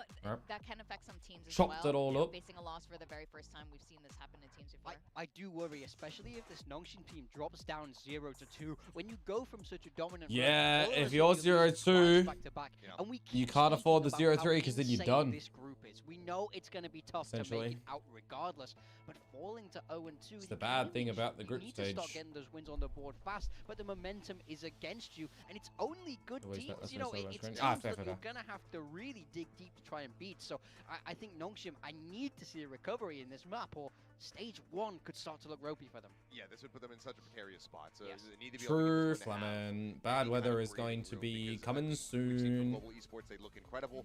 Obviously, and Gen that's G not as well good. as Team Secret suffering some losses in the start of their series here in stage 1. I need to get some dinner soon. soon. See that growth come through from them. So I mean, any team could challenge at any given moment. So the more buffer you give yourself, or I guess I just do the and this would be the reheat from the freezer things. Margin that Nongshim will be working with if they that's have probably smart. And of course, throw on the some question of recent Masters winners. You know, there's so little time to prepare for the next. I need to buy noodles to go with the bolognese sauce. A little bit of a drop off at that point. Can Nongshim be that team that defies those odds? Well, if that's going to be the case, it has to start here on Fracture. We know they can play this map. We've seen them run it before. All right, we got the same. Sticking with the agent compositions that we would expect here. No changes. So that means the prep is all the more important. Yeah, it's basically a mirror outside of the duelists. You've got come in there on that Waylay. The Neon's going to be there for downbeat, of course, but does mean that as far as DRX is concerned, you have that Waylay to try to circumnavigate some of these Cypher setups that Ivy's going to be bringing to bear. So if he is going to be able to continue his performance moving over to the Waylay now, then this is going to be, I think, a bit scary for Nongshim Red Force. Absolutely. Ivy has a lot of pressure to try and with the Waylay being in his face, up and around, and Ivy did Give me some pizza. I want to see him bounce back more than anyone. Yes. Yes, and if there's anyone I should have got more of and it would be Nongshim. So I'm quite excited to see how these things, Flamin, panning out as we send it back these to our cookie dough bites, fucking phenomenal. And I wish I got more of them. I mean, this whole entire matchup feels kind of topsy-turvy. You know, normally we'll be focusing on the I actually want to do the meatball stuff soon. Dominating the duelist I think. The Sentinels are the ones that come to high. Yeah, maybe. Yeah, I think, you know, we'll see how Young does go versus Ivy. Ivy was phenomenal against PaperX. He really dragged them kicking and screaming Nongshim across the line in that map pick to upset PaperX on their map pick. Definitely a game they could have lost though, and I think KRX has should have bought more of those. They're really good. And they got one bag, bro.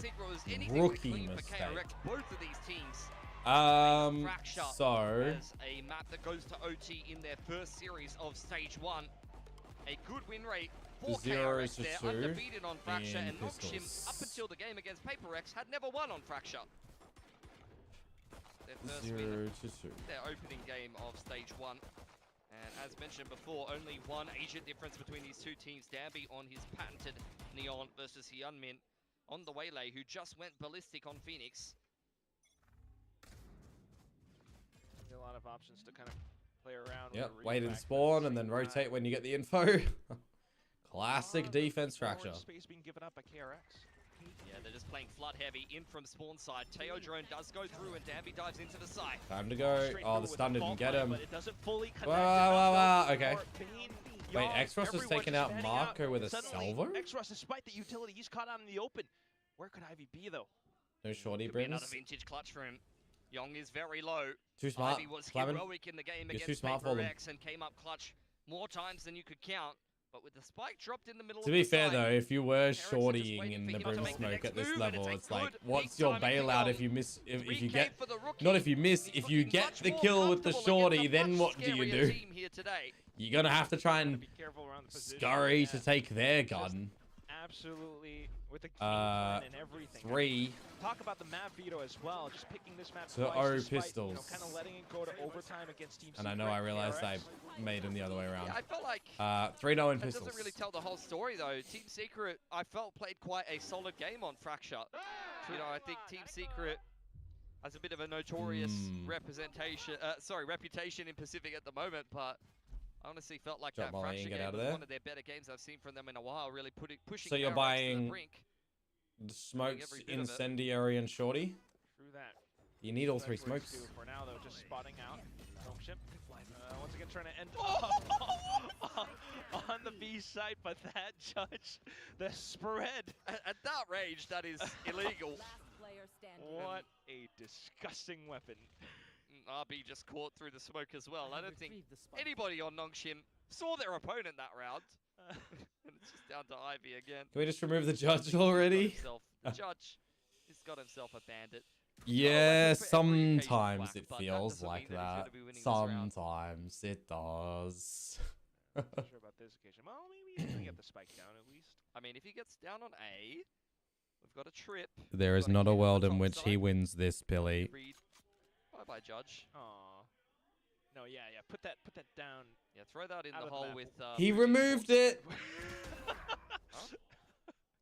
Okay. Well, Nongshim had that happen last week. He removed it. Another nice pick for Ivy. Drops Bane. Time. Yeah, Hyunmin can feel the bonk, bonk, bonk, bonk, bonk, bonk. Yeah, all the way through A main. Bonk, bonk. Look, I'm Australian. And dead. Bang. Okay. Put him on the cross. Nice and easy. Young's got himself a neural theft heading into the bonus round. I feel it was very situational though, hey Flavin. Especially given the way that round started. But I have to watch it again. No, come on, that was one shot. Could it do something cheeky? Yeah. Yeah, it could. It could.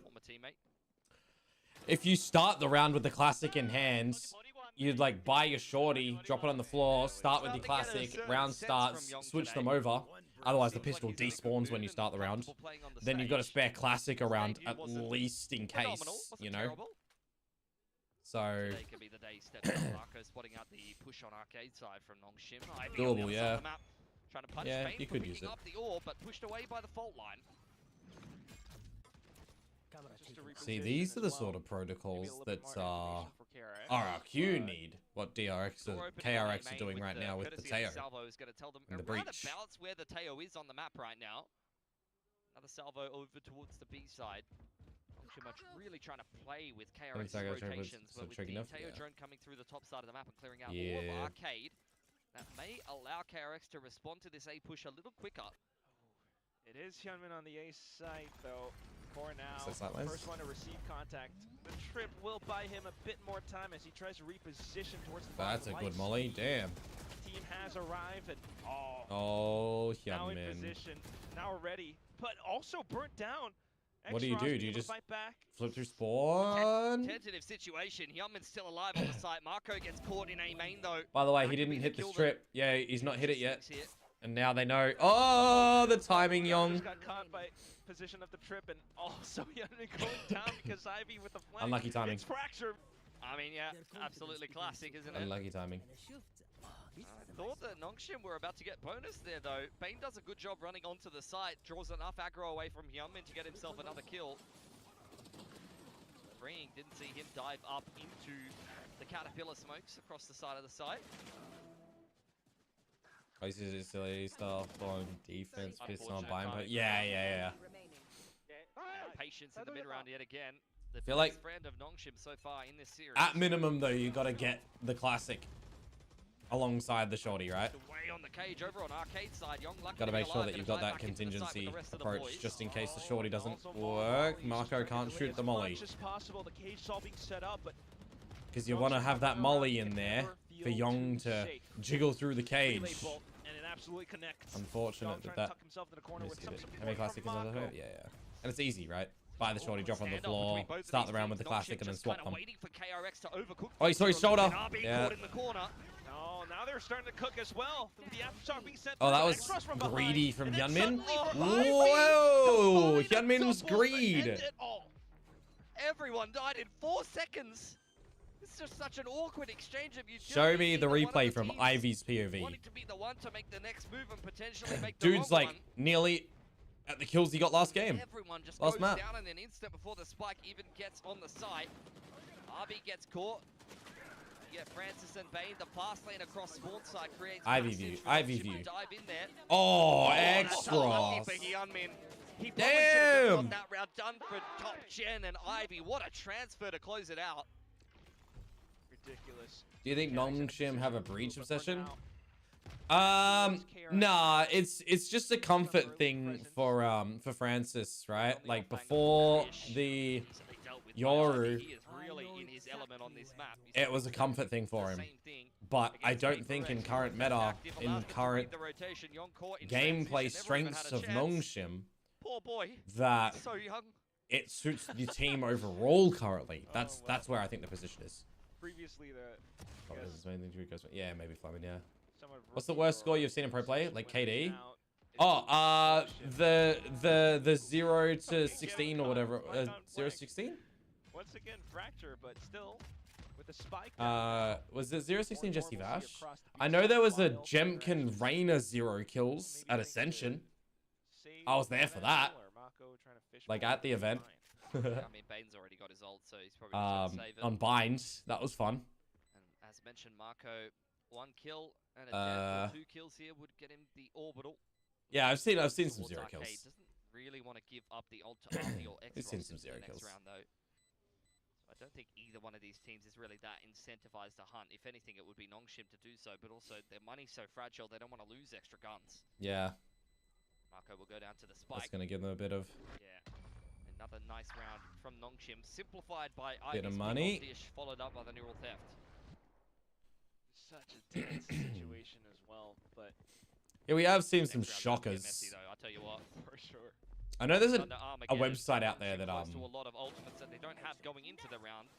Those are like shows you little squares about all the possible scores really and then when they were achieved. On the other team is gonna get can't remember the name of it. And if it's in the middle of the post plant that you see, for example, X-Frost get his Armageddon or RB get his Orbital, that can completely change your game plan. That's 3 ults for KRX now. Young has had some real dirty trips this game, man. He's been in the practice server with KRX's coaching staff. Love to see it. Oh my god. Ivy pushed away, demanding respect. Freeing, zoning him with the special delivery. KRX all the way through tree. And yeah, possibly back up towards tower. Oh my god! Straight into the cage. Dabby couldn't go up any further. There was a trip above his head. He was waiting for someone to break it. Oh, why are we walking into it, Young? Well, utility for thank you for the free kill, says Francis. Just to possibly buy a bit more time or delay. But you still got to worry about both north and south side. Ivy, the flank now being spotted out. Bane wants to dispatch of him. Finally does so get that? Mako. Francis has ripped the Rolling Thunder without a whole lot to show for it, and caught in the back by Hyunmin. Yeah, that was a bad timing on the Rolling Thunder, unfortunately. Unlucky. Oh, the game sound is still so low, guys. Someone all being boxed in towards the B side, but still being able to fight their way out of it. Nice start. Gotta get used to changing the audio levels on it. Thanks, replays guy. It's a lot to clear out Ivy on bottom side there, but good moves in the mid round from KRX. Feels like similar to over on the Phoenix, at least on this defense. Hyunmin's exactly where he wants to be. I feel like everybody else is Orbital, Exos with Armageddon, able to take these rounds at his own pace and get the multi-frags he needs. More ults to potential. Oh, you just got him. Saturate. Oh, refracted back, and he wants more. Saturate. Well, but suddenly it's X-Ross. We get an opening kill, overcooked that one a little bit. X-Ross was the standout over on Haven. Hyunmin. It's crazy to see how good he's become gets the on this orb initiator role. So we got 5 ults for KRX now. Piercing through into the site, but Bane trying to slow them down as well. Gets I caught thought he would have had that. And then for Ivy to catch Young on the rotator. Ivy knew that was coming. Left, and despite the utility, despite the guns, I don't think he's going to be able to make too much of a dent in this round. It's Groundhog Day for Young. Yeah. He's been caught in that same position by Ivy multiple times now, just B-hopping his way through north side. Ivy's giving him a couple of Cypher lessons this game. Like, come on, bro, you can't just freely run up on top side like that. 5 ults to KRX, 3 for Nongshim with Ivy 1 away from the neural theft. Yeah, you've already got 1 win in the group stage as KRX, but I think if you beat Nongshim here, you are feeling very confident about your. Yeah, we used to have which would be the scores here, and I think I saw in maybe China. KRX. You know, they have the group that they're in as well. They have them there. Yeah. So like, I mean, it would show 1 to 0 and maybe like 0 to 1. Brought on in the extremely short notice. Kind of wish we had that brought back, to be fair. Still did fine. Finished right in the middle of the pack here in Pacific. That's rough from Dabby. 2 and 6 for him. For both duelists. Got an EMEA as well? Ah, right. Definitely. Yeah. Well, Pacific always uses the like a different hub to EMEA in Americas. Yeah. We used to have the China HUD. Breaks that round wide open. Then we had a different HUD completely because of dominate the main system. control after And finding the I don't opening know what it pick is onto now. Danby. They could have just slowed that one down, but they It's their own thing. More. We just gotta be different, yo. As I said, the standout over there on Haven. 1, 2, 3, 4, 5, 6, 7, 8. Nearly 9 ults in the server. That game against PaperX. Without him, I think all hope is lost. A couple of big clutches for him. Could be big rounds time here. Why the positioning is big so chaos key. Rounds. The timeouts from the previous map from Termi have been wonderful, but I mean, with a buy like this, you're not expecting a win though. Yeah. I mean, if they convert this one as well, I'm willing to just like glaze Termi. yeah. Which is not a particularly popular thing to do for some reason. Well, especially not against their upcoming opponents. KRX against GE in the upcoming week. For now, all 5 vaults online. They've come up with. Can you dive into that in a little bit more detail? Or you're just gonna move on. We're gonna move on. I mean, I'm gonna dodge your fist bump as well, but got a huge alt potential round. Nongshim, Ivy just gonna mark the spots. Danby with the outlaw as well, and despite the Armageddon going Francis through all towards south side spawn, it doesn't matter. Another neural theft. Ivy can read their positions so perfectly. It's already leveraged. But the team is not able to explode with him. And the rest of them so will they're just gonna group up stall with it him. a Smoke little. deployed to the other side of the map over on A main to provide freeing a little bit more confidence. He's already burned through his Armageddon. It's a 2-man setup on the site, but this really hinges on Young and Mako to hold. My eyes are down. Especially Mako. Potential orbital. He just goes down.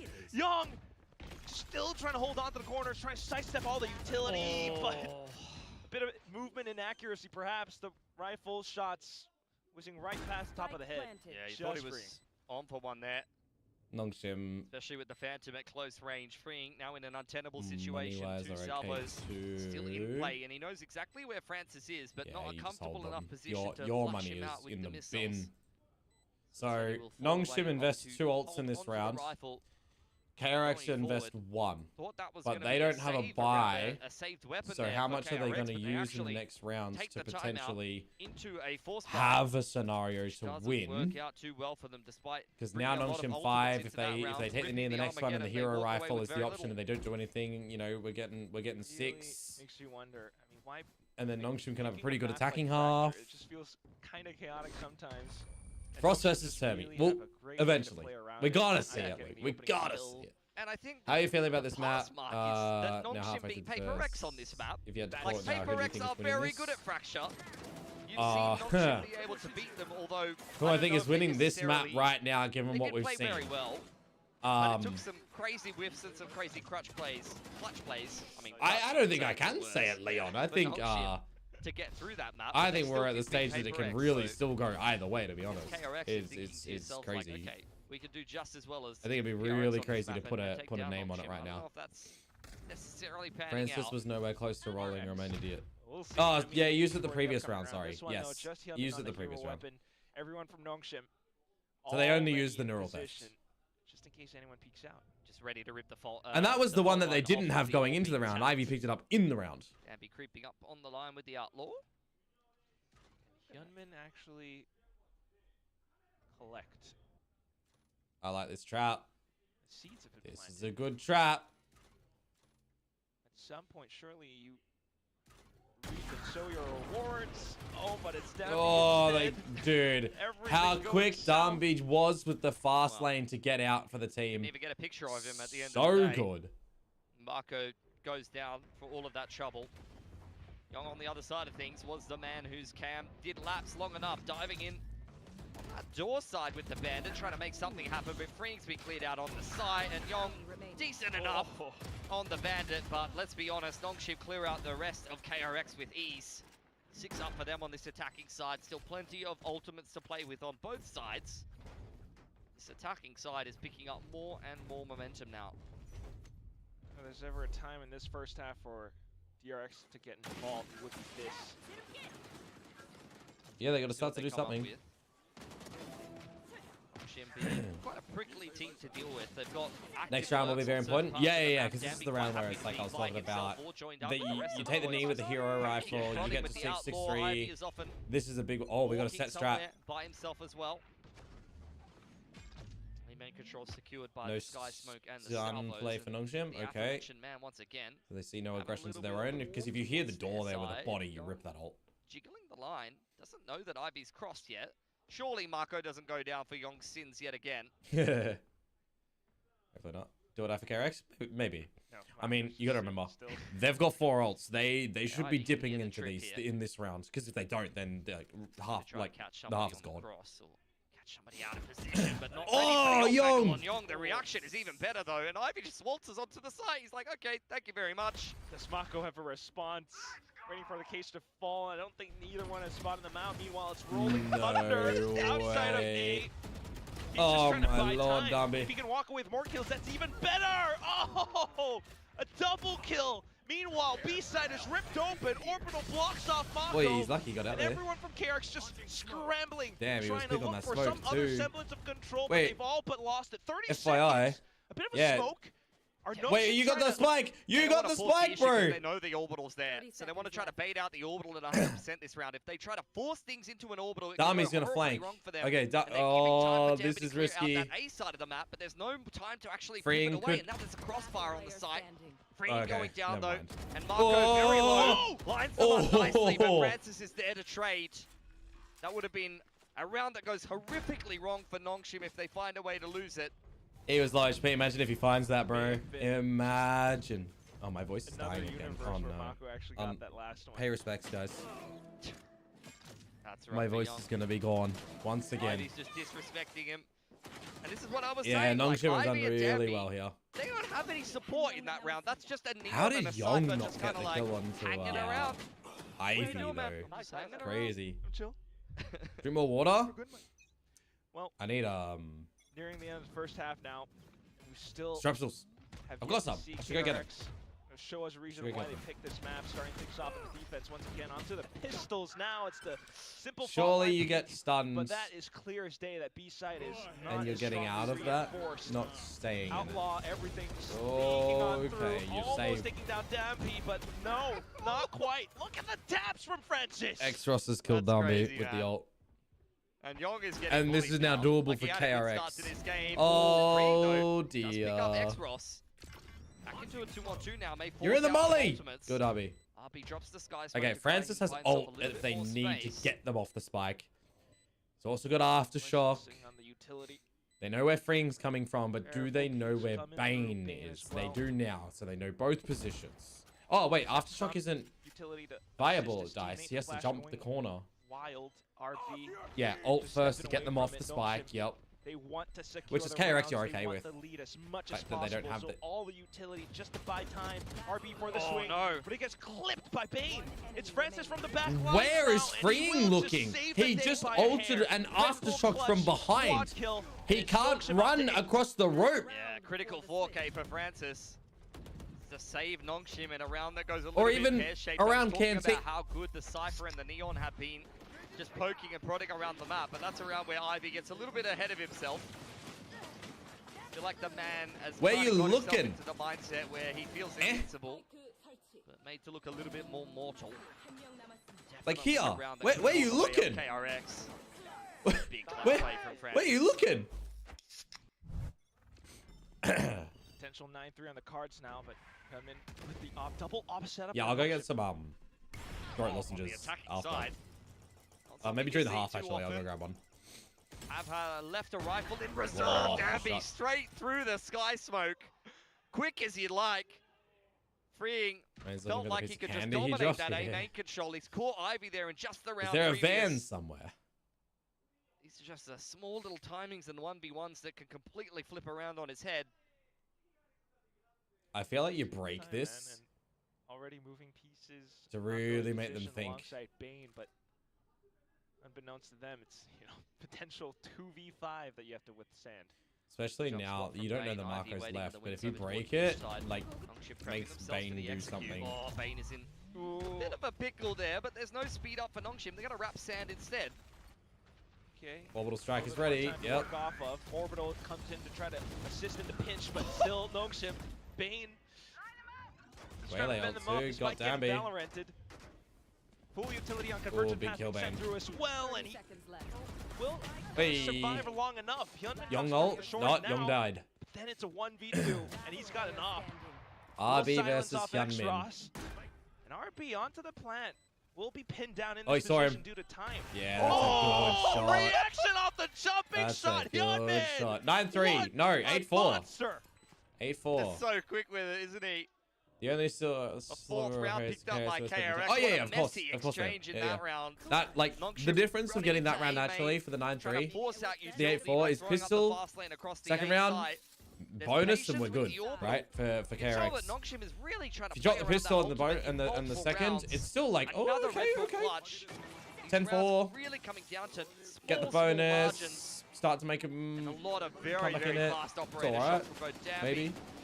As well as Hyunmin in that round. So the Waylay Loki you twice. The Yoru is out of the equation for Nongshim, who will build the operator. And on yeah, 8-4 is kind of needed for KRX. I'll be back in 2 seconds. I'm just gonna go grab the throat lozenge.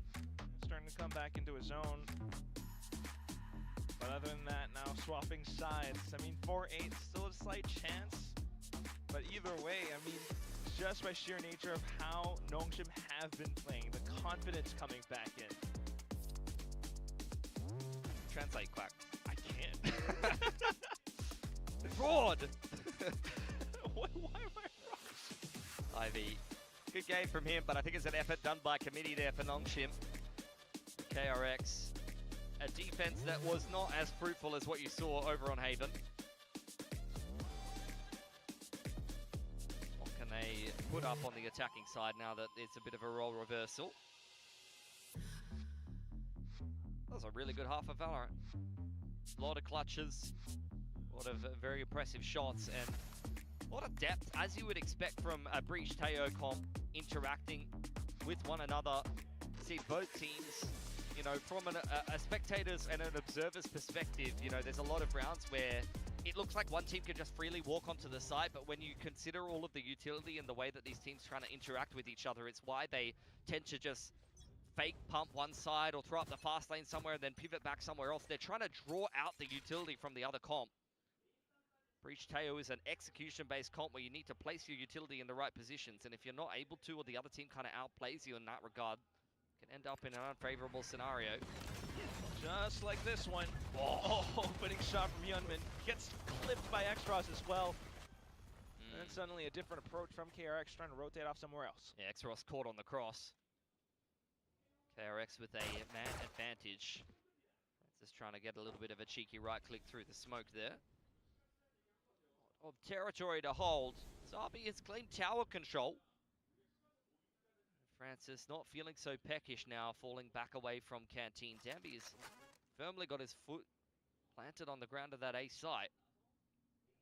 KRX anything but decided about where they want to finish this round. I think Bane is just going to apply a little bit of util pressure, maybe play with the door, similar to what you see over on Lotus.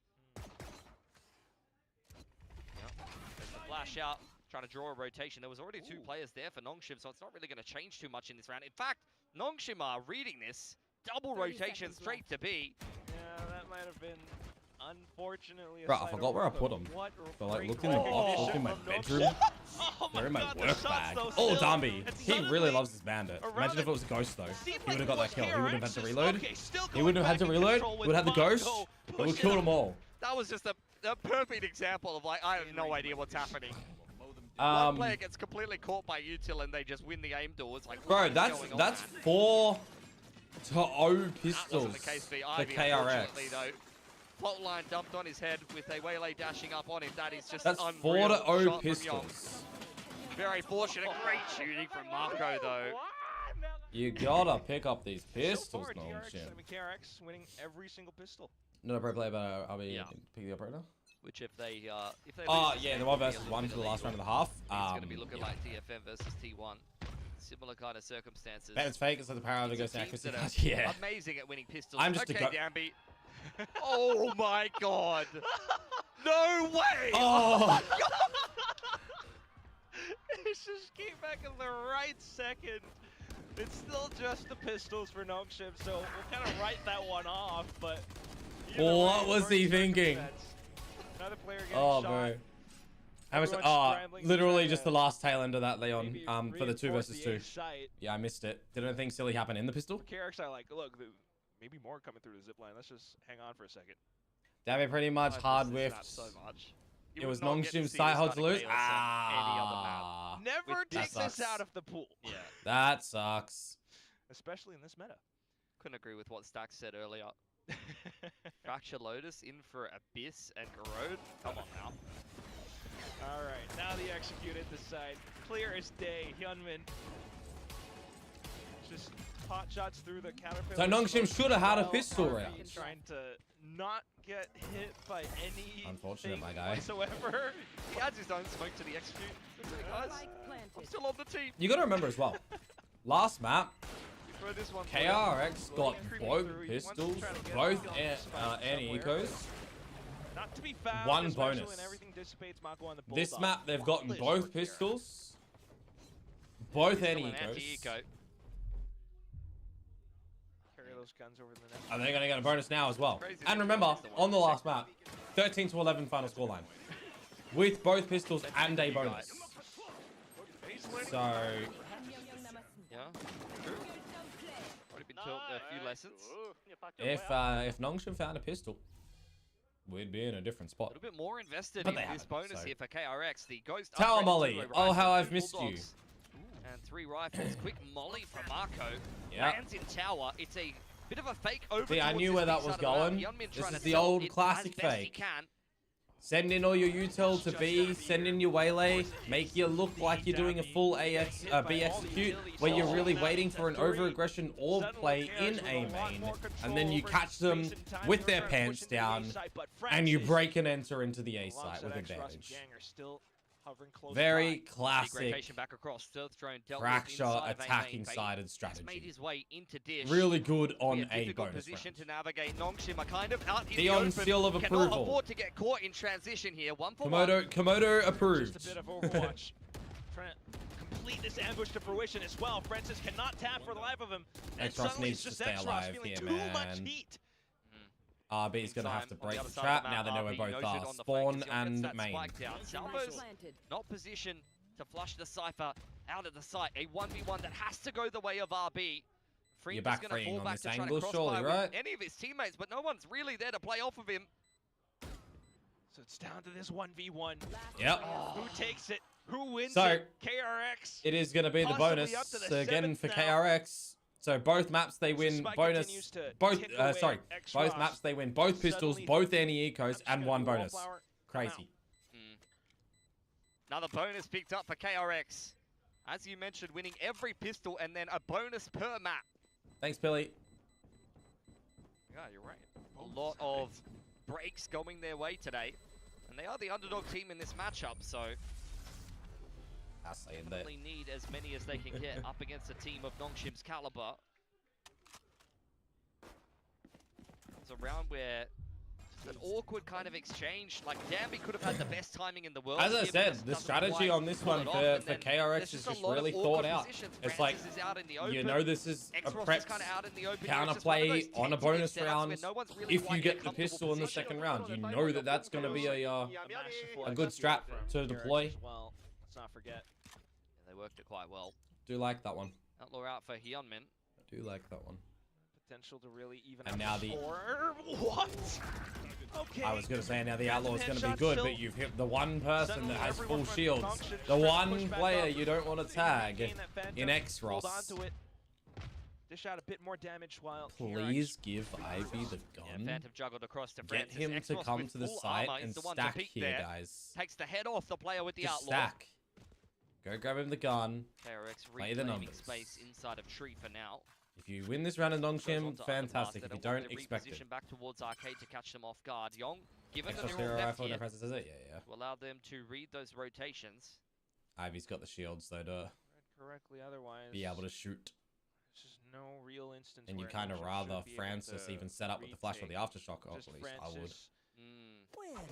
Yeah, that's. To be honest, you don't know what's happening here. I mean, he's just given them an extra 5 seconds where X-Ross, you know X-Ross was tagged. The ult reveals him. Ivy is over here towards spawn side, so they'll smoke him off. See if Ivy can. Don't do it. Get away with a little bit 30 more. seconds left. X-Ross revealing classic spams, not seeing too much. Spike planted. Mako would love a kill here. Orbital into the next round could be very useful. True. KRX on this streak. Freeing drone to get some info. Bit of utility to try to clear out initially, but Free's got his own as well. KRX are already prepared for this fight. Yeah. Francis the first to fall. Why didn't we give Ivy's got the gun? Coming out from a sheriff. Weapon picked up as well for Ivy. No salvos anymore for extra. 8 seconds on this Molly. It's done. GG's. Yeah. You weren't getting that, unfortunately. Definitely tie things up. Tied. Scoreline. 8 apiece. More than enough time to put some nice defensive rounds together. This is where it gets interesting. Sooner rather than later. See, when you asked earlier, who do I think is going to win it at the 3 to 5 scoreline? I was going to say we've still got the second half. If KRX get 4 to 8, 7 to 5, they should win on attack. I was hesitant. Nonsense really would feel like how KRX wants to play. Just say it. Really sees control over it for now, refracting but back. It looks like KRX have learned a lot more after their last. It looks like KRX have learned a lot more on this map playing Team Secret than Nongshim have learned playing Paper X. A bit of a whiff from Hyunmin that somehow still ends in Mako finding 1 kill. That will give him access to the orbital. Wild. Still a player down here for KRX. They're gonna force Bane won a fault. Mako grabbed the ult. Just trying to break through with as much brute force as possible. Flashes, no peeks. KRX not trying to give up too much here. falling back away This now. should be Nongshim's round now, though. One off Dust settles, freeing and Yong out. Main line. Bane on this could be a 2 Harry Potters. Secures the round for Nongshim. Dami on a very powerful op line. We see him actually wielding the op. Jump spot from Marco, and he's not fast enough this time. I don't think you want to be peeking that anytime soon. Still checking just in case anyone's around Sands or the top, but nothing spotted. 30 seconds, you still got security. Double trips set up on this big with all the map, trips. No one to play off of them for Nongshim. 30 seconds surely the left. rotation soon now. They should be kind of getting a read for it. Hyunmin sticking around just to see if he can. Yeah, Hyunmin opening the door keeps them interested for a couple of extra crucial seconds. Molly at the ready. Oh, I love that. Seconds. 8 seconds on the molly. I don't think they're getting in here. You're not getting in. Sir. 8 seconds on the molly. You got to break the trip and run into sight. All RB does to do is tickle you, and they win the round. Second, perhaps, He just has to tick. Oh, brilliant! No time. No time. Still trying to position around to try to find whatever he can get, but otherwise dying. He'll still get the Rolling Thunder. So they're on the defensive board. But KRX keep things competitive. Bit of an awkward exchange inside of A main. KRX usually very solid with their execution so far. He just didn't overplay. Really go too well for them. Like Francis you've got the really molly, job being the player to kind of play around all the and you don't see the full commitment at the A site. You kind of theorize, oh, they're rotating, right? General stuff. I got a molly. They can't run through that. We got a trip there as well. 8 seconds molly. They either cook or the trap will get them, and I'll spam them. Yeah, really nicely done there. I'll try it again. Not a Phoenix, but the strat. Yeah, you can still refract out. Oh, special delivery, Marco. Oi, Exos got hungry. The flashes aren't working. Young. Just able to sidestep, find more kills. Mako coming through. Ivy trying to pick his targets. Dabby as well, but they're all whiffing until KRX comes through with the final one to put another 9 on the board. Just a 5v5 in the sand. It's like watching a wrestling match. I mean, this one, they only win by time because of how slow things are as well, right? So, like, 9-9 now. Oh, my lord. Oh, my lord. That round goes so disastrously for KRX. Dude, how quick Yong dodged that flash, though. Let's send Yong in on the edge again. Got his head banged off in the last round. I mean, see how he goes this is something that I talked about a little bit before, right? You look at this KRX roster and you think, what role are we putting Yong on? Because we can't put him on smokes that he's usually played, because we've got a Marco, right? We've got a guy named Marco. What role? Well, Hermes is going to be going. Yoru's out now. Let's put Yong on Senti. But let's make him entry on Senti. None of that breach. We're entering on Senti, and it still looks alright. If we're not putting freeing on Duelist, double Duelist with Hyunmin, by the fact that KRX Yong on Cypher, he can still shoot. It's still a gun game. You're really doing that. Oh my god, you guys have teams for Australian run it down. Yeah, sometimes. I mean, yeah. surely at some point it's like, seriously, the same it's fun though. Same thing. Well, hopefully for the next completely one unnecessary. Up now, little bit. That's why the IGL as a coaching staff. It's definitely a bit of a chess match here. This is a nice spot. I mean, Tommy's been playing some 4D chess today. Doing a really good job for the boys. KRX is Tommy. Let's be honest, KRX oh, yeah. On the verge of upsetting Nongshim in this group and putting them down. Very versatile for information gathering, stalling your opponents, getting reconnaissance in a sight, out of a sight, passive info across the map as well, by just the presence of the trap being there in that passive nature. To kind of sit back and wait, but unfortunately Mako gets absolutely dunked on as well. Yeah, Xfrost. Ivy I don't know. on his lonesome over towards Dish. Going unchecked. Yong is hot on his tail, but he could cancel this plan. It barely goes down. You're all left ripped. How is he still alive? He dropped down. Not sure if it's intentional or not, but it keeps him alive just for another second. Enough for the Rolling Thunder come in now, and suddenly that Rolling Thunder hit Darby. We flipped sides, but with the utility, even despite it is literally cancelled Darby. Francis. Oh wait, did they? Young though has other things to say. He wants the round for DRX. Did the Rolling Thunders literally trade at the same time between Francis and Bane then? Great time. Either way, Darby's ult voided. Not allowed to be played. They beat KRX to double digits off the back of their own yeah, Cypher having the nerf to the traps is annoying, but it's like he can still be played. Wait, how did Danby get up there? I didn't even know you could get on that box as Neon. Am I crazy? It must have gone on the little jump up thing and then schmovemented, as you've been saying today, back across. I guess they could have Young on Viper on Mark. It's a bit of a tentative situation. I mean, Young, he's had a pretty solid game so far. I actually thought he was on for a multi. The only map that they would consider something like that.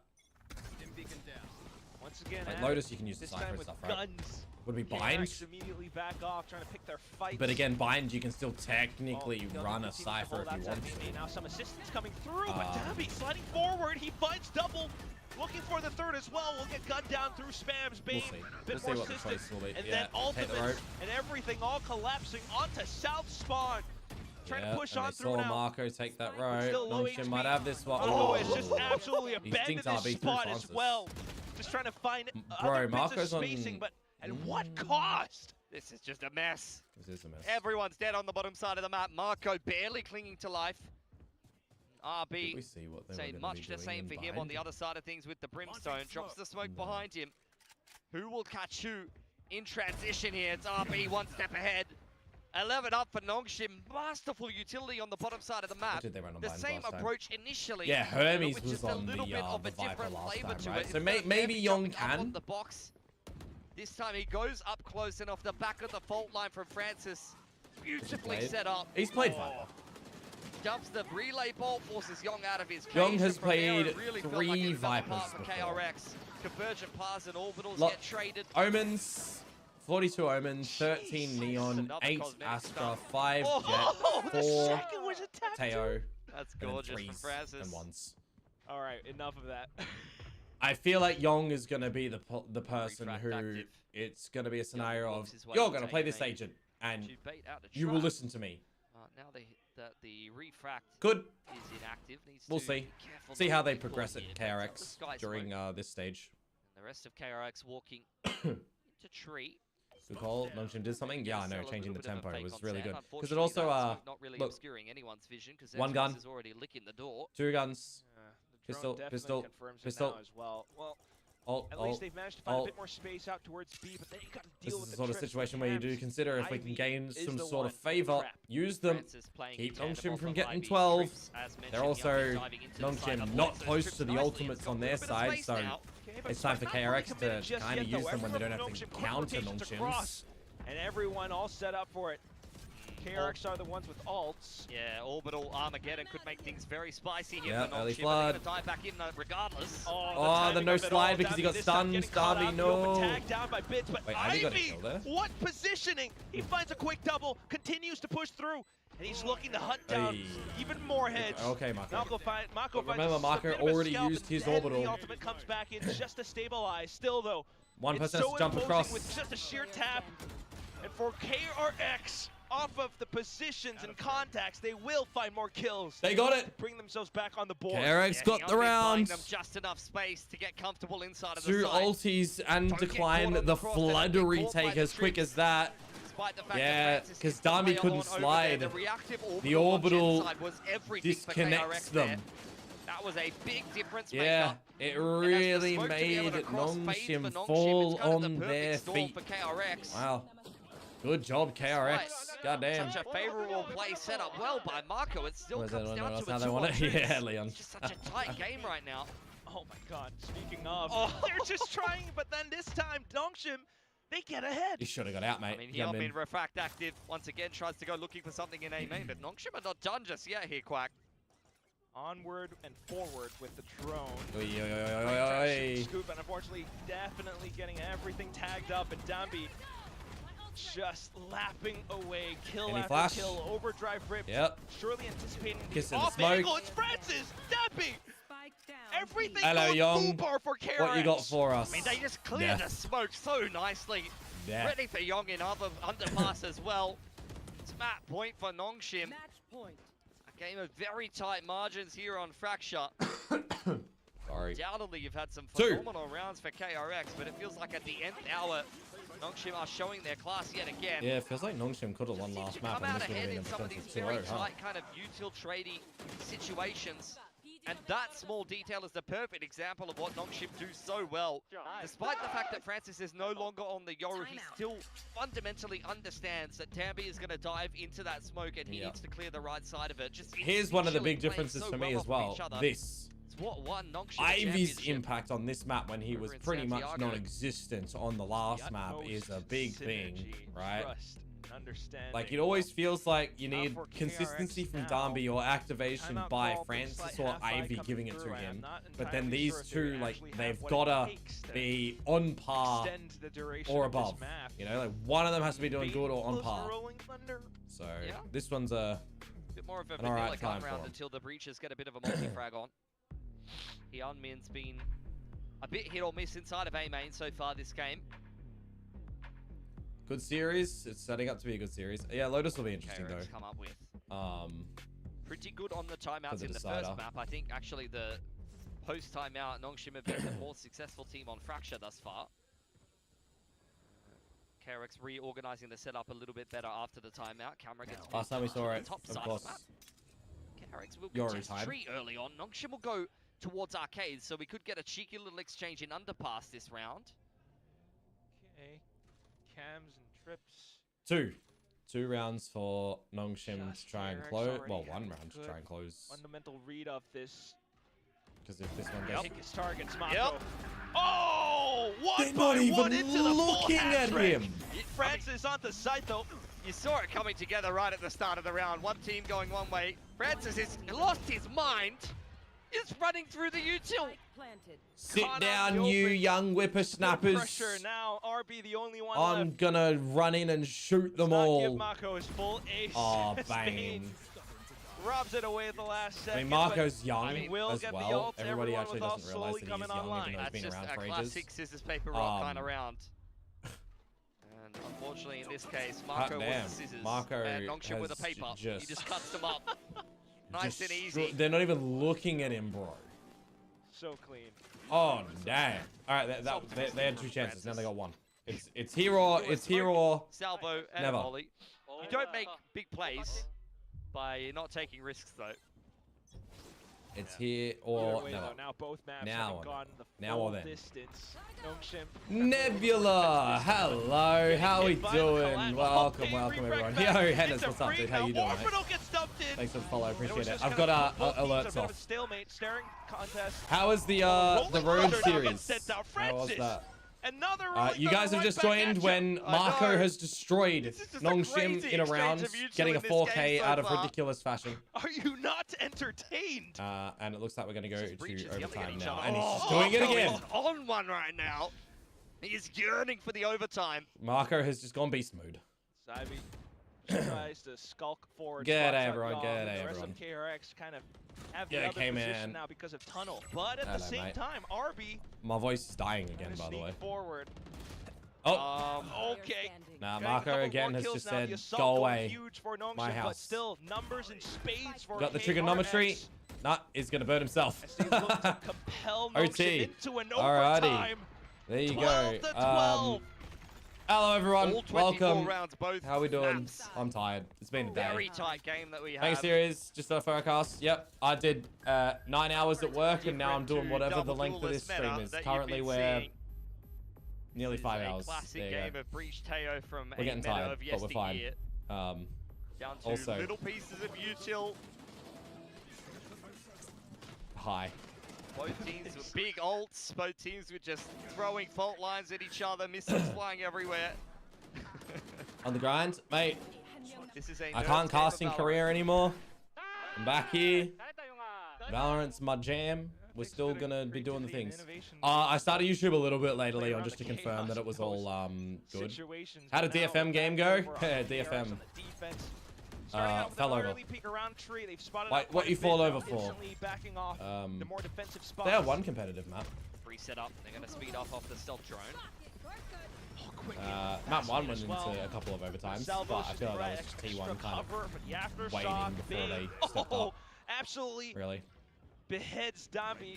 Young in the tower again, doing some things, and how is Bane alive?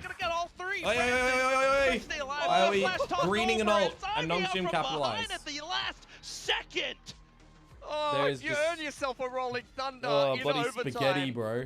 The temptation to rip it is immense. Bloody spaghetti. And it on just the floor, backfires for everywhere. Bane. You really got to feel for him. He was doing everything defense. Let's for radar KRX zoom. in that round. Yeah, Bane did get very fixated on the neutral then. Yeah, you're not wrong. Yeah. Unlucky. Unlucky. It was a three-player setup on that B side of the map for KRX. I want to see what the yo Skelty, what's up, dude? Job fighting as hard as ever. Francis dead in the middle of the pack on the breach. This is gonna be this is what I was afraid of, having a very passive B setup on defense for Nongshim, and then putting all the eggs in this A basket, because this was the typical fracture play from them way back when. So they're gonna have to try and flood early, and Yong has some things to do here. Open. Oh, turns things over into.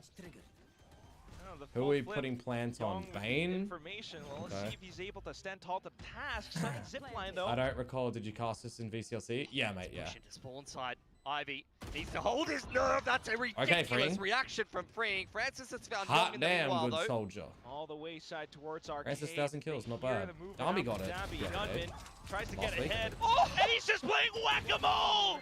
2 down. Mako with the peek. It's just X-Ross left. So, what do you even do?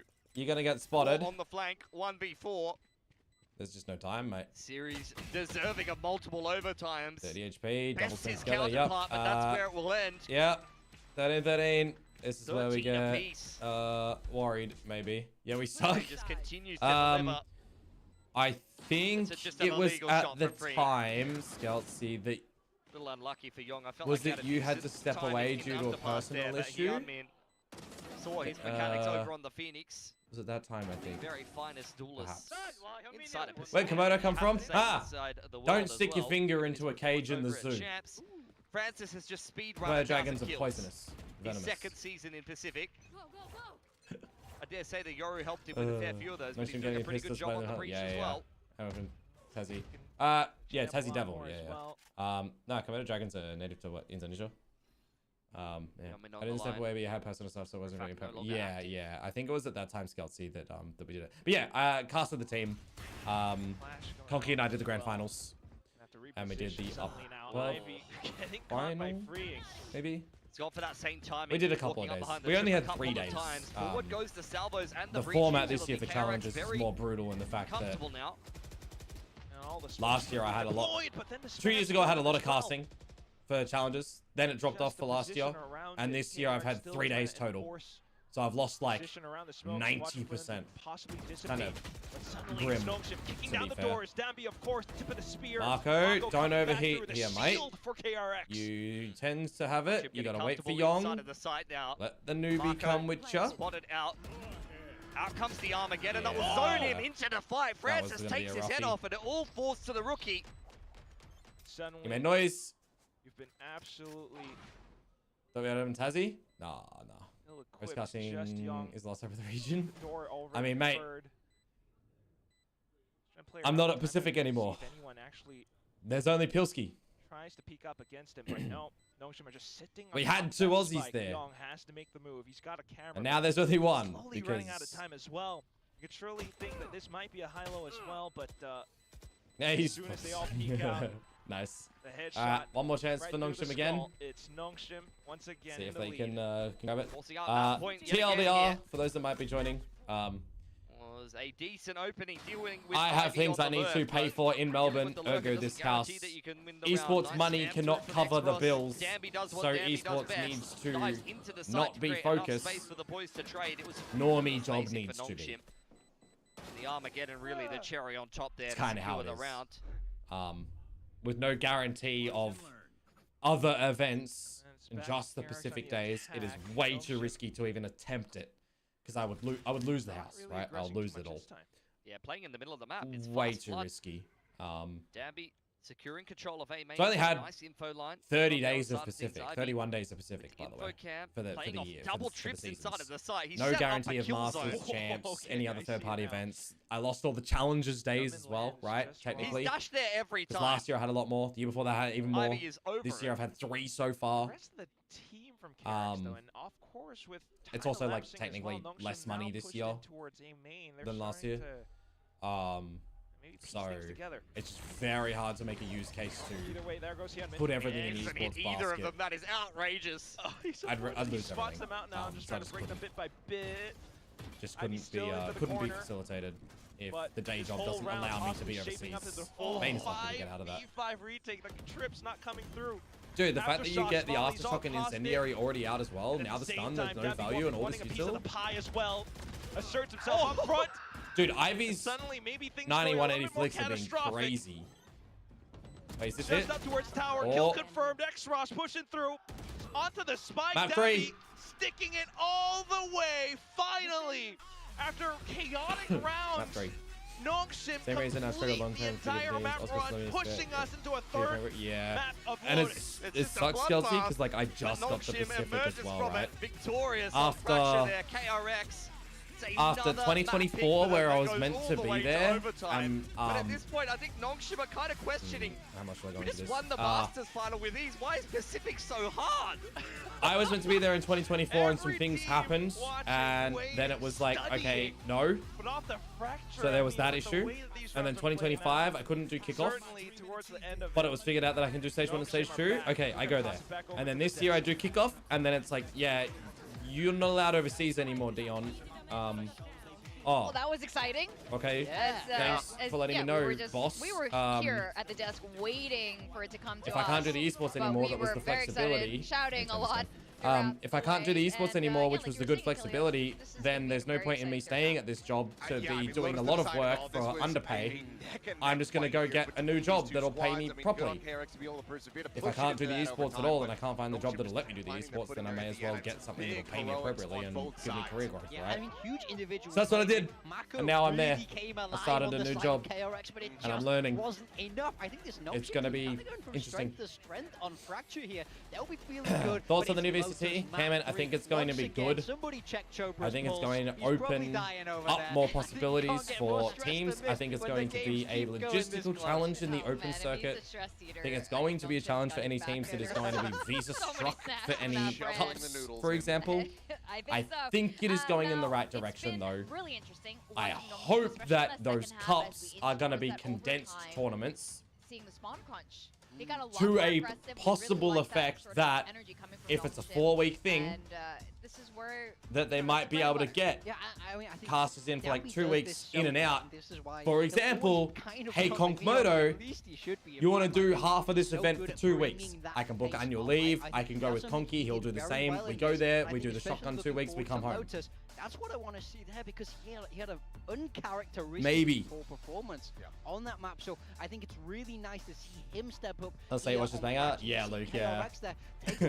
I guess you can't call it a night yet, map 3. Oh, no, I won't be yet. I need to find out how to get in on casting the open calls. I'll cast in the region. Who knows what that's going to be like at the moment, K-Man. Korea will do Korea's. Japan will do Japan's. They'll probably even be on those challenger bits for Korea and Japan, like a LAN. Even though it's online, they will probably organize like a top 8 LAN, knowing those countries. South Asia, we're not going to do anything with that. SCA, we will probably have some, again, format. And this is me spitballing, I know nothing about this yet. We will probably have a qualifier here to have a slot in the SCA quals, right? KRX has really showed up. Most likely. Don't know in terms of predictions. You gotta also remember, open quals are not riot covered for any travel needed. Settling into the team, but there are moments still. You can see that sort of oh no, open calls, no, cups. You can see him start to right? Up, but then just the cups are not covered. In the OT, Masters and champs are. You see these little moments where he's it was on the announcement. I can't exactly remember what it was. But I do think this was a solid map. One of them isn't covered. So any rando group of 5 players that might make it will have to have it covered themselves. I'm hoping now he's had two maps on stage here today. For the open calls? No, I think it's the cups, right? I think it's the cups. So I want to see a big map 3. I don't think open calls will be the normal single elim open calls. We've seen other stuff. Second series, and he was already like steady enough in the first one. Double Elium into smaller player. But they're going to be 256 teams in open call, Skelty. Put up numbers like this, yeah. We can excuse the shaky. Do they get one slot? I don't know, okay, man. Hesitancy that he's putting on display because he's already doing well. That's the logistical nightmare. If there's 128 teams or 256 teams, it's going to be the big seedable brackets, and seeding is going to be a problem as well. A little bit of a scary moment. It's Mission Impossible. Almost an incident. It was, but overall, in this particular portion of the map, yeah, a lot of action. This is what we want to see from Nongshim Red Force. They are at their best. Tyler looks like Harry Potter. Aggressive. Oh, Morgan. Yeah. He's playing that. He's from the UK too. They talked about, and he's getting set up by excellent util across the board for the team. Yeah, it's just a really good. Partner teams will be fast tracked. Yeah, they might get like into the really been going into the all throughout the round of 32 or round of 64 or something like this. Rather than having a bit more of that laid back. Again, we just kind of have to wait and see what it is, because they decide to turn things up. The open. Oh, you mean Achilles? No, the guy in the middle looks more like Harry Potter than compared to Achilles. I love that it's the open quals start after champs this year, by the way. The end, they immediately are open. Okay, let's run them. Now is the time to send it, and they're so good when they manage to do that. So I love that they're finding that confidence, even in the new meta, even on a map like Fracture that they haven't played in some time. Yeah, that's right, and it completely paid off. And another guy, we were a little worried about him in map 1. He completely stepped up in map 2, and that's Ivy. Yeah, it was an uncharacteristic performance from Ivy on that Haven. He was not having a good time. He couldn't really get the lurks off. He was having a very hard time trying to anchor those sights, particularly around C. But here, you start to see, like, okay, took that first map, took it as a little bit of a warm-up, and then really roared back into form. This wasn't quite the, Master Santiago, I'm dropping aces across the board play from Ivy, but it was a big step up in his impact. I do feel like they can't afford for Ivy to slow down. They really can't. We saw it on Haven. They're just not able to get it across the board when his stats look like this on the left. But when he's doing his job, when he's holding down these sites, he's finding those lurks. He's great on his own. He's great on an island. I mean, who really knows what the plan was? I'm actually kind of surprised that Riot announced it this far in advance. We want to see if Nongshim are going to get that win here today. That's one thing from my perspective. I mean, both as far as the ACS, but particularly in the ADR. When going on in the meantime, that's good, man. That's good. Yeah, dealing util to the Cypher where you do not, to be able to really on the right level up me like Harry Potter. Nah. Coming alive throughout the series. I wish I. Yes, and he will definitely want to remain Magic. consistent or How sick would it be if we had like Magic in our world, bro? Now this is gonna be Lotus. Seen Nongshim play a lot. Yeah, of I want to see more OS back representation. in earlier days when they first entered Pacific. We always do. I want to see more structured bit, league for OS, but it's always going to be a challenge because of how disconnected we are from the world, and also the viewership here is a problem. The TOs here is a problem, and monetary investment as well, because that's what it does come down to at the end. Viewership and monetary investment. I'm hoping in the global stage for, let's call it personal greed, maybe is one way to put it. I really hope that I can join back into Pacific next year, for example, and that the new format with the open calls, with the cups, with the masters and champs and all this sort of stuff, I really hope that it can facilitate, going to one of these things for a 2-week stint or something like that and doing it and then coming home, because that would be perfect to fit into like the current job stitch for me, going back over to that Neon, and I think that we could just see Gunman sticking with that waylay. Yeah. So I need to figure out how to make my bot only reply to the platform that someone says it on, and I think it needs to split. Yeah, and they did have a full week since that match against KRX, so something was also having a very good day. He was, second Neon debut, I suppose. Yeah, exactly. So I think they too I have know the same VOD that we watched, which was learning from their mistakes. So surely they have a little bit more to work on. I hope so. Anyway, they could have also been banking on not needing a map 3, but KRX definitely came really close. You can see the scoreline from map 1 and map 2. Really, 100% skills. 100%. These two squads, and I think I'm very impressed either way, and I have no idea which way this is going to be going. Yeah, Leon. I mean, there's never going to be one solution fits all, which is the problem. lots of credit for. But it's also really he's one of the most problem that's seen in I wonder how much in the other games around the world, right? Like wait, on the side of Nongshim, we're seeing big changes. Right. Francis, he's not on that whaley anymore. He's on the breach. And after getting cooked by the Vice, they said, Ivy, I think we need a little bit of this in our life. Yeah, bring that one out, but it's actually not going to be the Neon Whaley. It's the Neon Rays that's going to be DRX. Francis is breach build now. It's confirmed. Kind of shake things up and not play exactly what we anticipate. So I have to ask the question, like, what the hell comp was Frost talking about? Because we've been seeing every team in the region playing different stuff.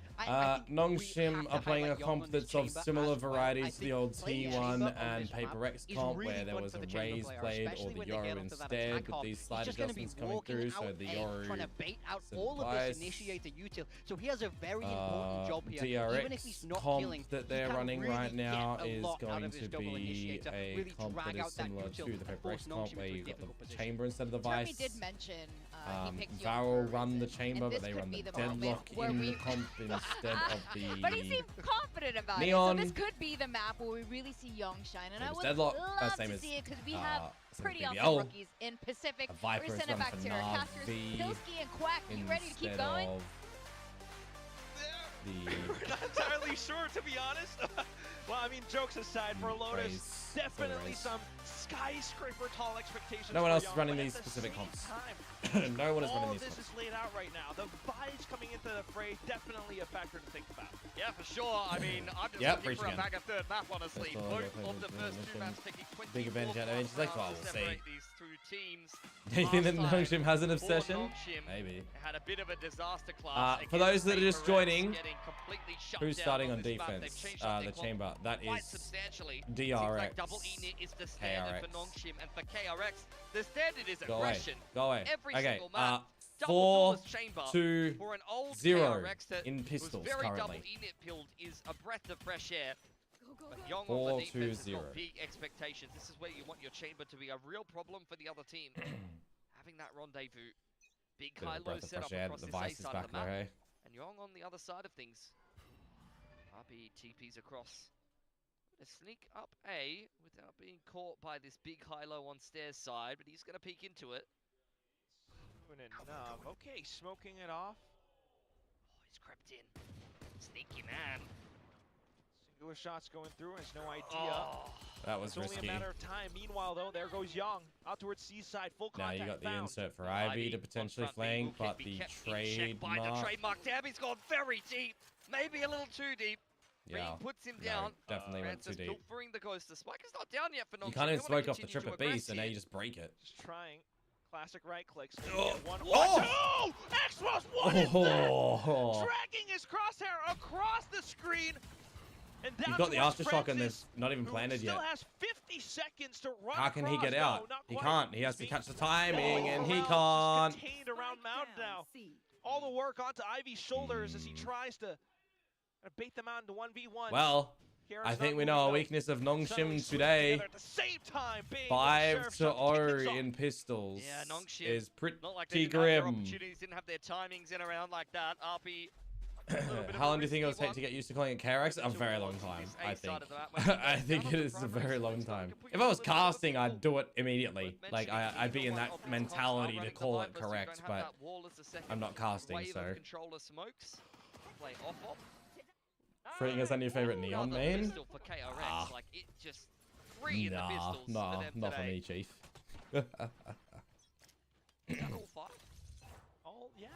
All five indeed. And they were 4-1, or 3-1 rather, going into this game.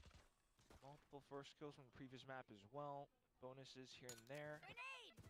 Oh, I have already coded away to Smino sidestep it though, Dambi keeping things interesting, especially with a Bucky of his. Straight on through now, Young will be able to take a chunk of health out of him. To do that command. At the same time, Freeing just trying to spring all the way across with that Spectre of his. Okay, Freeing. Couple of kills going his way now as he swaps over to the Ghost, running out of ammo. Francis coming through with the shot. Split on bloody target allocation. But everyone's slowly going down. 3 players alive for Nongshim, but not quite the spacing. Young has a bit more to go. Teleport's ready. As he pulls Vice out best senti in the game right now. Dambi is just trying to make a lot of noise as well, keeping Mako off to the other end, but suddenly Young. Newfound courage and confidence. He just walks through. He's like, I see about the free hit. Also, Nongshim now 27.3 pistols. Oh yeah, it's atrocious. Their pistols are atrocious. Annoying on these pistol rounds, just running around like a bunch of lemmings. Absolutely silly buggers. Never a clean angel that you're able to win. You think about how an anti-ego should be going down, and you're thinking, oh, it should be free. I'm gonna get a spray down. Nongshim, so annoying to deal with, but Yong holds his nerve in a key round. It's a round that gets very expensive for KRX though.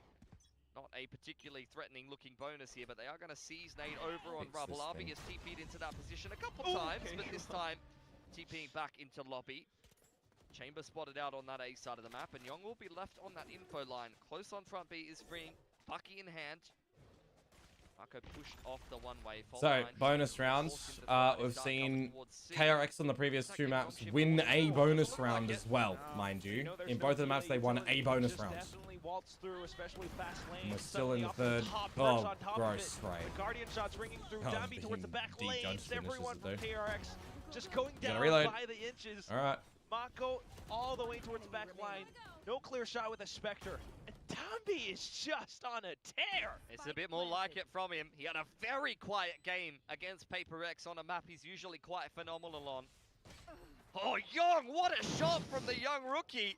Could you imagine a world in which he finds this 1 versus 4, bro? Nongshim giving him a lot of respect. Judge picked up now. No one wants to peek this guy. He's got a nice little triangle crossfire, and he will at least take one gun he's got some good damage in this one, though. And gets things done. He's got some good damage there. Nongshim would have liked, but it's a first round nonetheless. Just to be able to buy back as well, he's still got to always watch out for that potential Judge, but otherwise, all throughout the map, you always got to watch out for these. I mean, if the I think now, by the way, if anyone does estimation about VCT, it should only reply on the platform the message is put on. Viper orb. Oh, I got to pump the site like we saw earlier. If I coded it right. No, it's very flood heavy. It's very Young 1 away from the tour. Francis 1 away from the Rolling Thunder.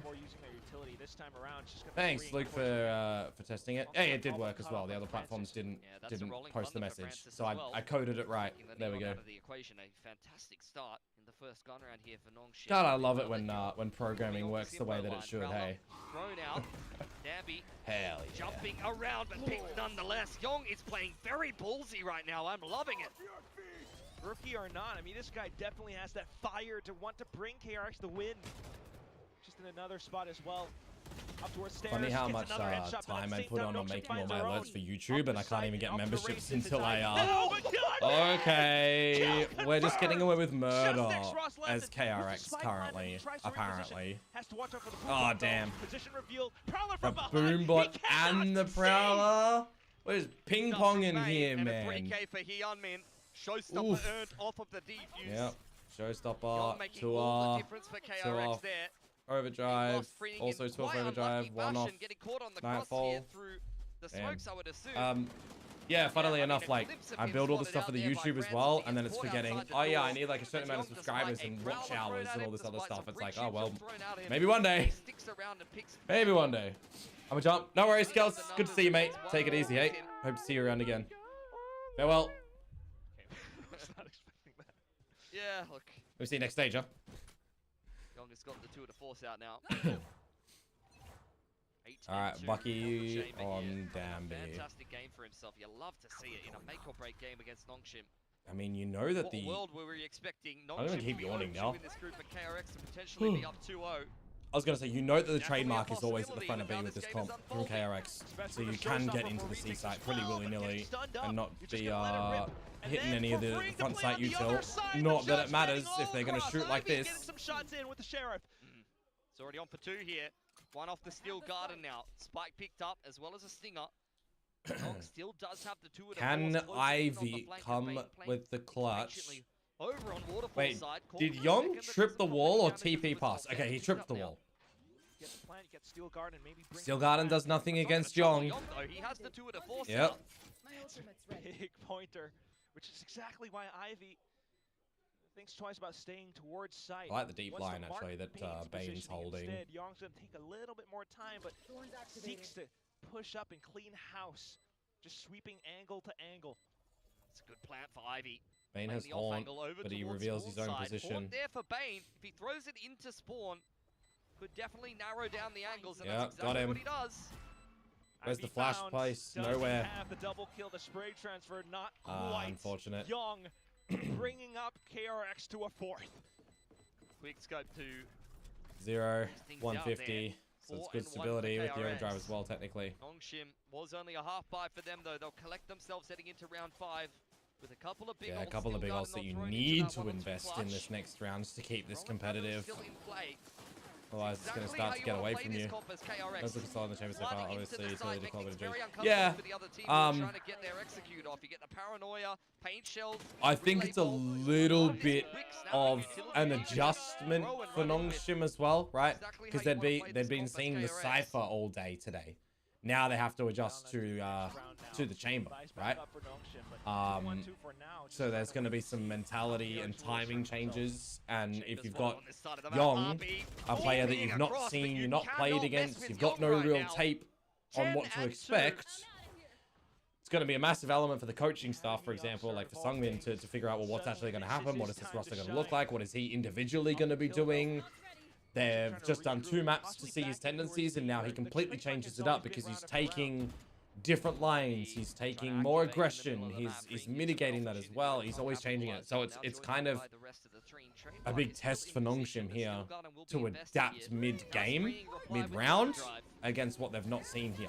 So I do think that Young is able to kind of exploit that situation well currently. Oh, Hyunmin! Young didn't buy an Optus last round? No, he had the tour de force, the chamber ult. Try to end up on the A side, especially with Nightfall being sent through now. Cobain, he's in a critical position. I don't think they're going to be ready for him to be this they don't close. Technically need an operator. I mean, this round, yeah, I mean, the style. It all comes down to the game plan and the spare money as well, right? If you come into this round with the operator, chances are you're playing, you know, a 1-2-2 or Ivy. Hang on. Oh, you made noise. Looking for the safest peek. Risky. Just as soon as he reveals you're playing like a 1-2-2 if you're having the operator, or you're putting a little bit more promise on Young to be able to hold something individually, and maybe due to early timing with KRX, that might not be something they want just yet. Different game plan, different idea for the rifles and the holding. You also got to think about expectations of Nongshim in this round. They've got an overdrive, they've got a steel garden.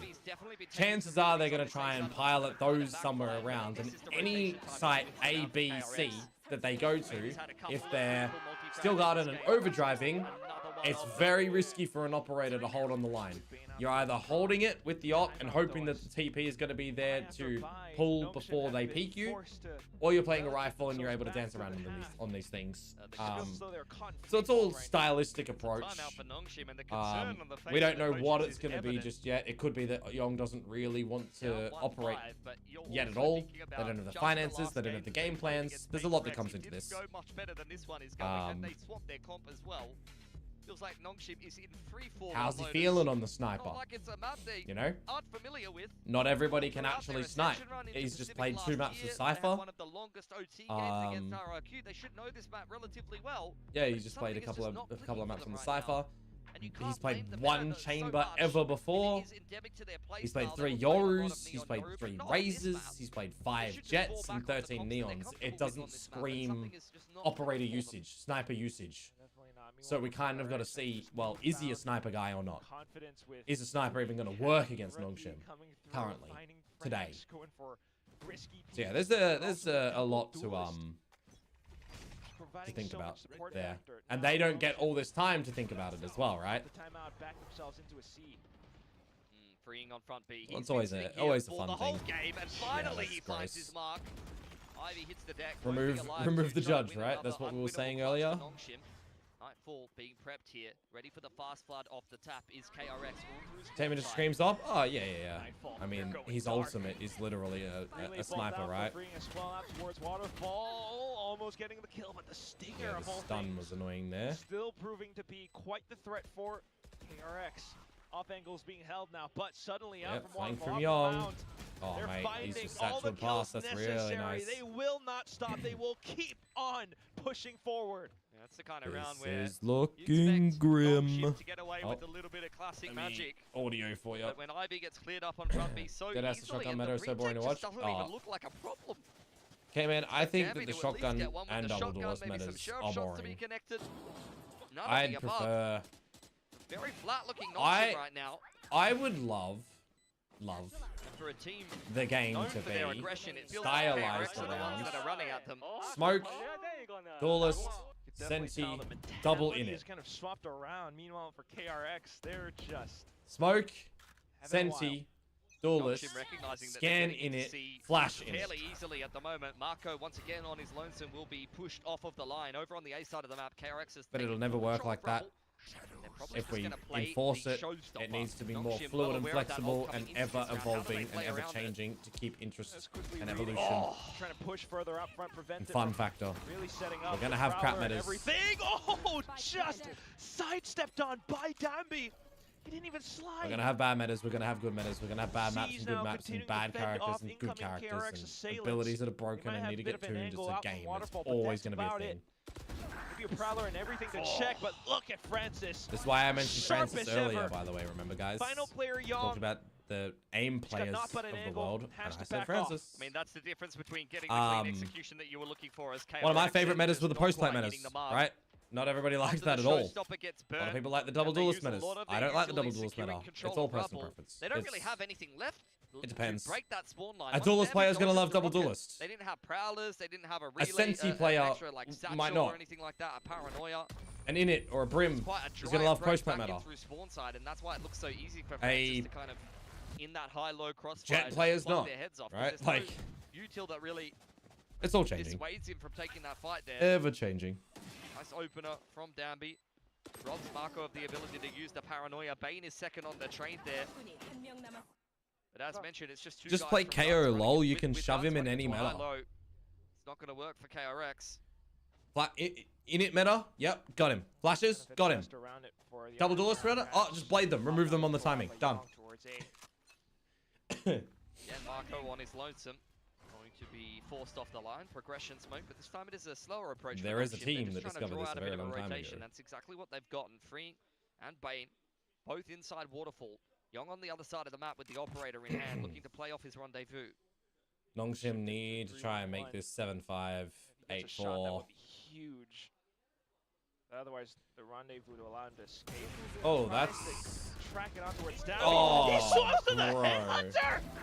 And then for Ivy to swing out!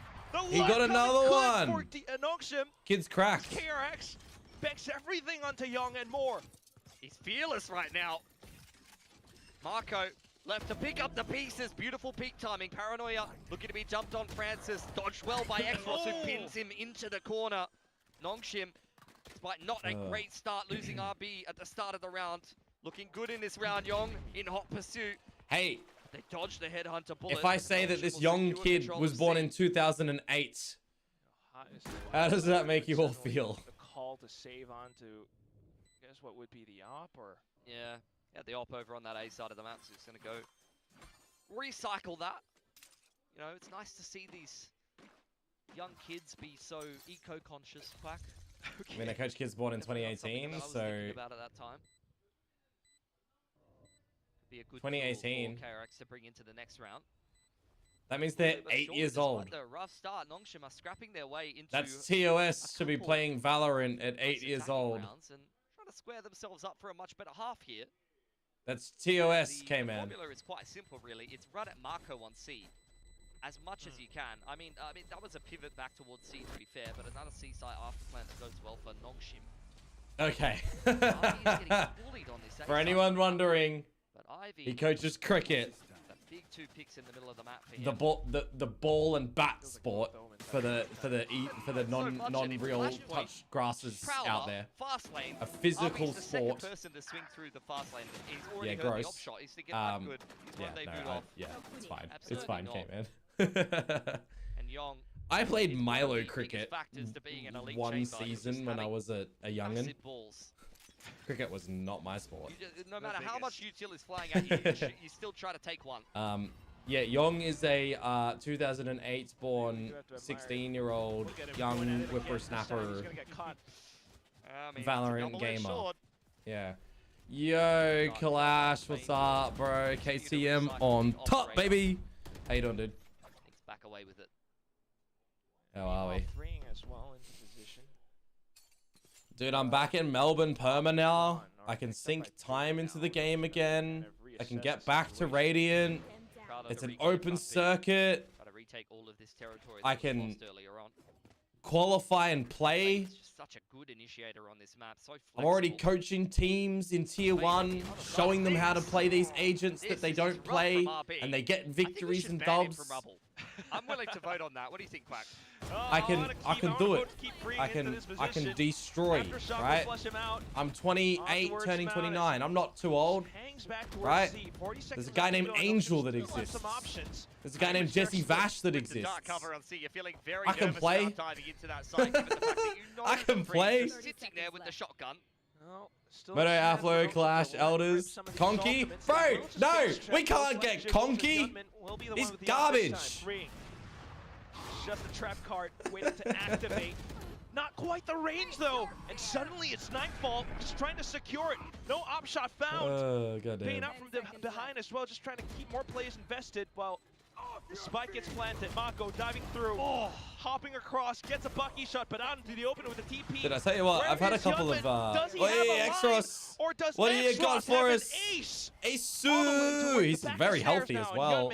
Don't go into the op, my good sir.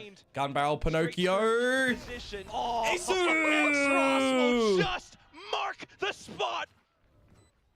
They needed that. There's so many they needed that. Nongshim does there. In there for the what I was gonna say is I've had a couple of duos in my time recently, like over the last year, right? A couple of different duelists, and I look good fellas, even just but backing away from the judge there.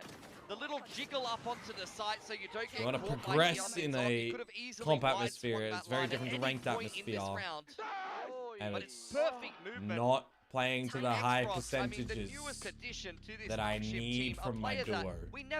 Gotta play smart, not gotta play silly. Has become one of the very best in the world.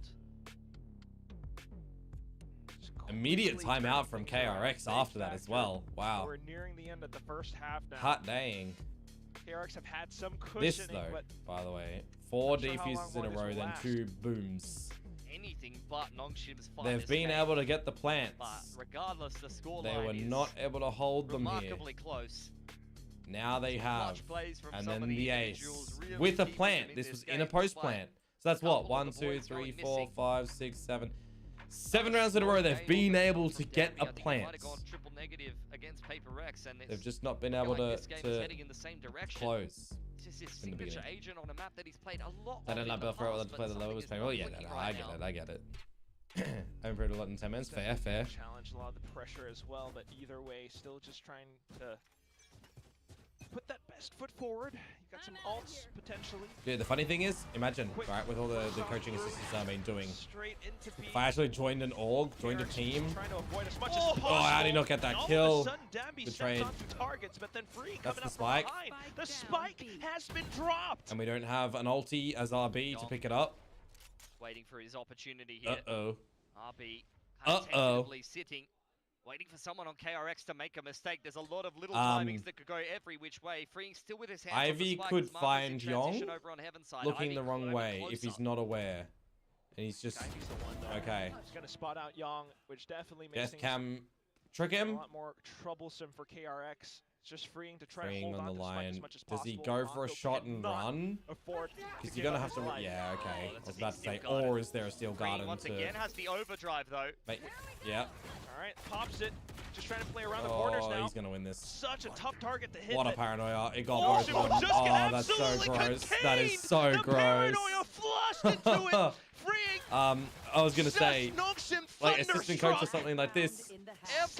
I'll play the skirmish. A player can't play Sunbeam. I can play the game. The coach? No, they can't play. Coaches can't play. Assistant coaches? I can play. We good. We good. Had his tour de force out. Gorgeous timing, his patience from Marco. Yeah, that paranoia was gorgeous from Marco. Set up freeing for a 3K. I cannot That was believe real that. good. Well, next round out, Oh, Nongshim Dami's in front of the continues to one-way. He pick saw pace. Young. More flashes, Wait, more he didn't see pushes, Young. but it's Young into an off angle. When you cut corners like this, though, you don't check them. And Young Whoa, why are we not clearing corners again? Nongshim. Fellas, please. He will stay alive though, while Dambi continues sprinting all the way past spawn. That's one thing I hate in this video game, man. I am the person that clears every damn corner no matter what. And when when a teammate goes first, and I expect them to have cleared it, and they don't, and then I die to it, I'm gonna put my hand through my monitor, through your monitor, in some dimensional, interdimensional, cracked, non-existent technology implementation. It's gonna phase through my monitor and yours and hit you in the face. Clear your corners. Clear your corners. Hey, Rival, what's up, dude? How you doing? Clear your corners. 8-4. Start tapping that door, start taking pulls towards waterfall side. It ain't no 10-4 rubber ducky. We were looking at Young on the chamber coming into defense. Could have even done better than one kill there if he was a little bit cleaner with it, but 14-5 is still not a bad scoreline to be looking at. Com blind is the right emote for that, Flamin, by the way, when my teammates don't clear the corners. Blind, bro. May as well just play the game audio only if you're not going to clear corners, you know? Actually, could you imagine a 10-man where at the beginning of the round, you've got vision to do your buy, but then round starts, no vision. Audio only. And I'm getting extremely concerned they're about to be down 0-2. That'd be crazy.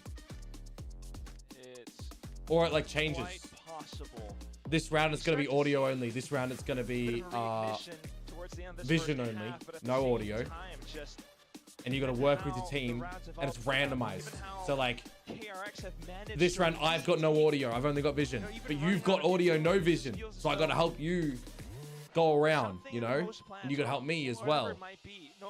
So you got to kind of organize all this. My Hunger's pretty bad, but that might be Youngstad in the audience. Still see the map? If you are playing... Or an uncle, you never know. But yeah. Nah, no radar. No radar. If you've got no vision, you've got no radar. Only audio. It's only audio or only vision. Give them a bit of a lifeline. That'd be crazy. I mean, it wouldn't work. Like, it wouldn't work, but it'd be crazy. All right, KRX are currently 5-0 in pistols. Currently 5-0. And Young still gets... Oh my takes Dambi's head off, and his woes continue. Map only game? Nah, we ain't observers. Like, you'd be playing like this, bro. Like, and I'm thinking he's just gonna keep this is how it would be the whole time. Do you want this? Do you want to play the game like this? In the middle of the map here. You don't know if you're aiming at the sky or at the floor.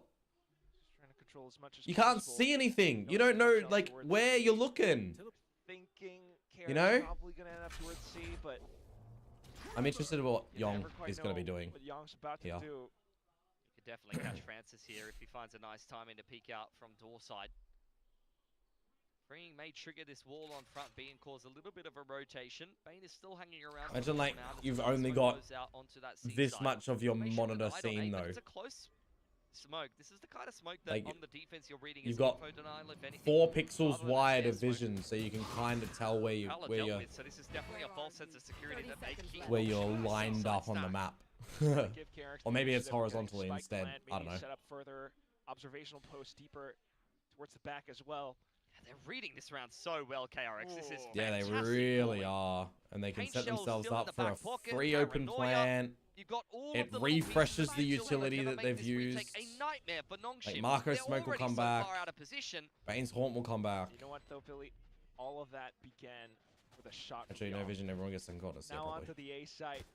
One-way smokes all set up outside a drop. Oh, timing as soon as you see the C's. Yeah, stun, paint shells, you're done. 10 seconds Nongshim just trying to dive head that first. was risky from Hyunmin to jump up but there. At this point, you're slowly running out of time as well, and Young is such a bro. He's such a safe pair of hands on this chamber. What the hell? I'm making this large. A masterclass from the rookie. Where the Young Doubters at? I was not expecting anything like this from him. Hi, I'm Young Doubter. And 2 wasn't a doubter, I just wasn't a lover. From last week, yeah, but this. God damn. This is where we are right now for KRX. Might have flashback V2 in the server. Every pistol is gone for KRX as well. Yep. My eco fragger with the Marshall is allowed to go hunting. Pick that up off of Noxious pistols are actually an unmitigated disaster. Yeah, man, they're atrocious. Also, Dambi, 5 to 14, man. 5 to 14. Ay, ay, ay, caramba. A little bit too easy for him right now.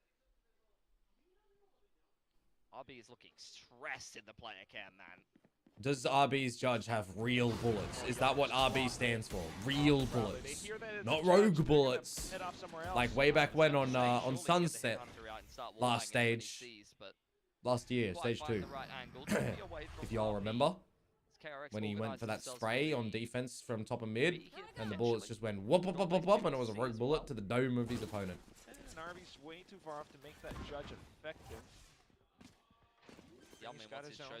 Also technically say rubber bullets, I guess. Those that remember his old alias, Cloaking RB. Been around the block with this fella for many, many years. Again, if any time you start to wonder why Hermy says, like, there's a reason why this guy's picked. This is exactly why. Okay, no ace for Young. Mako now. And Hyunmin out from behind, just everything all completely surrounded. 10-4 Rabadaki. Uh-oh. Is Nongshim gonna start 0-2? And it gets scary. You gotta be top 4 in the group, right? And this group is a challenge. Young one off his 2 of the force heading into said bonus round, so he's gonna feel 0-2 enough to just buy a Vandal. 0-3, 1-3, it's risky. Could it go through? It's gonna be so crazy, man. Nongshim knows they have 2 games, Team Secret and Gen G. Yeah, the GE game will be important, yeah. But you gotta remember, Frost has never lost to Nongshim. You need to back off and whoa, what is that? Hyunmin up through the air. Dabi just going in for a couple of spams, trying to see if he can fish anything, but I don't really want to completely pivot towards the B site, and nobody's really that much close by. Just Dabi. I think trying to sidestep paint shells, get the first I think global esports have a real opportunity to get to playoffs in this stage. They just need to make sure that they recognize their own weaknesses and their own tendencies. That's the biggest thing for me for them. Recognizing your own weaknesses that your opponents will try to exploit. For these teams, and who are you paying me to root for me? So KRX is DRX. They've renamed. They got a new sponsor. And NS is Nongshim, the team that just won Masters. But they're kind of getting made to be like goobers because KRX have some really cool strats in this series right now. They've got some great teaming work and timing work. And there's this new guy called Yong who's born in 2008 that is absolutely bloody destroying them. They're not seeing anything else elsewhere. This 16-year-old kid is cracked. Like, see what I mean? He should be getting that kill. Unstoppable. Low HP though, with a fully healthy Ivy, there's a chance for a clutch. Pushes up front, spots out Ivy is always a clutcher, and freeing just planted. He can be in one of 2 spots, backside or drop. You have Thorns. If you don't see him backside, you know he is dropped. He doesn't time the rope. You know he's here, Ivy. You know he's 5 HP. Your teammate has told you how much he's tagged by the gun. You have to pre-fire this. And you don't pre-fire it. He was in one spot. Rapid trigger, gets the shot. KRX up to 11. Just not Nongshim's day, is it? Another bonus going the way of KRX. Your teammate tagged him with gun bullets. Brutal shot at the worst possible time. You know he's low. Darby has tagged him. He tells you the HP. You could have thorns. Oh, unlucky. Someone doesn't follow care about Valorant Stonk. Valorant Stonk? Who's Valorant Stonk? We currently don't have someone that would be like that. Actually, we don't have a player really. To be honest. Gotta go. No worries, Leon. Take care, mate. I should be back tomorrow. Yeah, dude, he's crazy. He's crazy. As much utility as you want at this man, he does not care. Off to the C side now. It's just Ivy here with the sheer wall, but like you mentioned, double dive, there's a lot of potential. Yeah, correct, Flyman. If he put the thorns down in drop, either number one, he has to shoot them, and you know he's there confirmed, or number two, you can half defuse it, because if he moves, one tick, he's dead. Because he was 5 HP. One tick on the thorns, he's dead. So, it's always been a different top player every year. Nobody who's mechanically owning anyone, but playing in a lackluster team. I would have said Martine, based on kickoff going into Masters. That kind of became disappointing. Francis during the Yoru was crazy. Dambi during this Neon meta was crazy. But I think situational that they did win Masters, to be fair. It's always situational with who wins, to be honest. Oh, Francis just revealed himself. His position wasn't known. Alright, Nongshim get around. They get around. This is now a save.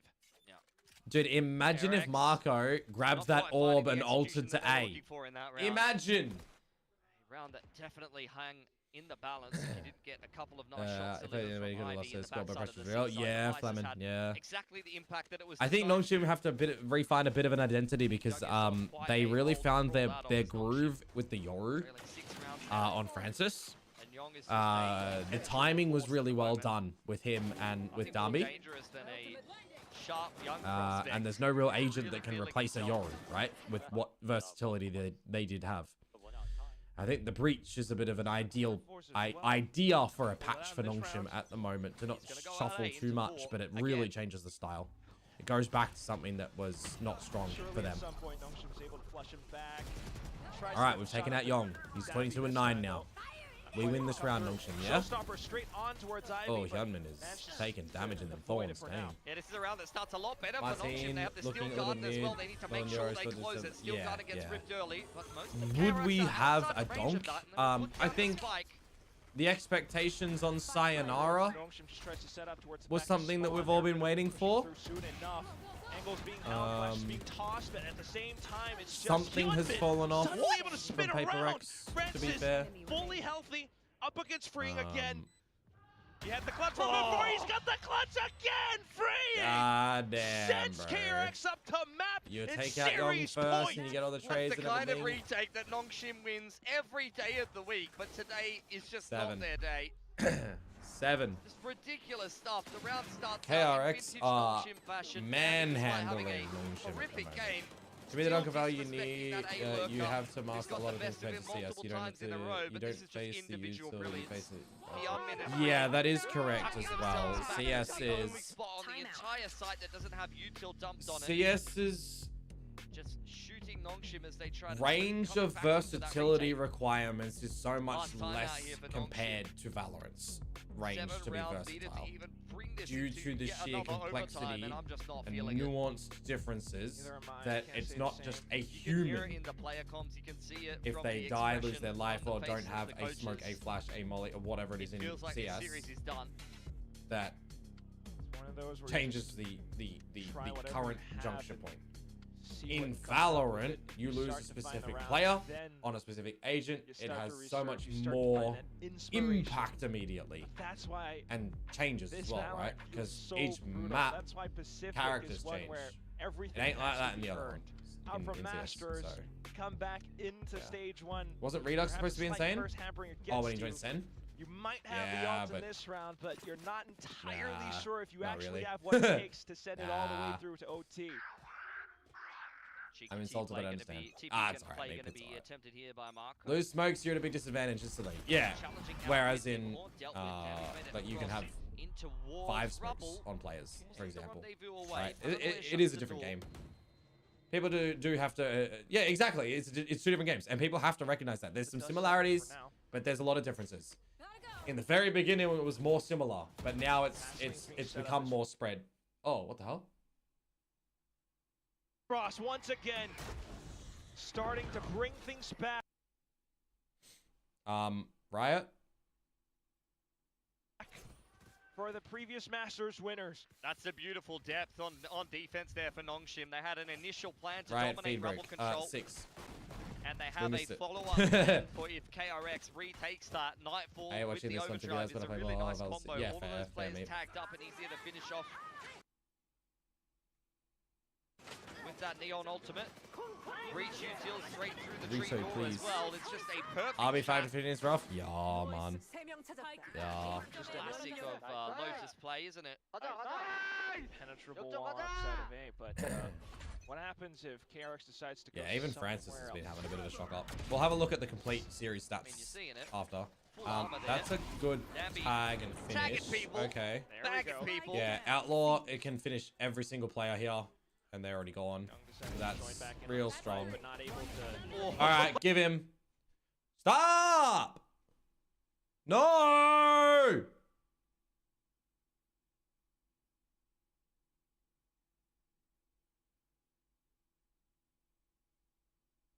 Dissuade against Davion and Outlaw, bringing out the move. Okay, he got the ace. The classic to complete the ace. So we've had an ace for Dambi and an ace for Xros. How is Dambi dead even in a game where I feel like he's had the worst possible time? He's been bullied for the majority of this game, but he's starting to warm up. I mean, I've got to remind you about SPG versus Boom. That was a hell of a series, but they never once bowed out. Yeah. The resilience. Yeah, because he ran out of Judge Bulletos. So it was 7 to 6. Out of 5 chances. I'm not gonna lie, didn't even get a smile from the man. Try it again. Groundhog Day. It's a big play straight up the guts of C Mount, but complete disengage. Nice. I think the biggest thing in this series for me is the fact that Nongshim lost 6 pistols. We would be at a very different point if there was more pistols. I mean, look, 11 to 13, 15 to 13. I'm gonna try to catch them in transition here. With 0 pistols. Like KRX might be aware as well. If they got pistols, different story. Oh, okay, Suddenly there's blood in the water and Dambi smells it. Yeah, Nongshim is starting to get warmed up. That's a very nice flash timing. Yong triggers the wall. He just wants this 1v1 with Ivy. Caught in the thorns now. That's where Ivy is most I thought Yong might find that one. He's been good for him before. I've got the thorns. Meanwhile, Mako and Hyunmin. Yeah, these guys really need it. They need to build bank. They need to make sure that they've got padding for this journey. These guys will be out of money for the next round, but one showstopper guaranteed if Hyunmin dies. They're starting to get warmed up. Ulti here, ulti here, ulti here. Ignore this, he'll headhunter, right? And we go another OT here. There's going to be a big ult round for KRX. There could even be 2. Depending. I believe that's what everyone probably would just the one want to see. You get on the cusp of it. Still trying to keep things interesting with a smoke out towards if it gets to 12-11. I'm not sure you want to save here as the unmin. Like you probably want to get the rocket. You want to get the rocket. Dambi as well. Kinda. A orb is on offer. But neither one of these teams feeling bold. I mean, to be fair, you can try and pass to get the rocket in the next round anyway if you take any control or you get to kill.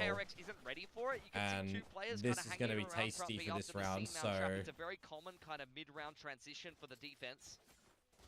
But doable. It's really all a game of timing. The flash doable, usable, gatherable. Kind of irredeemable for KRX caught in spawn. I'm just gonna get a little bit nervous about the upcoming round as well, because all them close away from the ultimates, and KRX still has a damn good chance at just sending this all the way off. Last timeout. Been a bit hit or miss. Very good on the first map, not so great on the second map for KRX at converting these timeouts. But by the way, pretty nice setups, and he's. I should add, this here does mean that for KRX, it is 6-0 in pistols, and every map had a bonus, +1 bonus each map. So, three bonus, 6 pistols and 3 bonus rounds is absolutely crazy for KRX. This is the kind of round where on the attacking side, like absolutely crazy. Gorgeous. You get the Nightfall in, TP behind, send the Neon in on the overdrive. It can be a very pacey round that if you're not ready for it, can completely catch the other team off guard. In considering that though, as Ivy, this is a round where just no brain, you throw down. What I was going to say is should be the Vice Wall on C, but in this case it's actually the Omen solo on C. Oh my goodness. Might leave things a little bit open as well, a little bit closer towards B. Can't make any mistakes, Nongshim. Send Nongshim some kind of a bait. RB though able to hold, finds the double necessary. And if you've been on 5 kills for so long, those have got to feel a bit they've got to feel a bit good.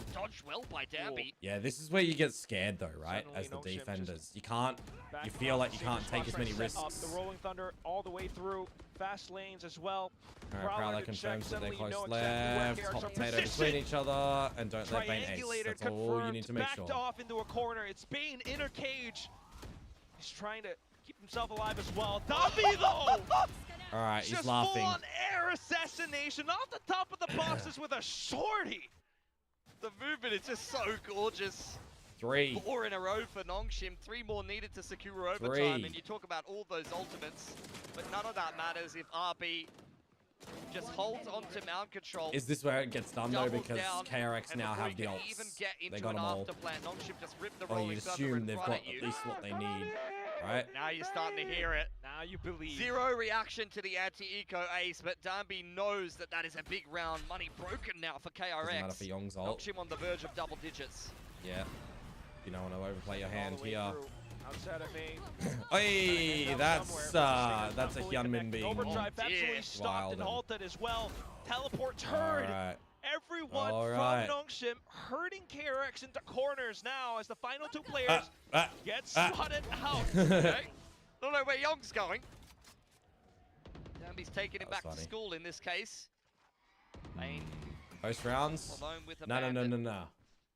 Korea's rounds. By Nongshim, who are looking hungry for double digits at this point. We are watching VCT Korea, of course. Rip. Perfect flank timing for Ivy. It's easy as you like for Ivy is 1 away from Steel Garden here.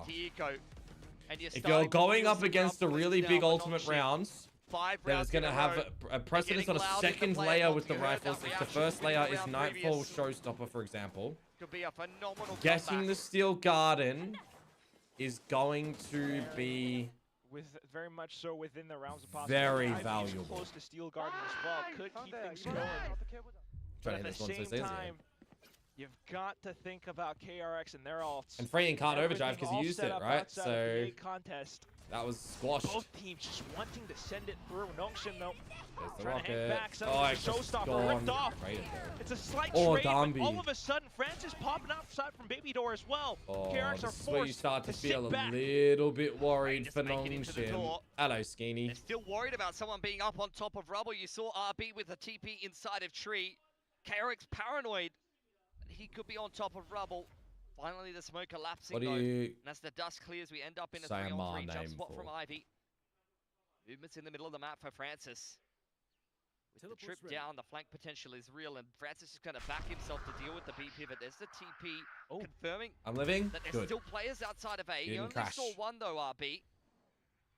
50 seconds. Ivy hasn't got the Steel Garden. I kind of like Francis' position in case they B pivot too. Ooh. And there goes Mako as well. RB got baited.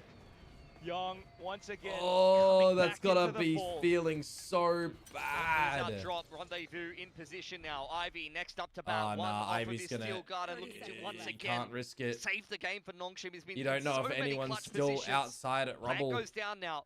Fault line and aftershock at the ready. Tries to hang back. Francis might just need to set up for Ivy. A check off to the top of the box, but KRX undeterred. Mako goes down, and suddenly the fault line pushes. Oh, Young! God damn! Just steps back up again. And Ivy just picked up the Steel Garden too. He's the one with the steel bat. He's the one with the dream. Oh, Young is so good today. Noxim come in saying, we might have been the Masters winners, but KRX are saying, this is now our turn. What is really harder at this point? I'm starting to question if Pacific is more stacked than Masters, because the current reigning champions are 0-2 in this group, and KRX, off the back of picking up another brand new rookie who just had an all-time game on Lotus to close out the series. When Flashback first joined, he does good and then booted. Hermes does alright and then booted. Young does alright. Over Nongshim today. Really got put through the paces at the end of Lotus, but the casters at the moment, Meep, are Pilski and Quack. Giving limited prep time into this stage. Still seems like they're figuring things out. Alright, we'll wait for the stats to populate, but we will see who done the shooty bang bang today. It's just so insane to think about the upcoming opponents that they have to face as well. I mean, talk about Gen G, Global Esports at the end of it, Team Secret. I think Young should be top frag for the series. KRX, there was a 7-kill difference between Hyunmin and Young over the last 2 maps. There was also a 7-kill difference between Bane and Hyunmin, and there was a 3-kill difference between Hyunmin and Marco. So Young might not even be at the top, depending on how close someone else got in this map. We'll see. We'll see. Dude, he's got to be like. Well, I think one of the big takeaways in this. I'll turn the game down. I think one of the big things in this though, it's coming to the place that 6 pistols to KRX and 3 bonuses. That is kind of crazy. No worries, Flamin. Get some good rest, mate. Take it easy. See ya. Well, 3 maps. The score was 2-1. Because I know who is. The numbers don't do it justice. Every single 6 pistols, 3 round bonuses. And I Overtimes want to talk to you on, about what's your take playing in against the series such a as well. wonderful match against the Masters Santiago champions. Yeah, it's a bit of a feels. It's a bit of a feels for Nongshim, but my word, lads. 0 pistols and getting bonus 3 times.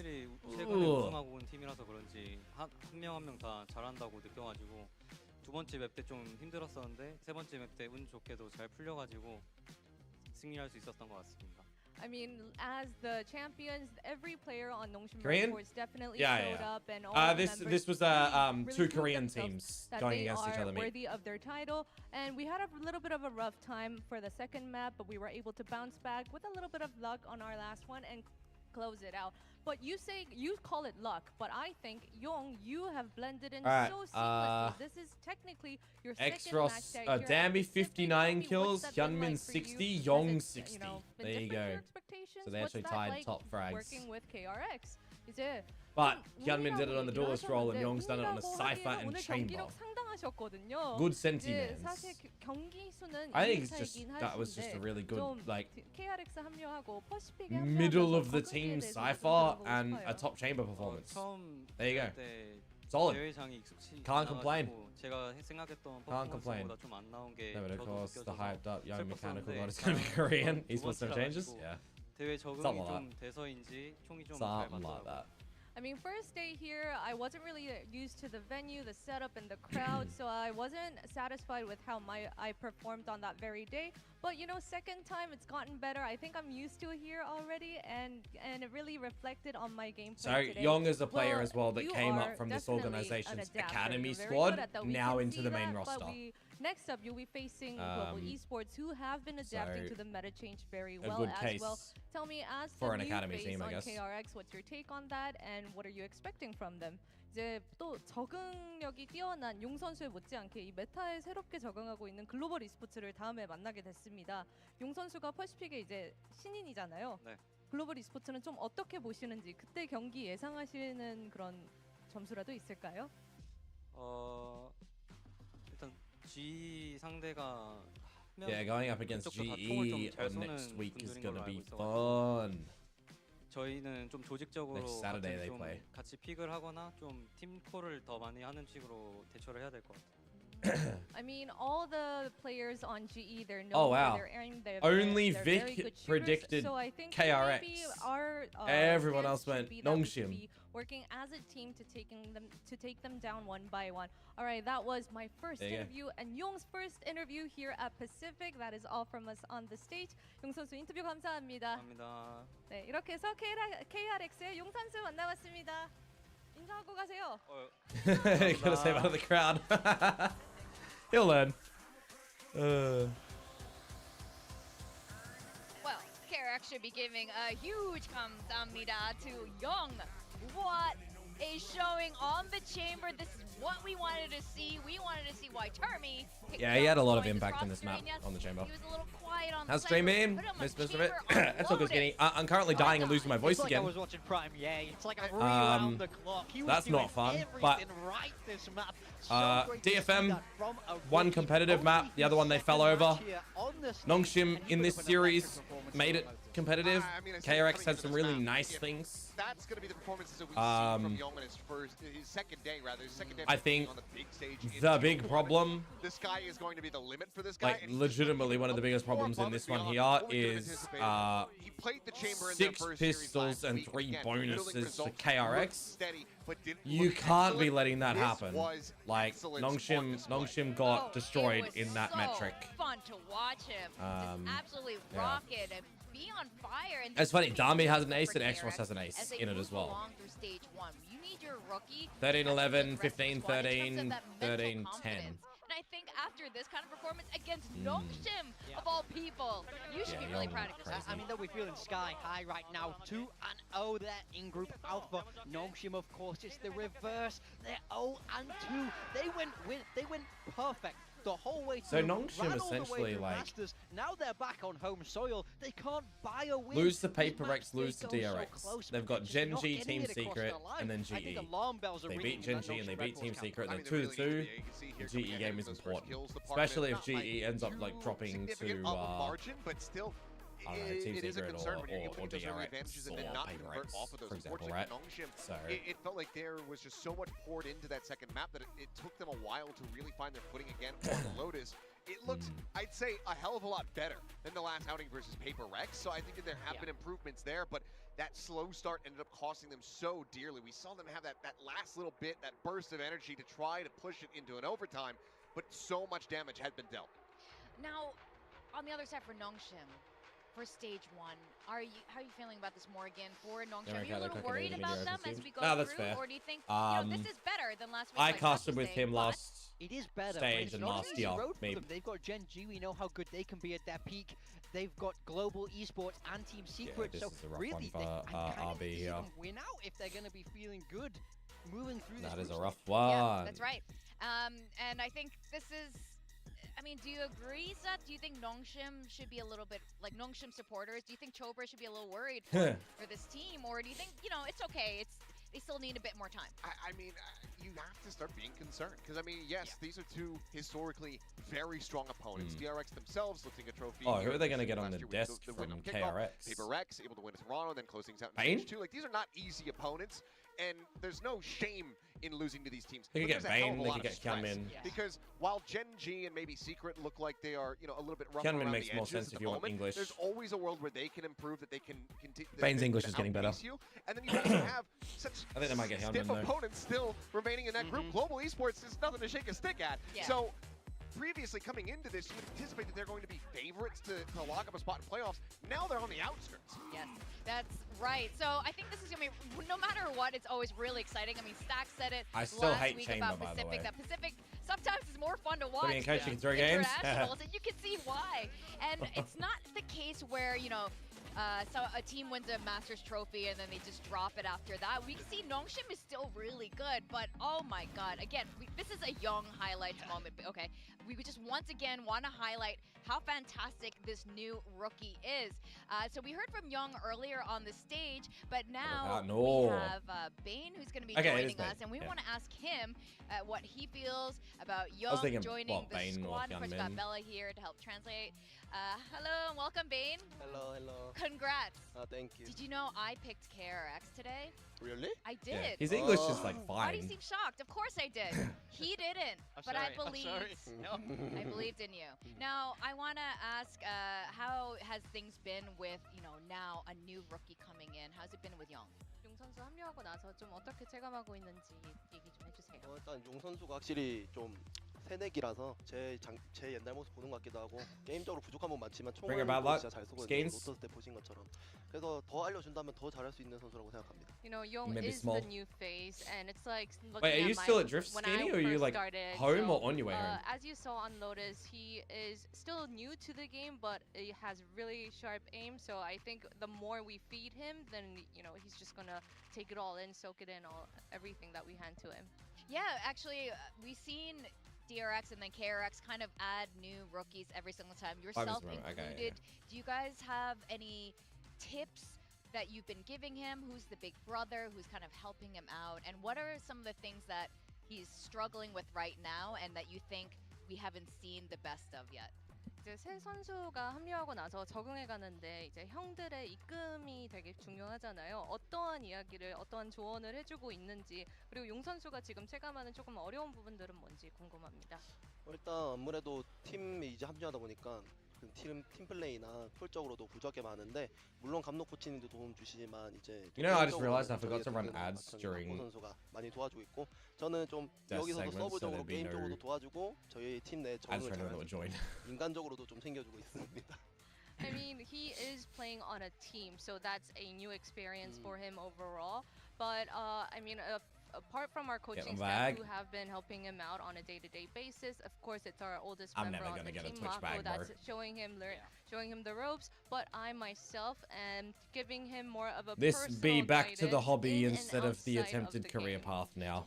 I want to ask you, Bane. So we see these big meta shifts, and everybody talks a lot about the duelist players. Danby and Hyunmin get a lot of praise, but how do you find playing Initiator in this Funny meta? little tick. Do you feel more pressure now? Funny little tick. What do you mean? Changes? Do you feel like I'm just the nerd that tries to code the cool shit. 메타가 변하고 나서 타격대 선수들한테 관심이 많이 모였잖아요. Like, look, I can zoom into. Oh, I can't zoom into Morgan. Damn it.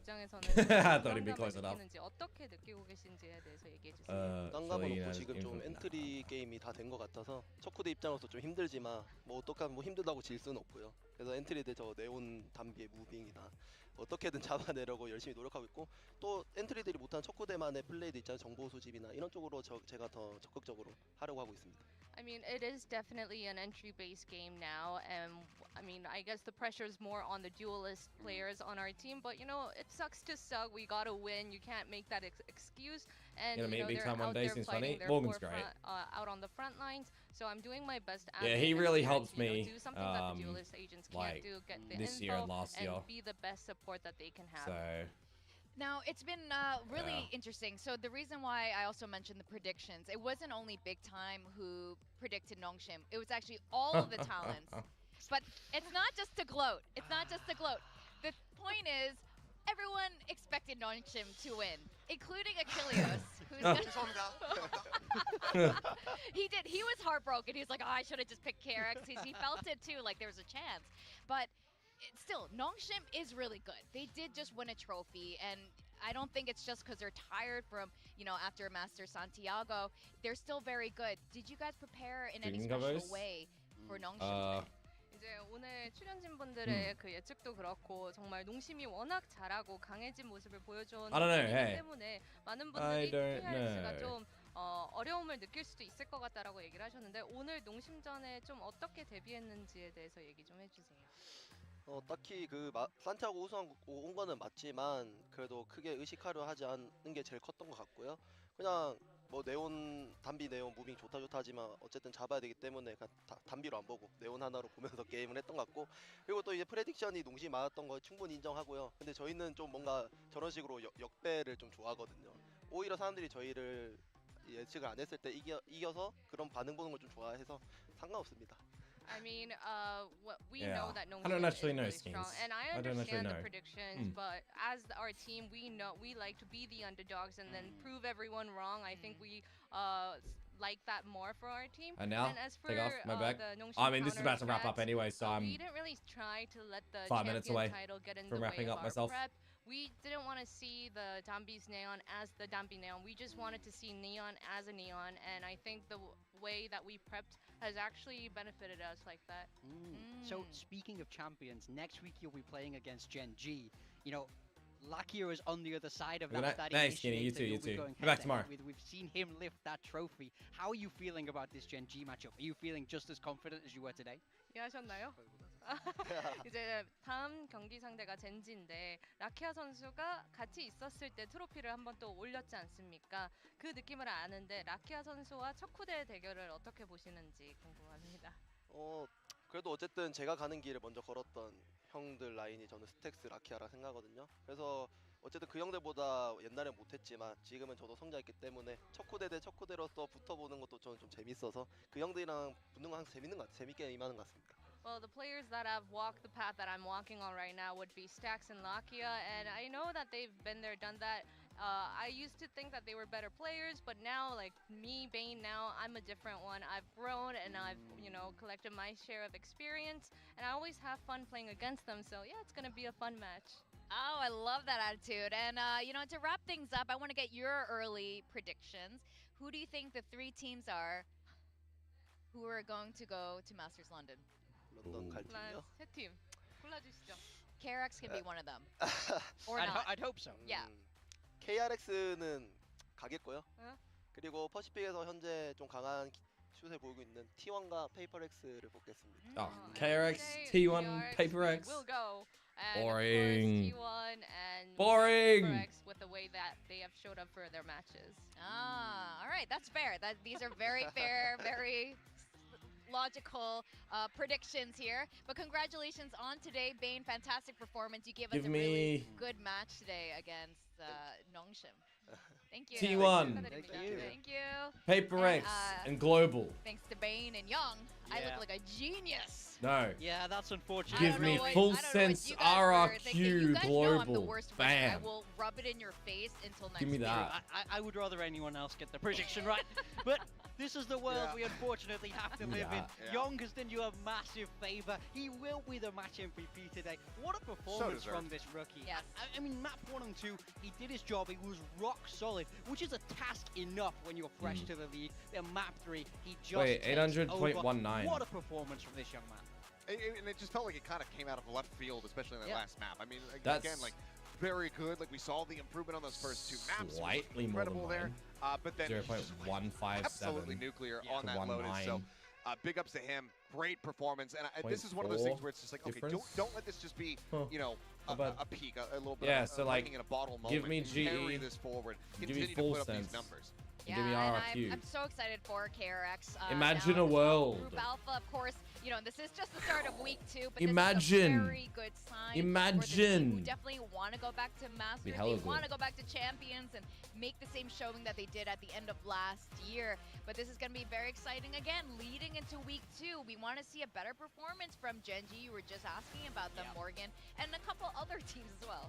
Yeah, I mean, absolutely. Now is not the time to start slacking. If you want to make it to Masters London, you got to start by getting yourself out of this group.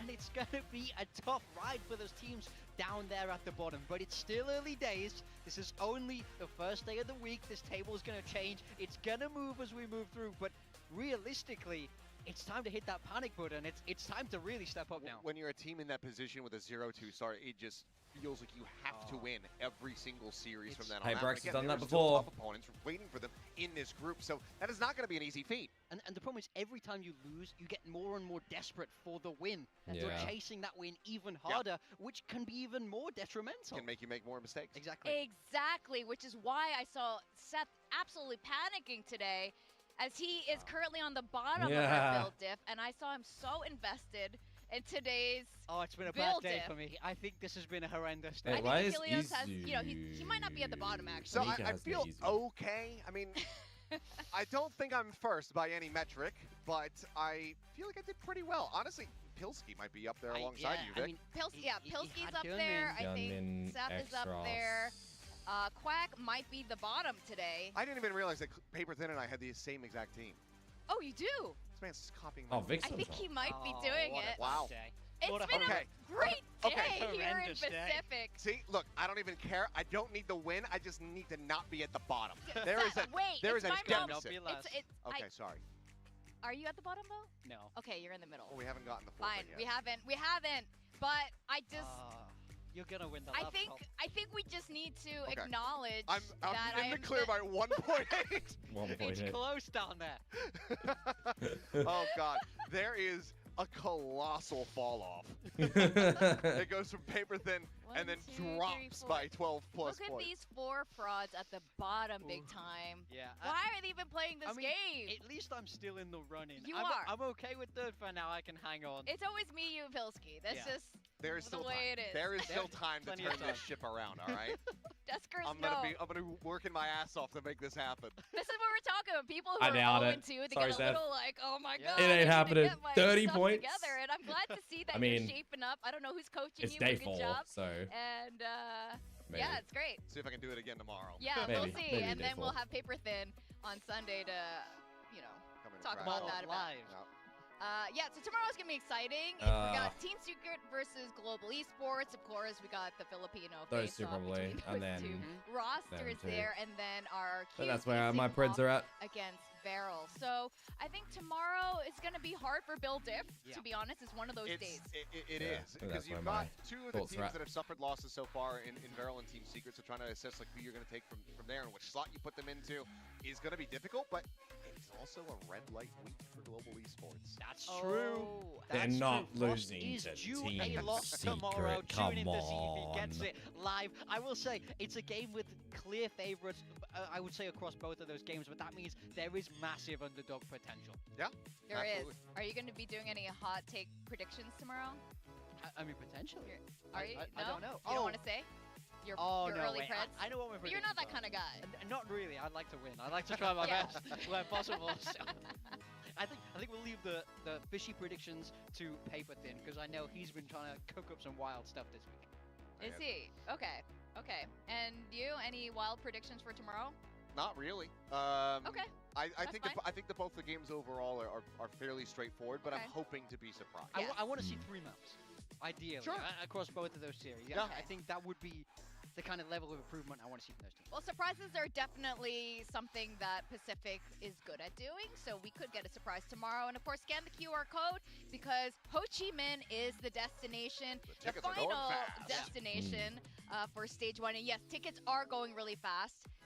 The Vietnamese crowd freaking love Valorant. So they are snapping up tickets. For those of you not in Vietnam, I would say scan that QR code and get on it and get those tickets. It's not far away from wherever you live in Southeast Asia or Asia in general. I'm really excited. I'm really excited for that. It's been good. It's been fantastic. I love winning on this desk. End the show in such a good mood and get to rub it in your face. I want anyone else to win, but you gloat more than anyone. It's unbelievable.